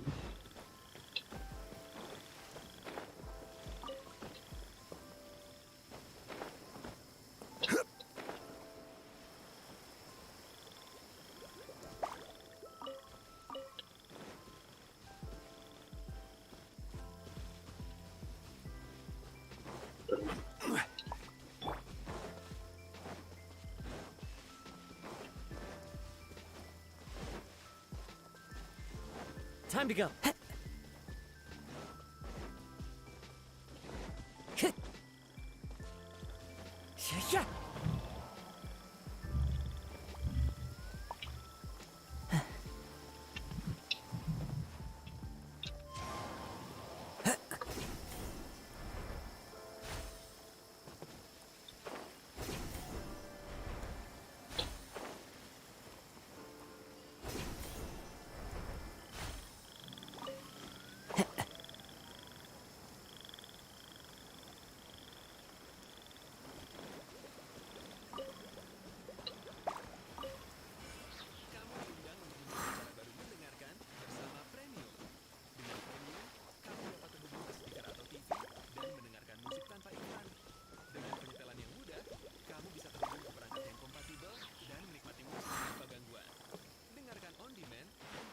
Time to go.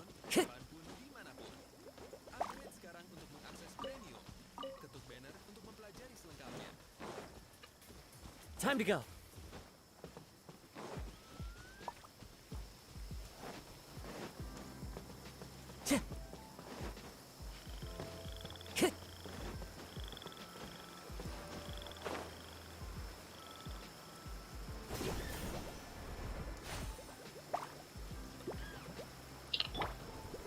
Solidify!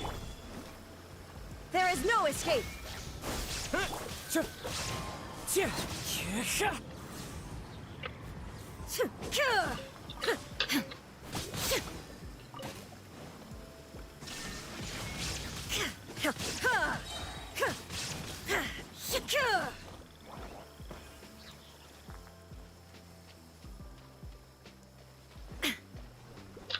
Illusion shattered!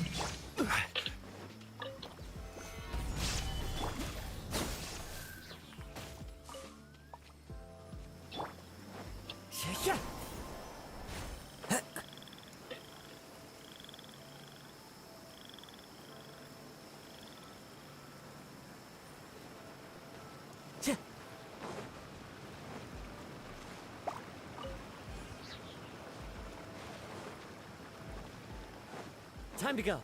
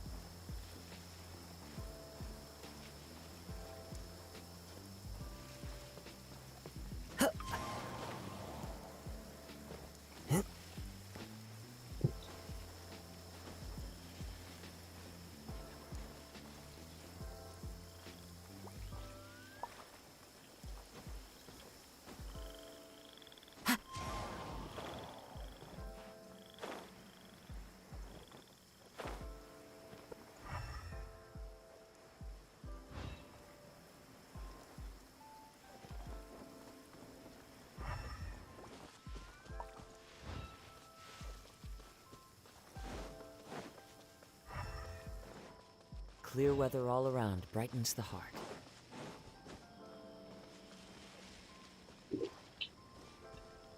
Kalau nggak, kalau hujan, kalau berdoa.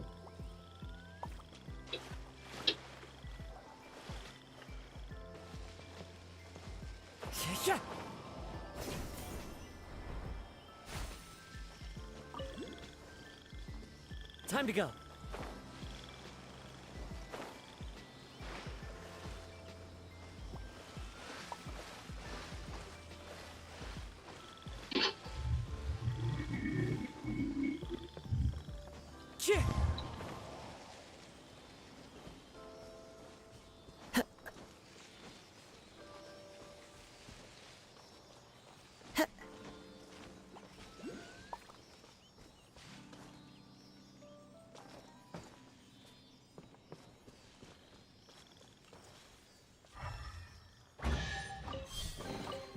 Who says there aren't benefits to a life of wandering?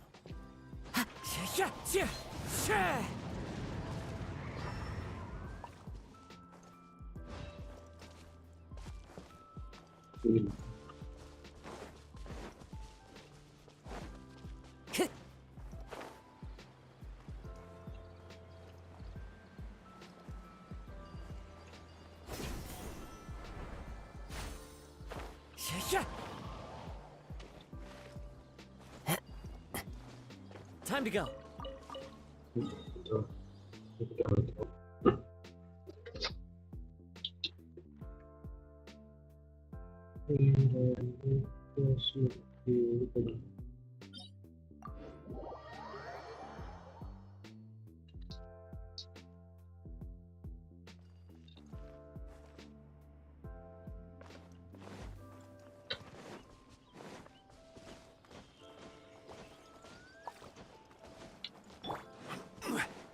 Happy to oblige. Gather! Germinate! One with nature. Shine down. Ha! Ha! Ha! Ha! How heartless.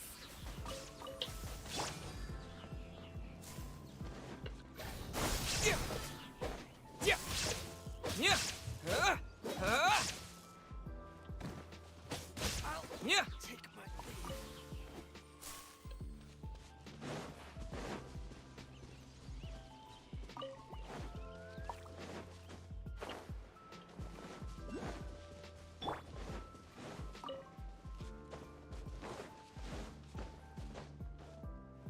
You are not welcome here. Stabilize! Scatter! There is no escape. Clouds high. The birds call. The wind knows me.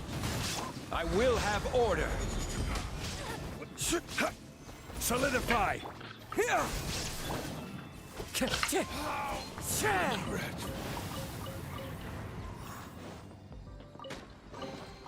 Brings a smile to my face.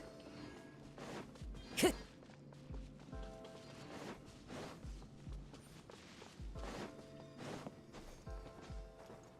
follow the wind.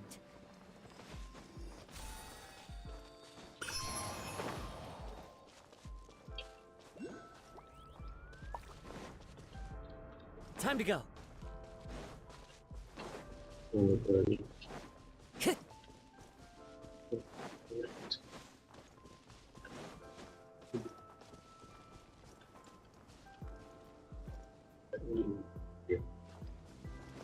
Time to go.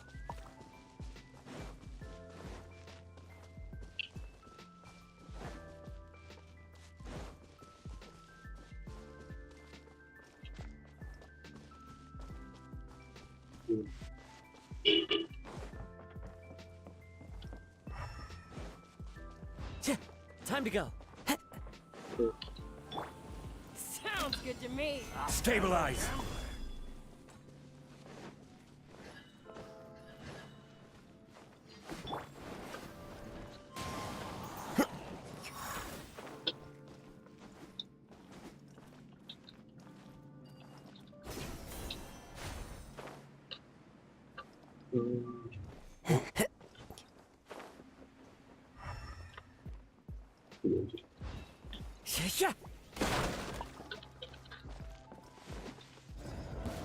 That's close enough. Happy to oblige. Where do you think you're going?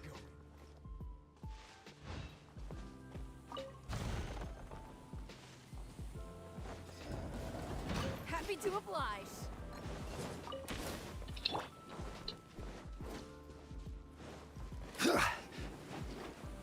Take that!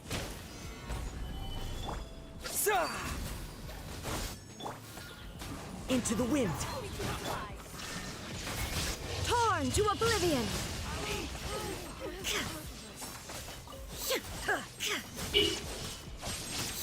I'll be back.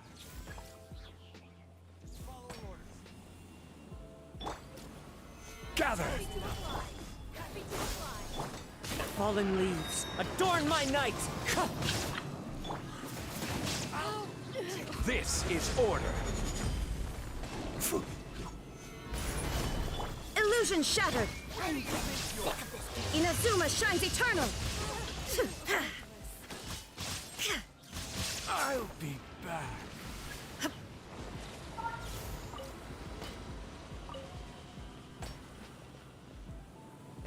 You are not welcome here. Shine down. Stabilize. Germinate! Scatter! Wind strider! Torn to oblivion. Illusion shattered.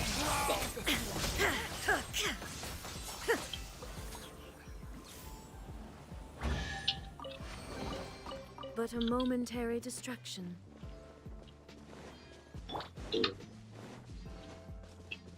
Yeah.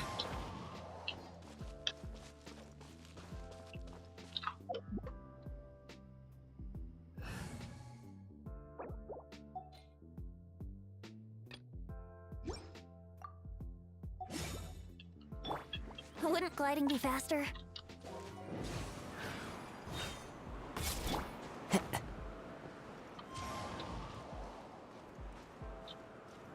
Yeah.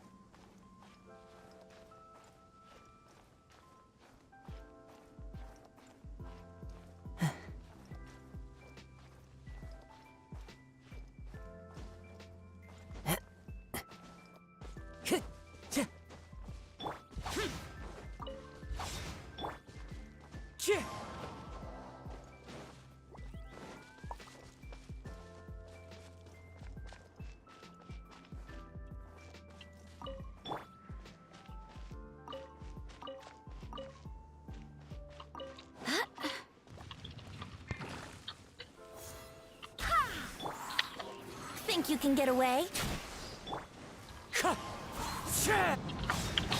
Here! Barbados, guide us. Here we go.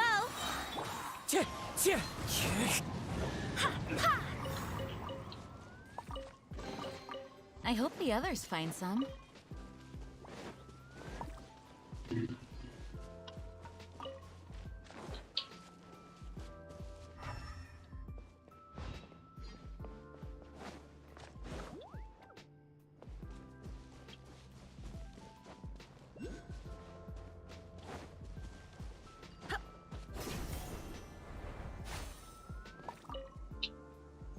Yahoo!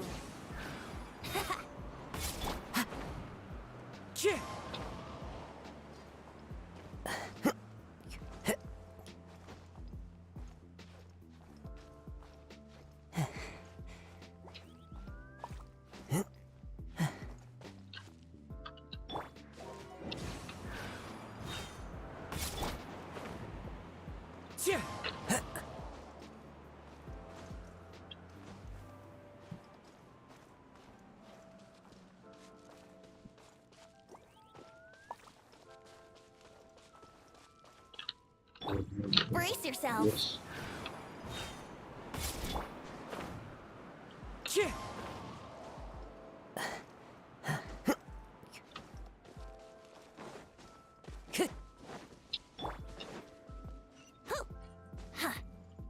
Here we go.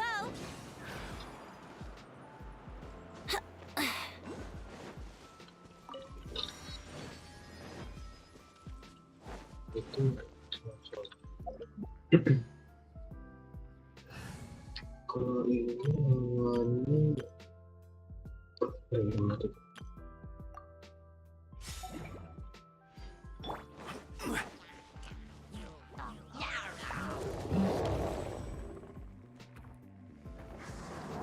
Gather!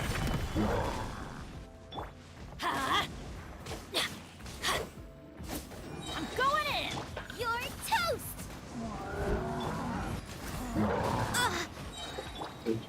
Stabilize!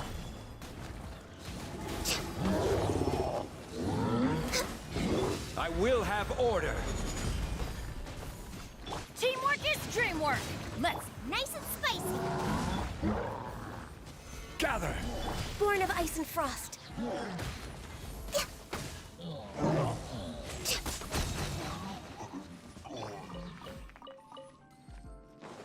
Adventure time. It's a miracle.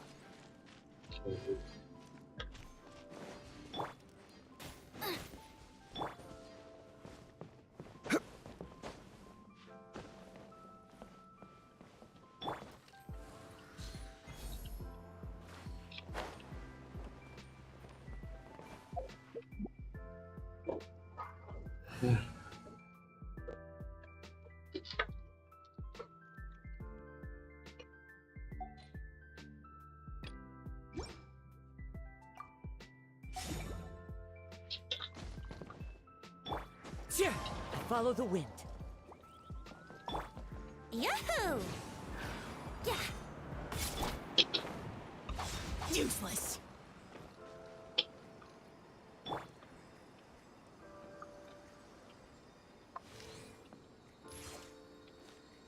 Here we go.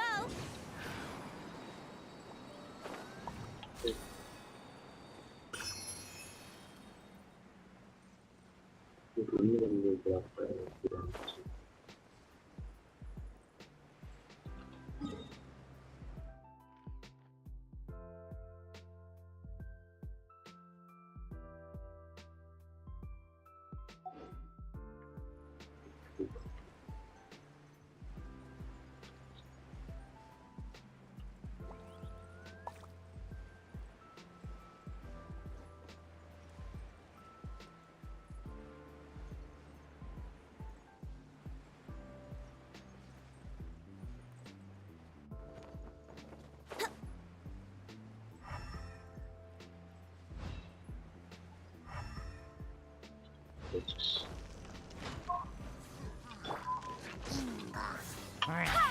Yahoo! Time for takeoff. As one with wind and cloud. One with nature. Lament! Worthless! Here! Worthless!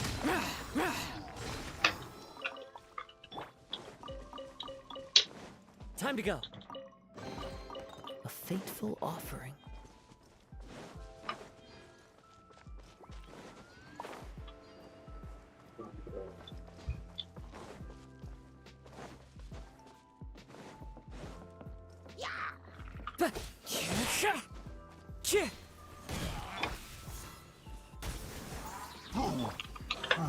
Think you can get away? The wind knows me.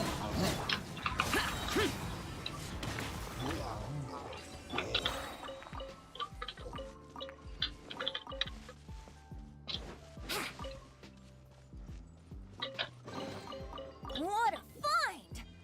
I wonder how many bottles this'll be worth.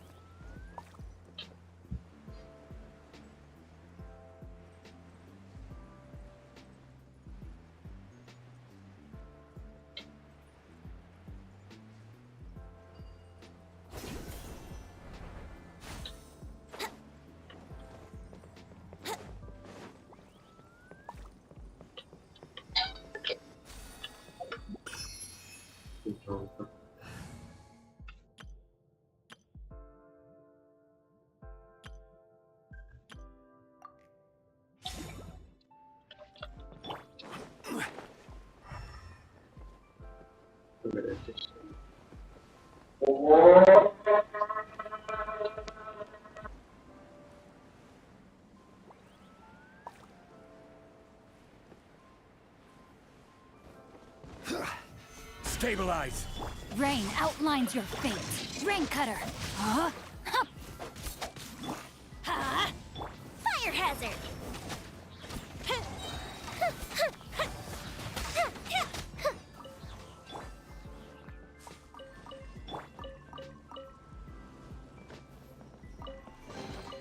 Certainly worth the extra mile.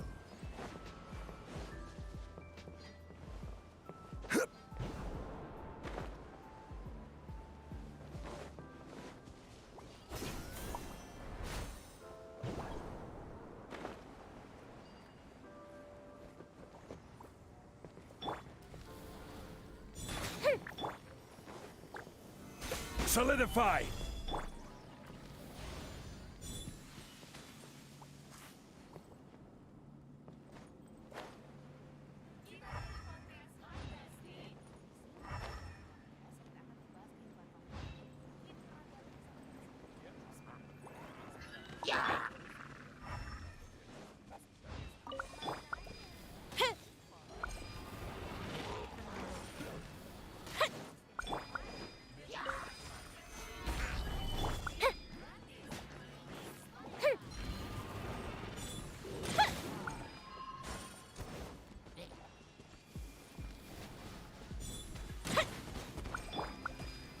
Stabilize!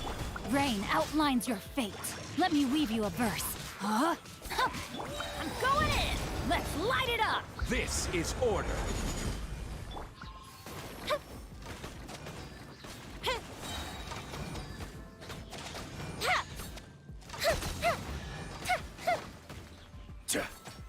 Solidify! Rain outlines your fate. Certainly worth the extra mile. Gather!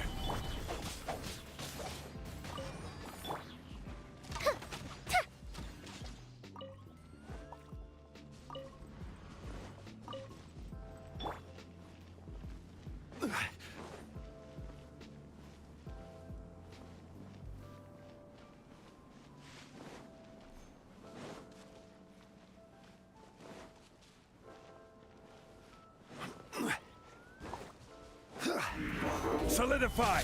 Rain cutter. Huh? Hup. No, my sword. Time for a light show. Ha.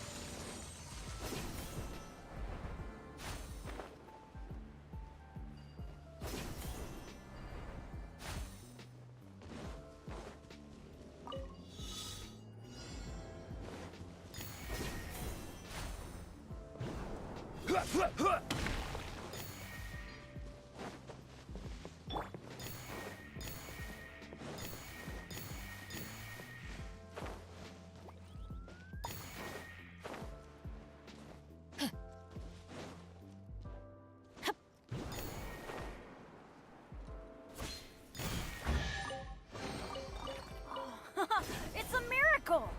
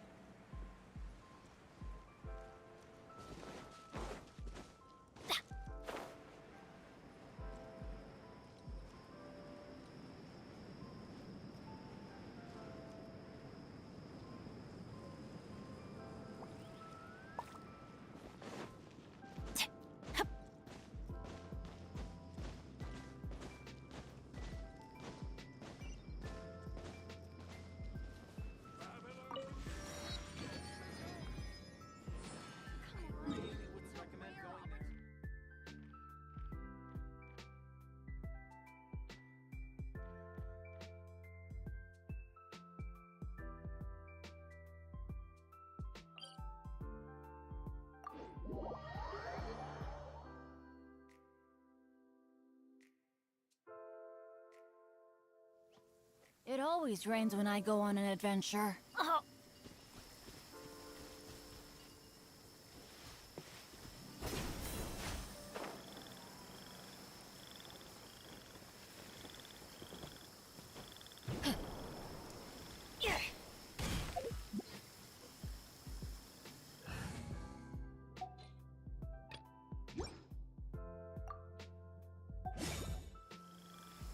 There is no escape!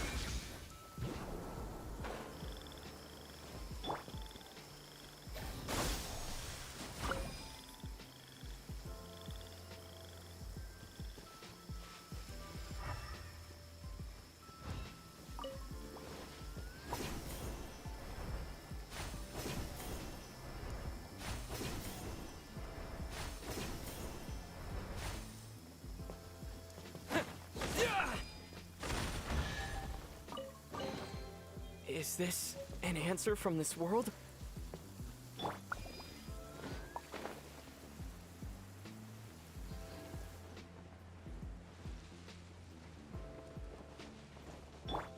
Propagate!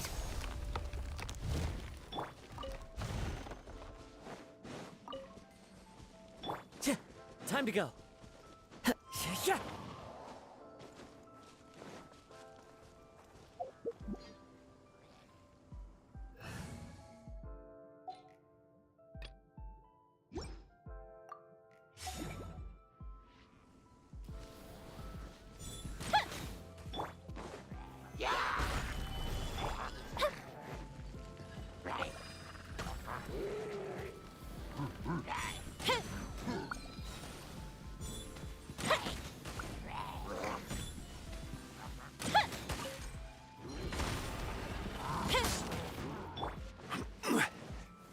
Gather!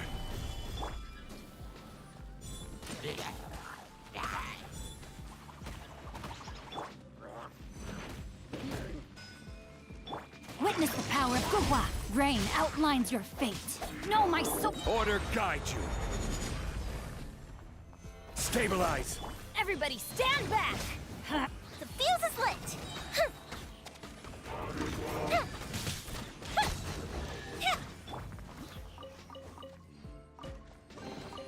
Treasure hunt.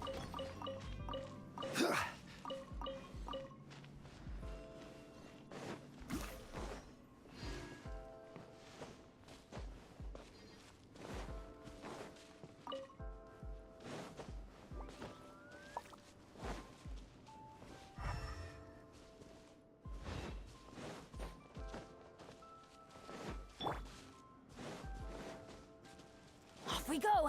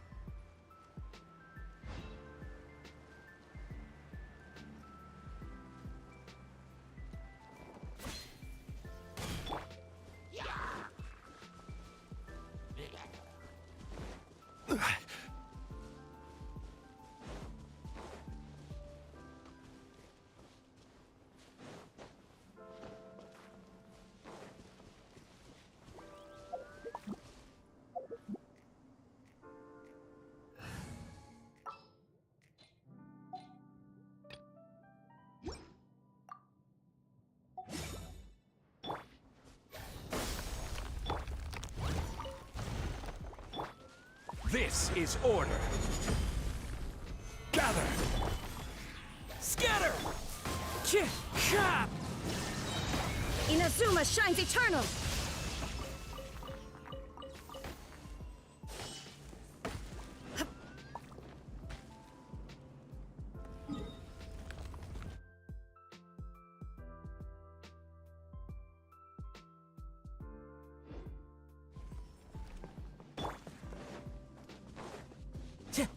Time to go.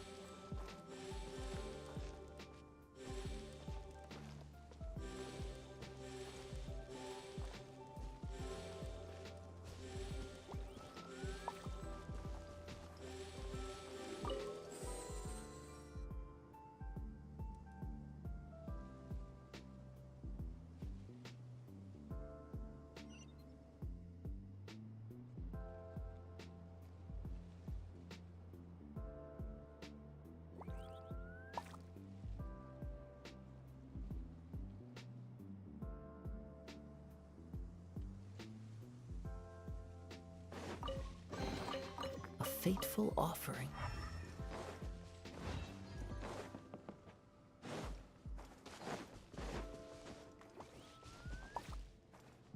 Time to go.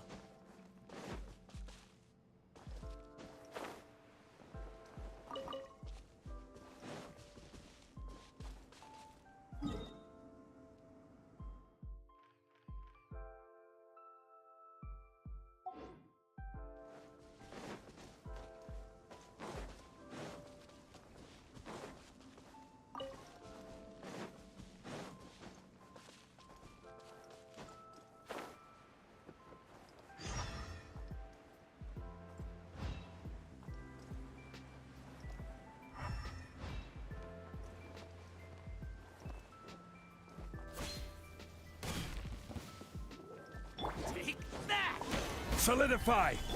Here!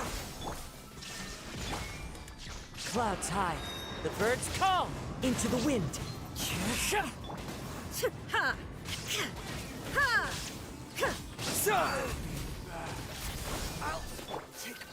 Stabilize!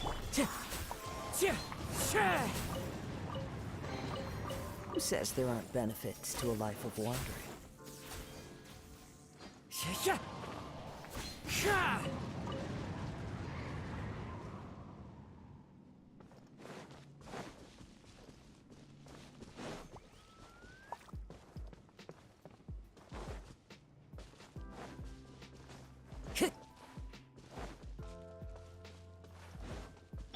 Propagate! Shine down!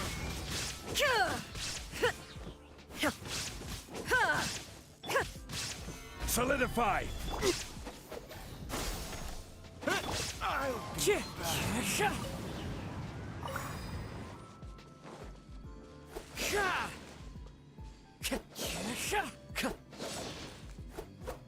Time to go.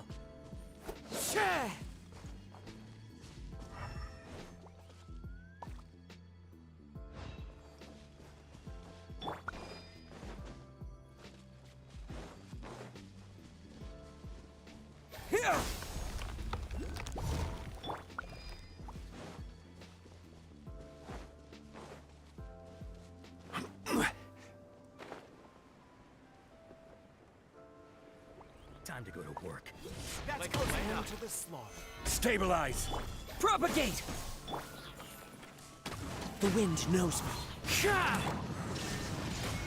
Torn to oblivion! I'll be back. Now you're testing my patience. We'll meet again. Take them. I have no need.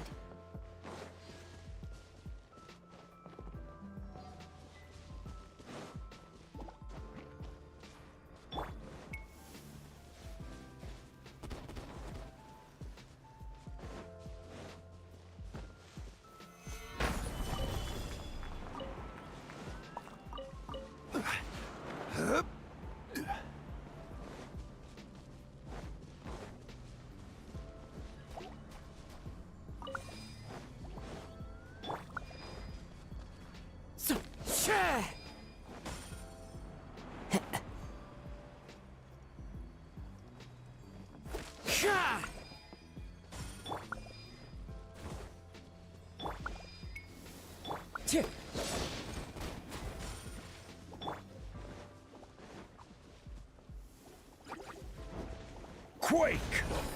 Order guide you. Germinate! As one with wind and cloud, one with nature. Illusion shattered! Now you shall perish!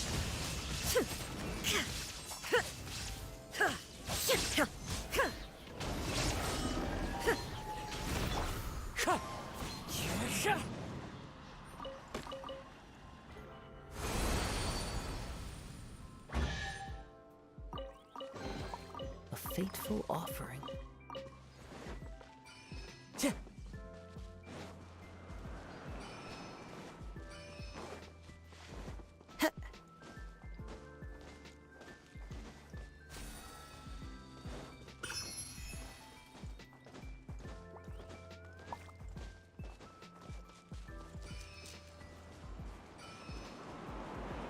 Follow the wind.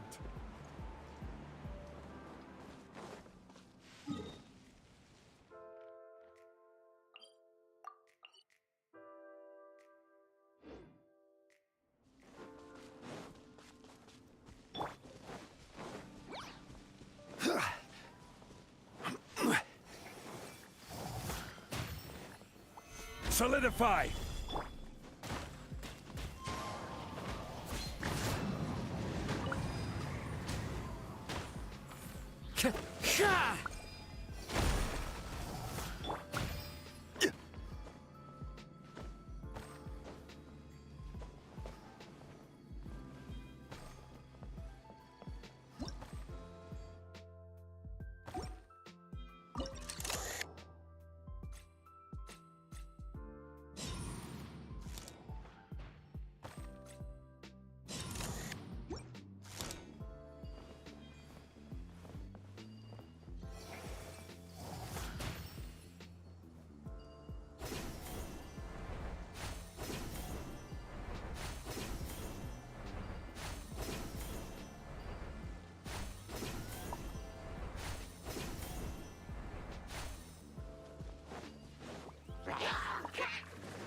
This is order. Gather. Propagate! There is no escape! Inazuma shines eternal!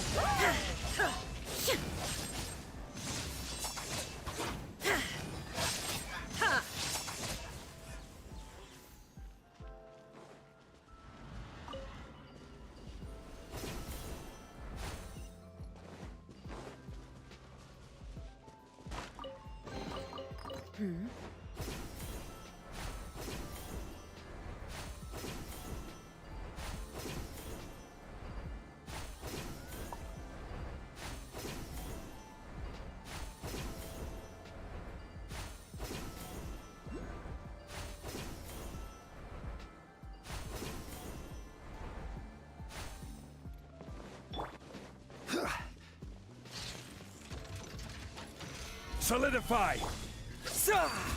Illusion shattered! Scatter! Fallen leaves, adorn my night! Order guide you.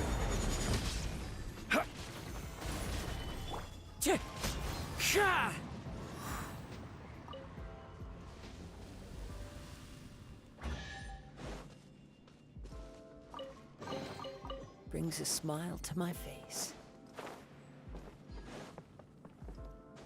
Yeah.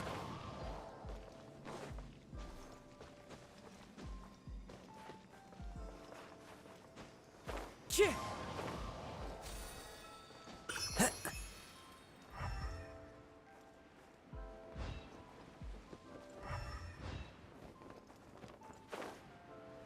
Yeah.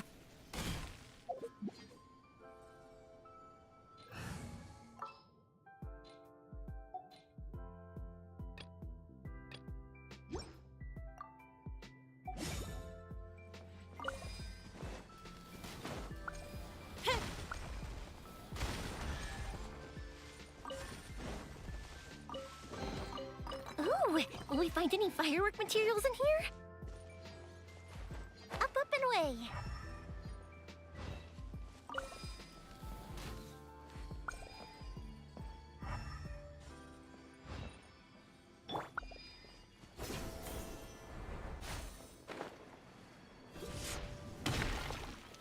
Gather! Rain outlines your fate. Rain cutter.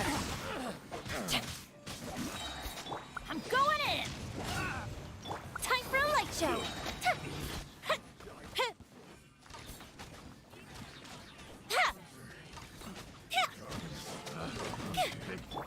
The wrong test subject. Time to act.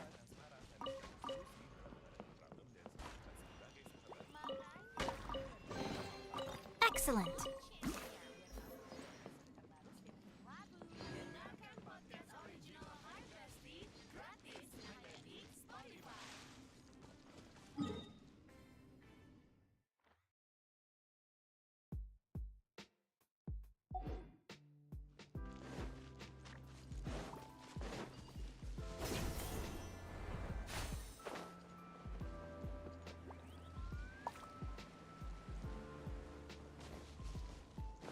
Body and mind.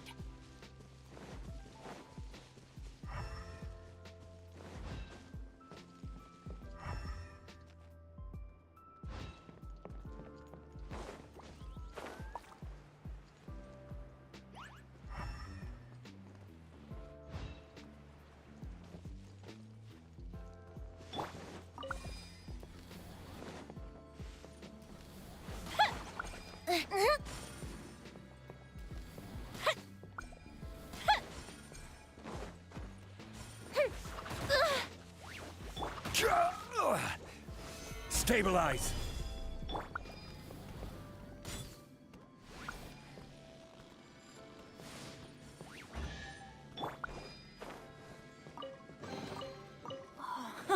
It's a miracle!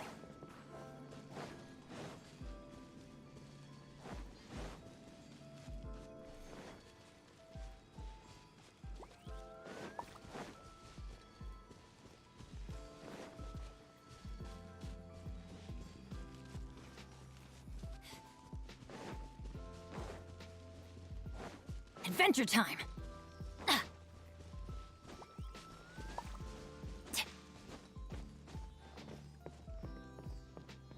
I'll put you on. Have a load of this.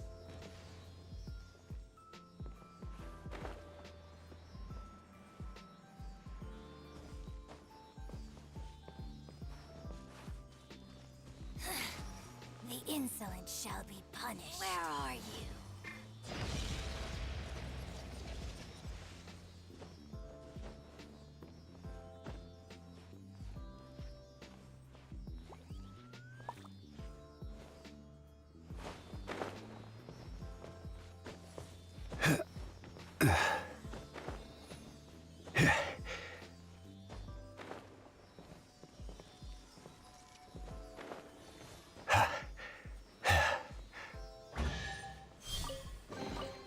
Certainly worth the extra mile.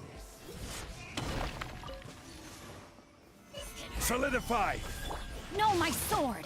Let me weave you a verse. Off we go! Everybody stand back! Let's light it up! Fire hazard!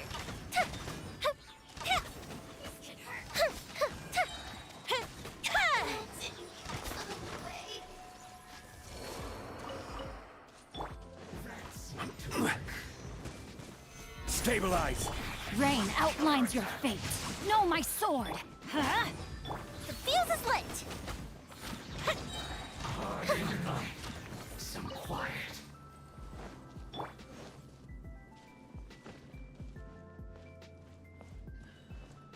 This is order. Gather! Time for a light show!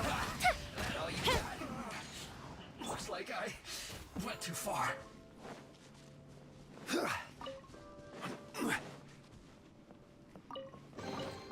Certainly worth the extra mile.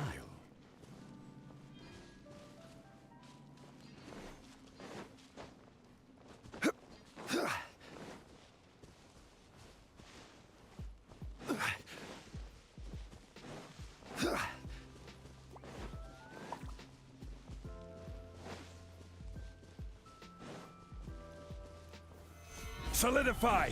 Rain outlines your fate. Fire hazard!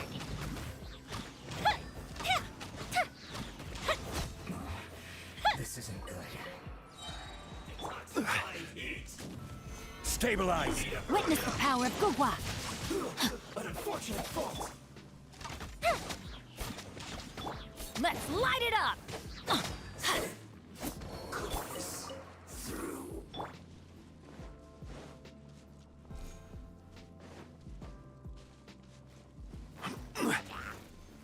Gather! Time for a light show!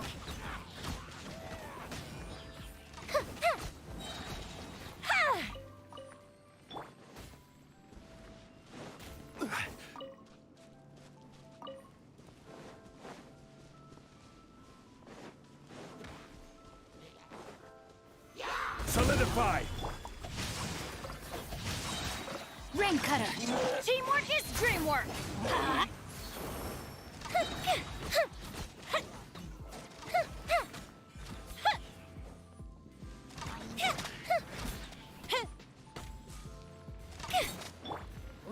Gather! Body and mind. Excellent! Know my sword.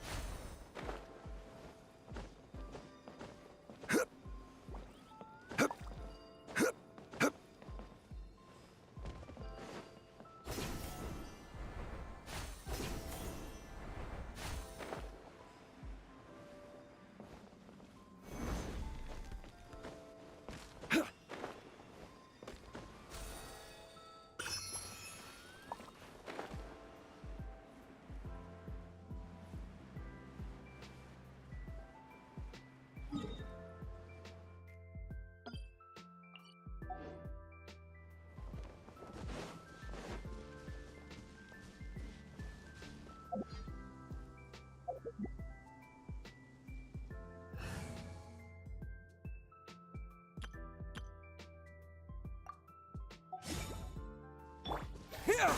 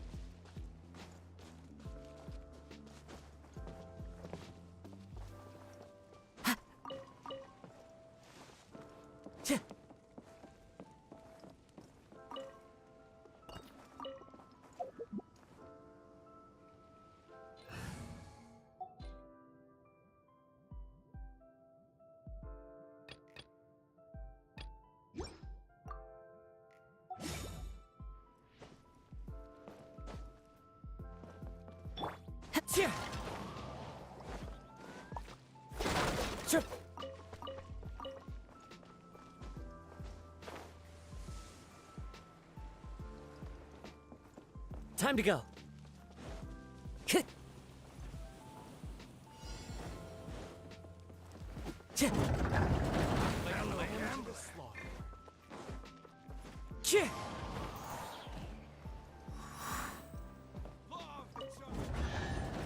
Time to go. That's close enough. A fateful offering.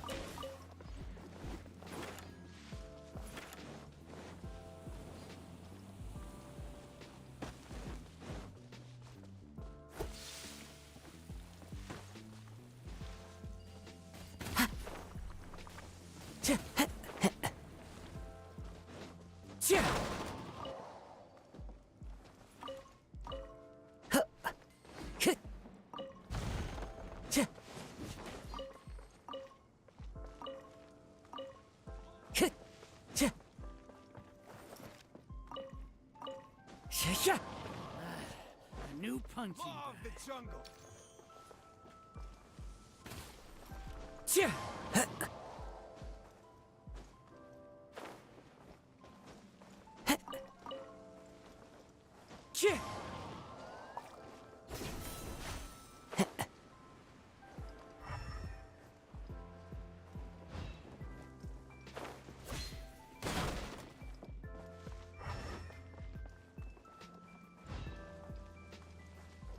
That's close enough. Happy to apply.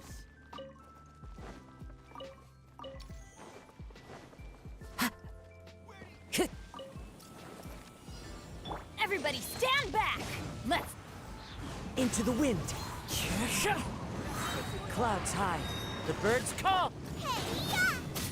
Out of the frying pan!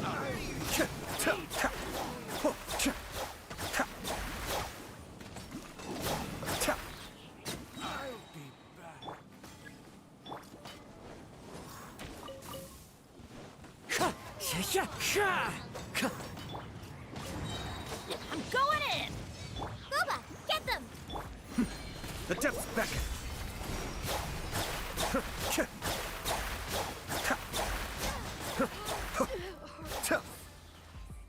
Ha!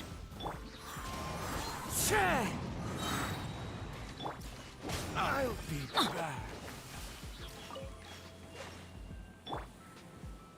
Time to go to work.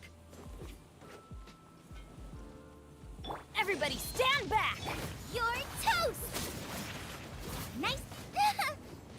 Boba, get them! Fallen leaves. Adorn my night. Will. Be still.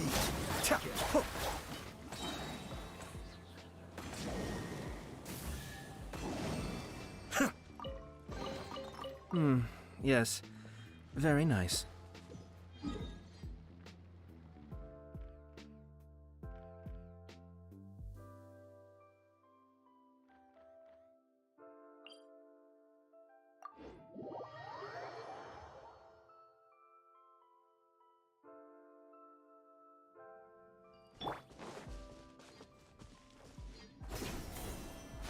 I follow the wind.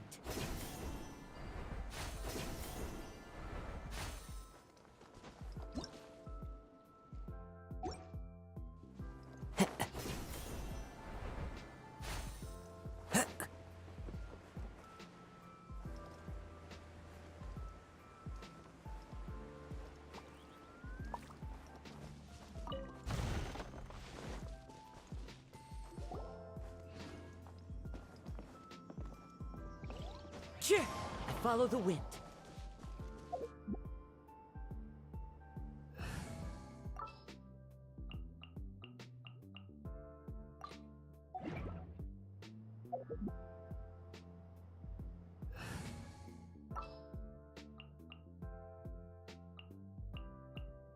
All right, let's head off.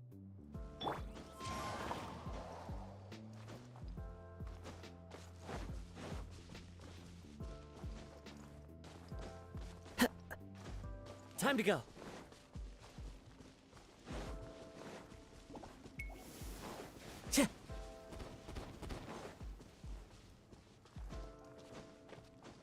Time to go.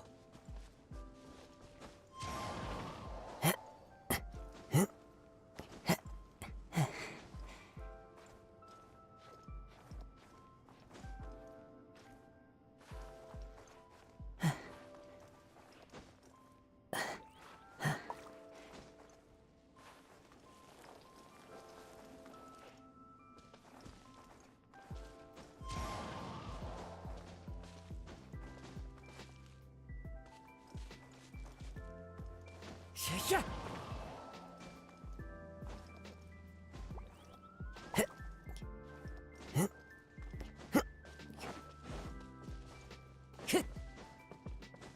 Time to go.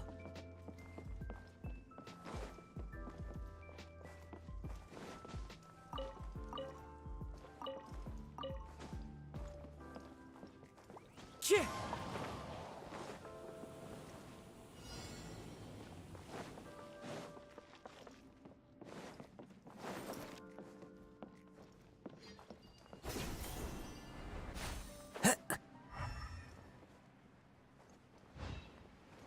Yeah.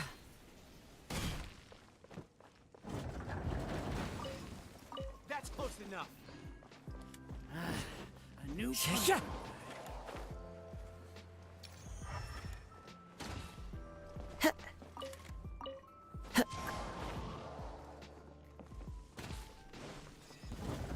That's Happy close to enough. oblige. No more tricks up your sleeve.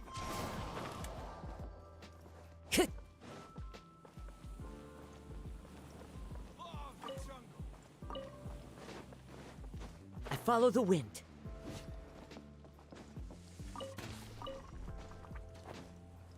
Take that.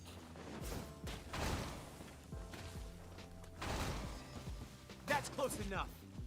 Yeah. A new punching bag. Yeah.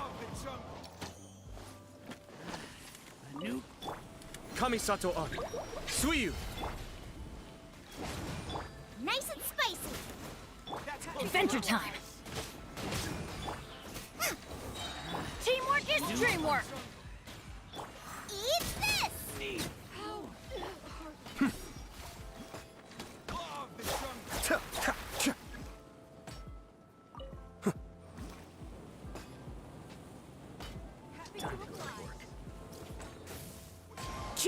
Yeah.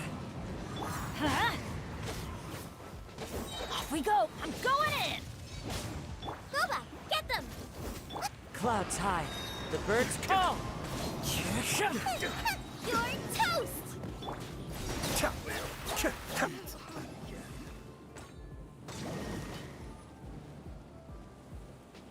Where do you think you're going?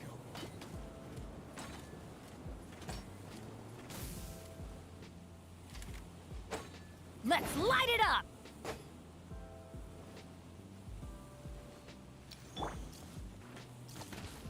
Be still. Happy to oblige.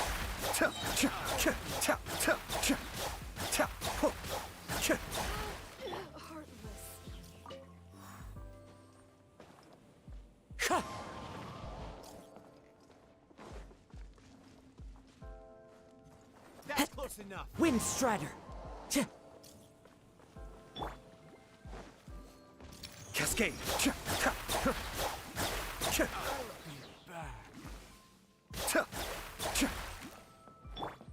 Nice and spicy!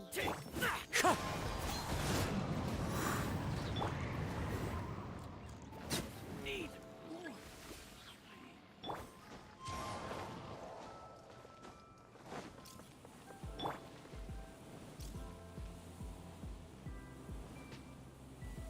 You are not Mind the deluge. Everybody stand back. Huh? Eat this!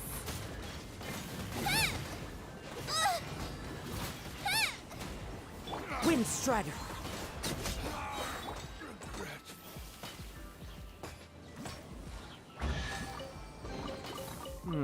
Yes. Very nice.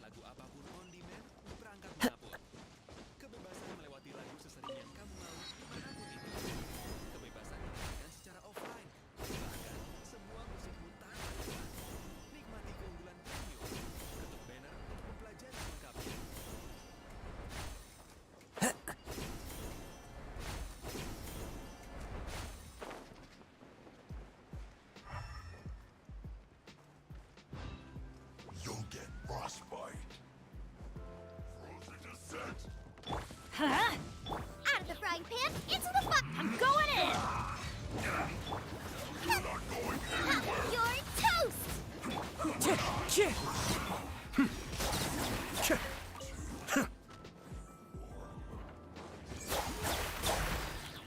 As one with wind and cloud. Let's light it up! Everybody stand back! Huh? Eat this! Wind Strider.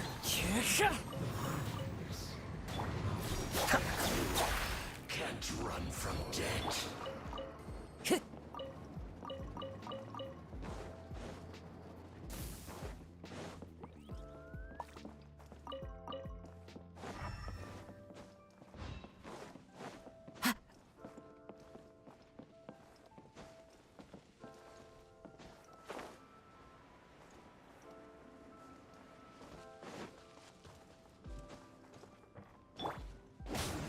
Boba, get them! Can't run. Looks like I went too far.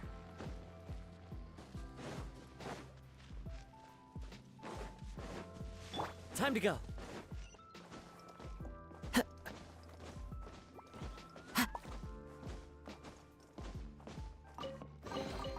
Who says there aren't benefits to a life of wandering?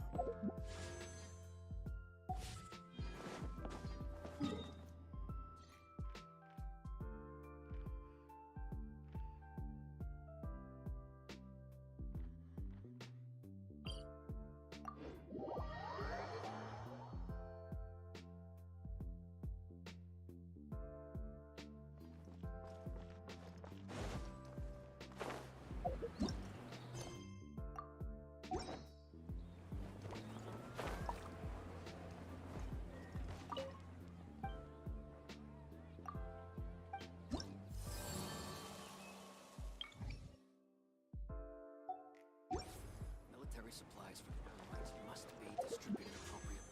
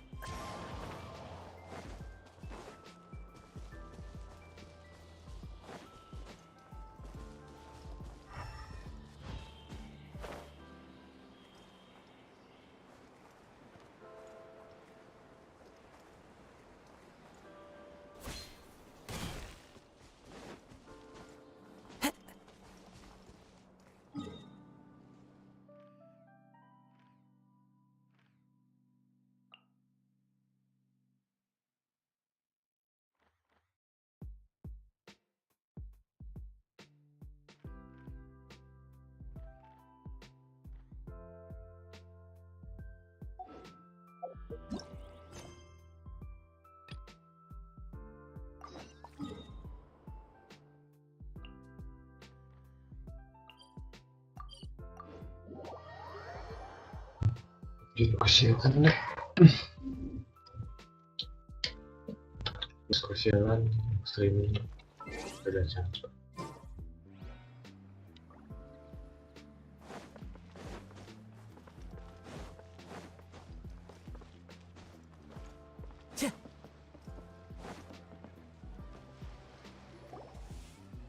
E's manifesto covers a huge range of topics. Looking for details that don't add up will be like trying to find a needle in a haystack. I'll divide the reports into 2 piles. You take one, I'll take the other. When we're finished, we'll put our heads together. Officially, the assessment is already over, and I'll be expected to announce the results before long. So we have to get to the bottom of this as quickly as we can. Yikes! We better hurry! Whatever else Uncle Tian might think of Zhi, the fact remains that he's one of his favorite students. Any evidence he's left is not going to be immediately obvious. We'll have to look carefully and think critically.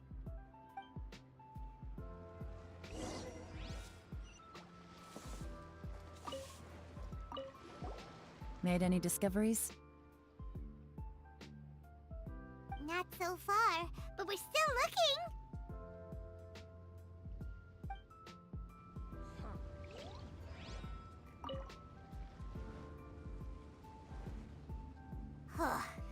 Even though Yelan took half, this is still a lot to get through. Well, we gotta start somewhere.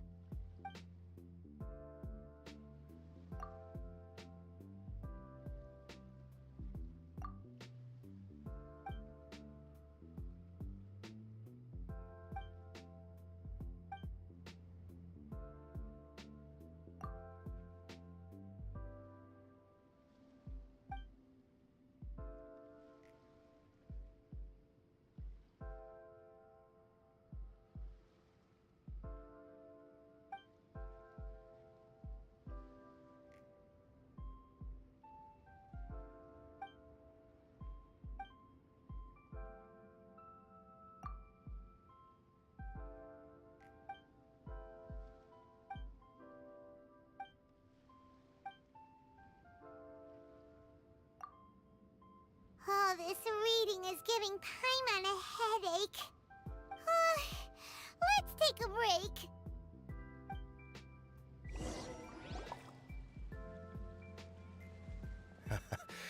Looks like I'm the first one back, as usual. Oh, hey! It's one of Yelan's little helpers, Shanghua! If you're back, that means you finished investigating Tianwei, right? You betcha. I visited all the commerce guilds and gathered a wealth of information. Every time they asked me to leave, but I always had another trick up my sleeve. Don't drag this out. Just tell us your findings. Yes, Lady Yelan. To summarize my findings, most people who've had interactions with Tianwei will start out complaining about how proud and arrogant he is, but then go on to give a generally positive appraisal of him. The young master of the Feiyun Commerce Guild said that Tianwei appears arrogant, but he's very scrupulous in the way he works. Once he signs a contract with somebody, he treats them fairly regardless of their background. Who'd have thought? Is it possible that his reputation is fake? Is there any way you can check the accounts of the businesses under his name? In theory, that should be very difficult, but here's the thing. I asked around and found out that almost all of Tianwei's accounts are open to the public.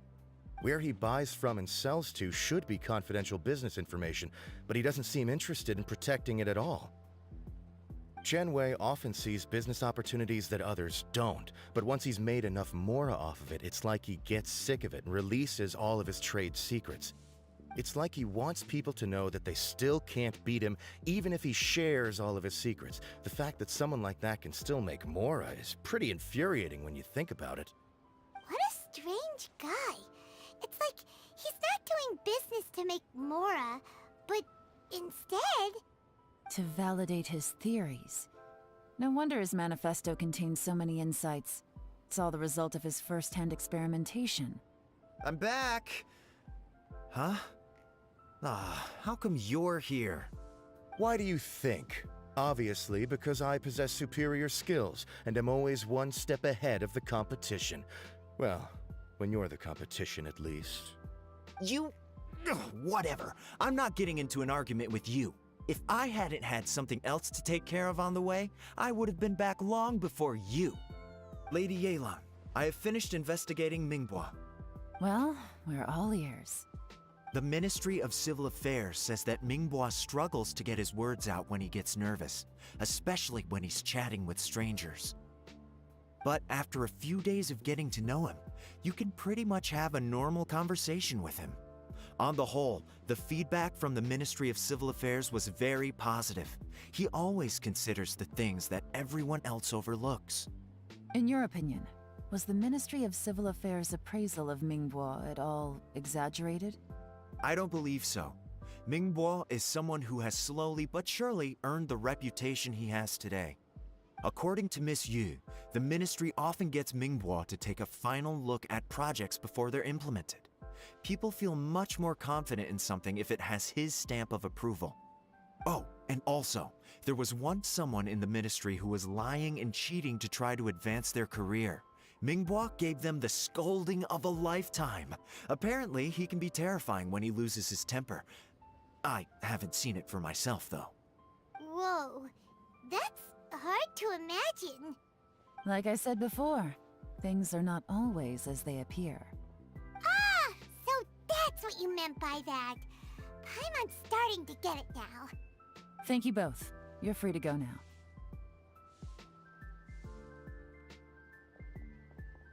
So, have you finished reading the manifesto? We still have a bit left.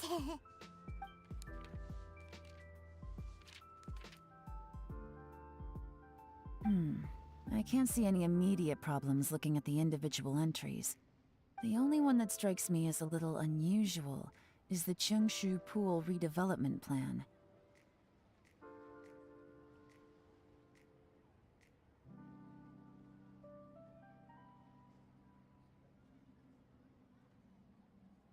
Cheongshu Pool has always been home to many secrets. Plus, Ajdaha once wrought havoc there, so there are even more secrets buried deep underground. At some point, a rumor began to go around that there is great treasure buried beneath Cheongshu Pool. A long time ago, with the approval of the Qixing, a mining team conducted an exploratory excavation there. So, did they find any treasure? None. The ruin was completely impenetrable. The only way they could have gotten through the solid rock would have been by blowing it open with a special kind of explosive. The technology wasn't mature enough at that time, so the excavation project was shut down and the treasure became a mere legend. Yi's manifesto focuses on solving problems, and this treasure hunt seems extremely risky. It seems out of step with the rest of his plans. Still, this one fact alone doesn't tell us much. Everyone wants to get their hands on this treasure. The treasure hoarders, the Fatui, even local Liyue factions. Did you find anything? Excavation? Project? Treasure? Did we read anything similar in our half of the manifesto? Oh yeah! Yi said the Blackcliff Forge workers should get right of first refusal if any suitable projects come up. Did he now? Well, that makes everything much clearer. So Yi wants the Blackcliff Forge to excavate the treasure of Cheongshu Pool. Does that mean the Blackcliff Forge is Yi's secret supporter? No, not likely. I've looked into the Blackcliff Forge before. They aren't involved with any powerful factions at present. They do possess some specialized explosives, but it would seem more trouble than it's worth to put so many resources into a risky project like this. Still, since the clues are pointing toward the Blackcliff Forge, we should see where they lead. We may well find something new. Shenwei and Mingbo both turned out to be completely different than what we thought. What about Yi? Is there another side to him too?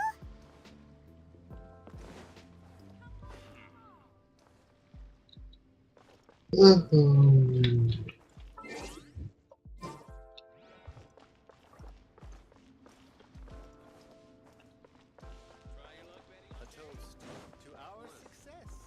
Let me tell you.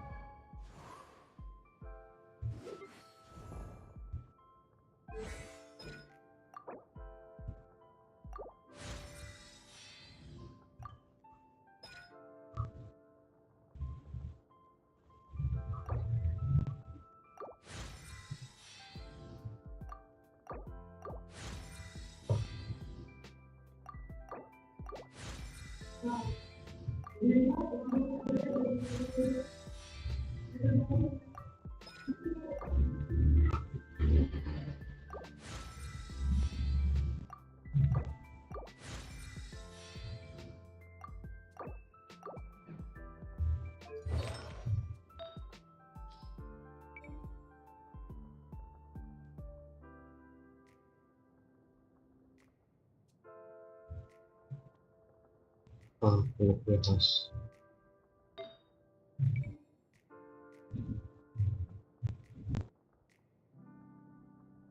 Oh iya. Ya semua.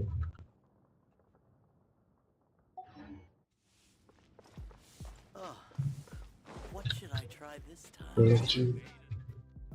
Aku mau stream dulu. Capek sih. 6 jam ya? Ya, 6 jam. 2, 1. Oh ya, 6 jam pas. Lah. Sekian aja streaming hari ini. Malam kayaknya akan streaming, cuman ya habisin biasa aja.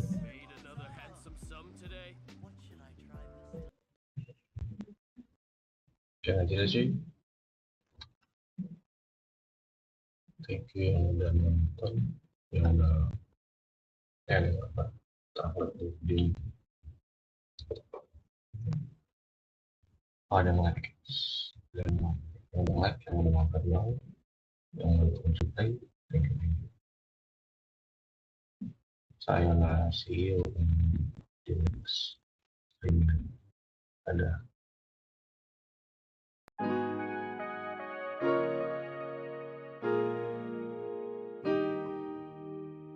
Jam. Pause.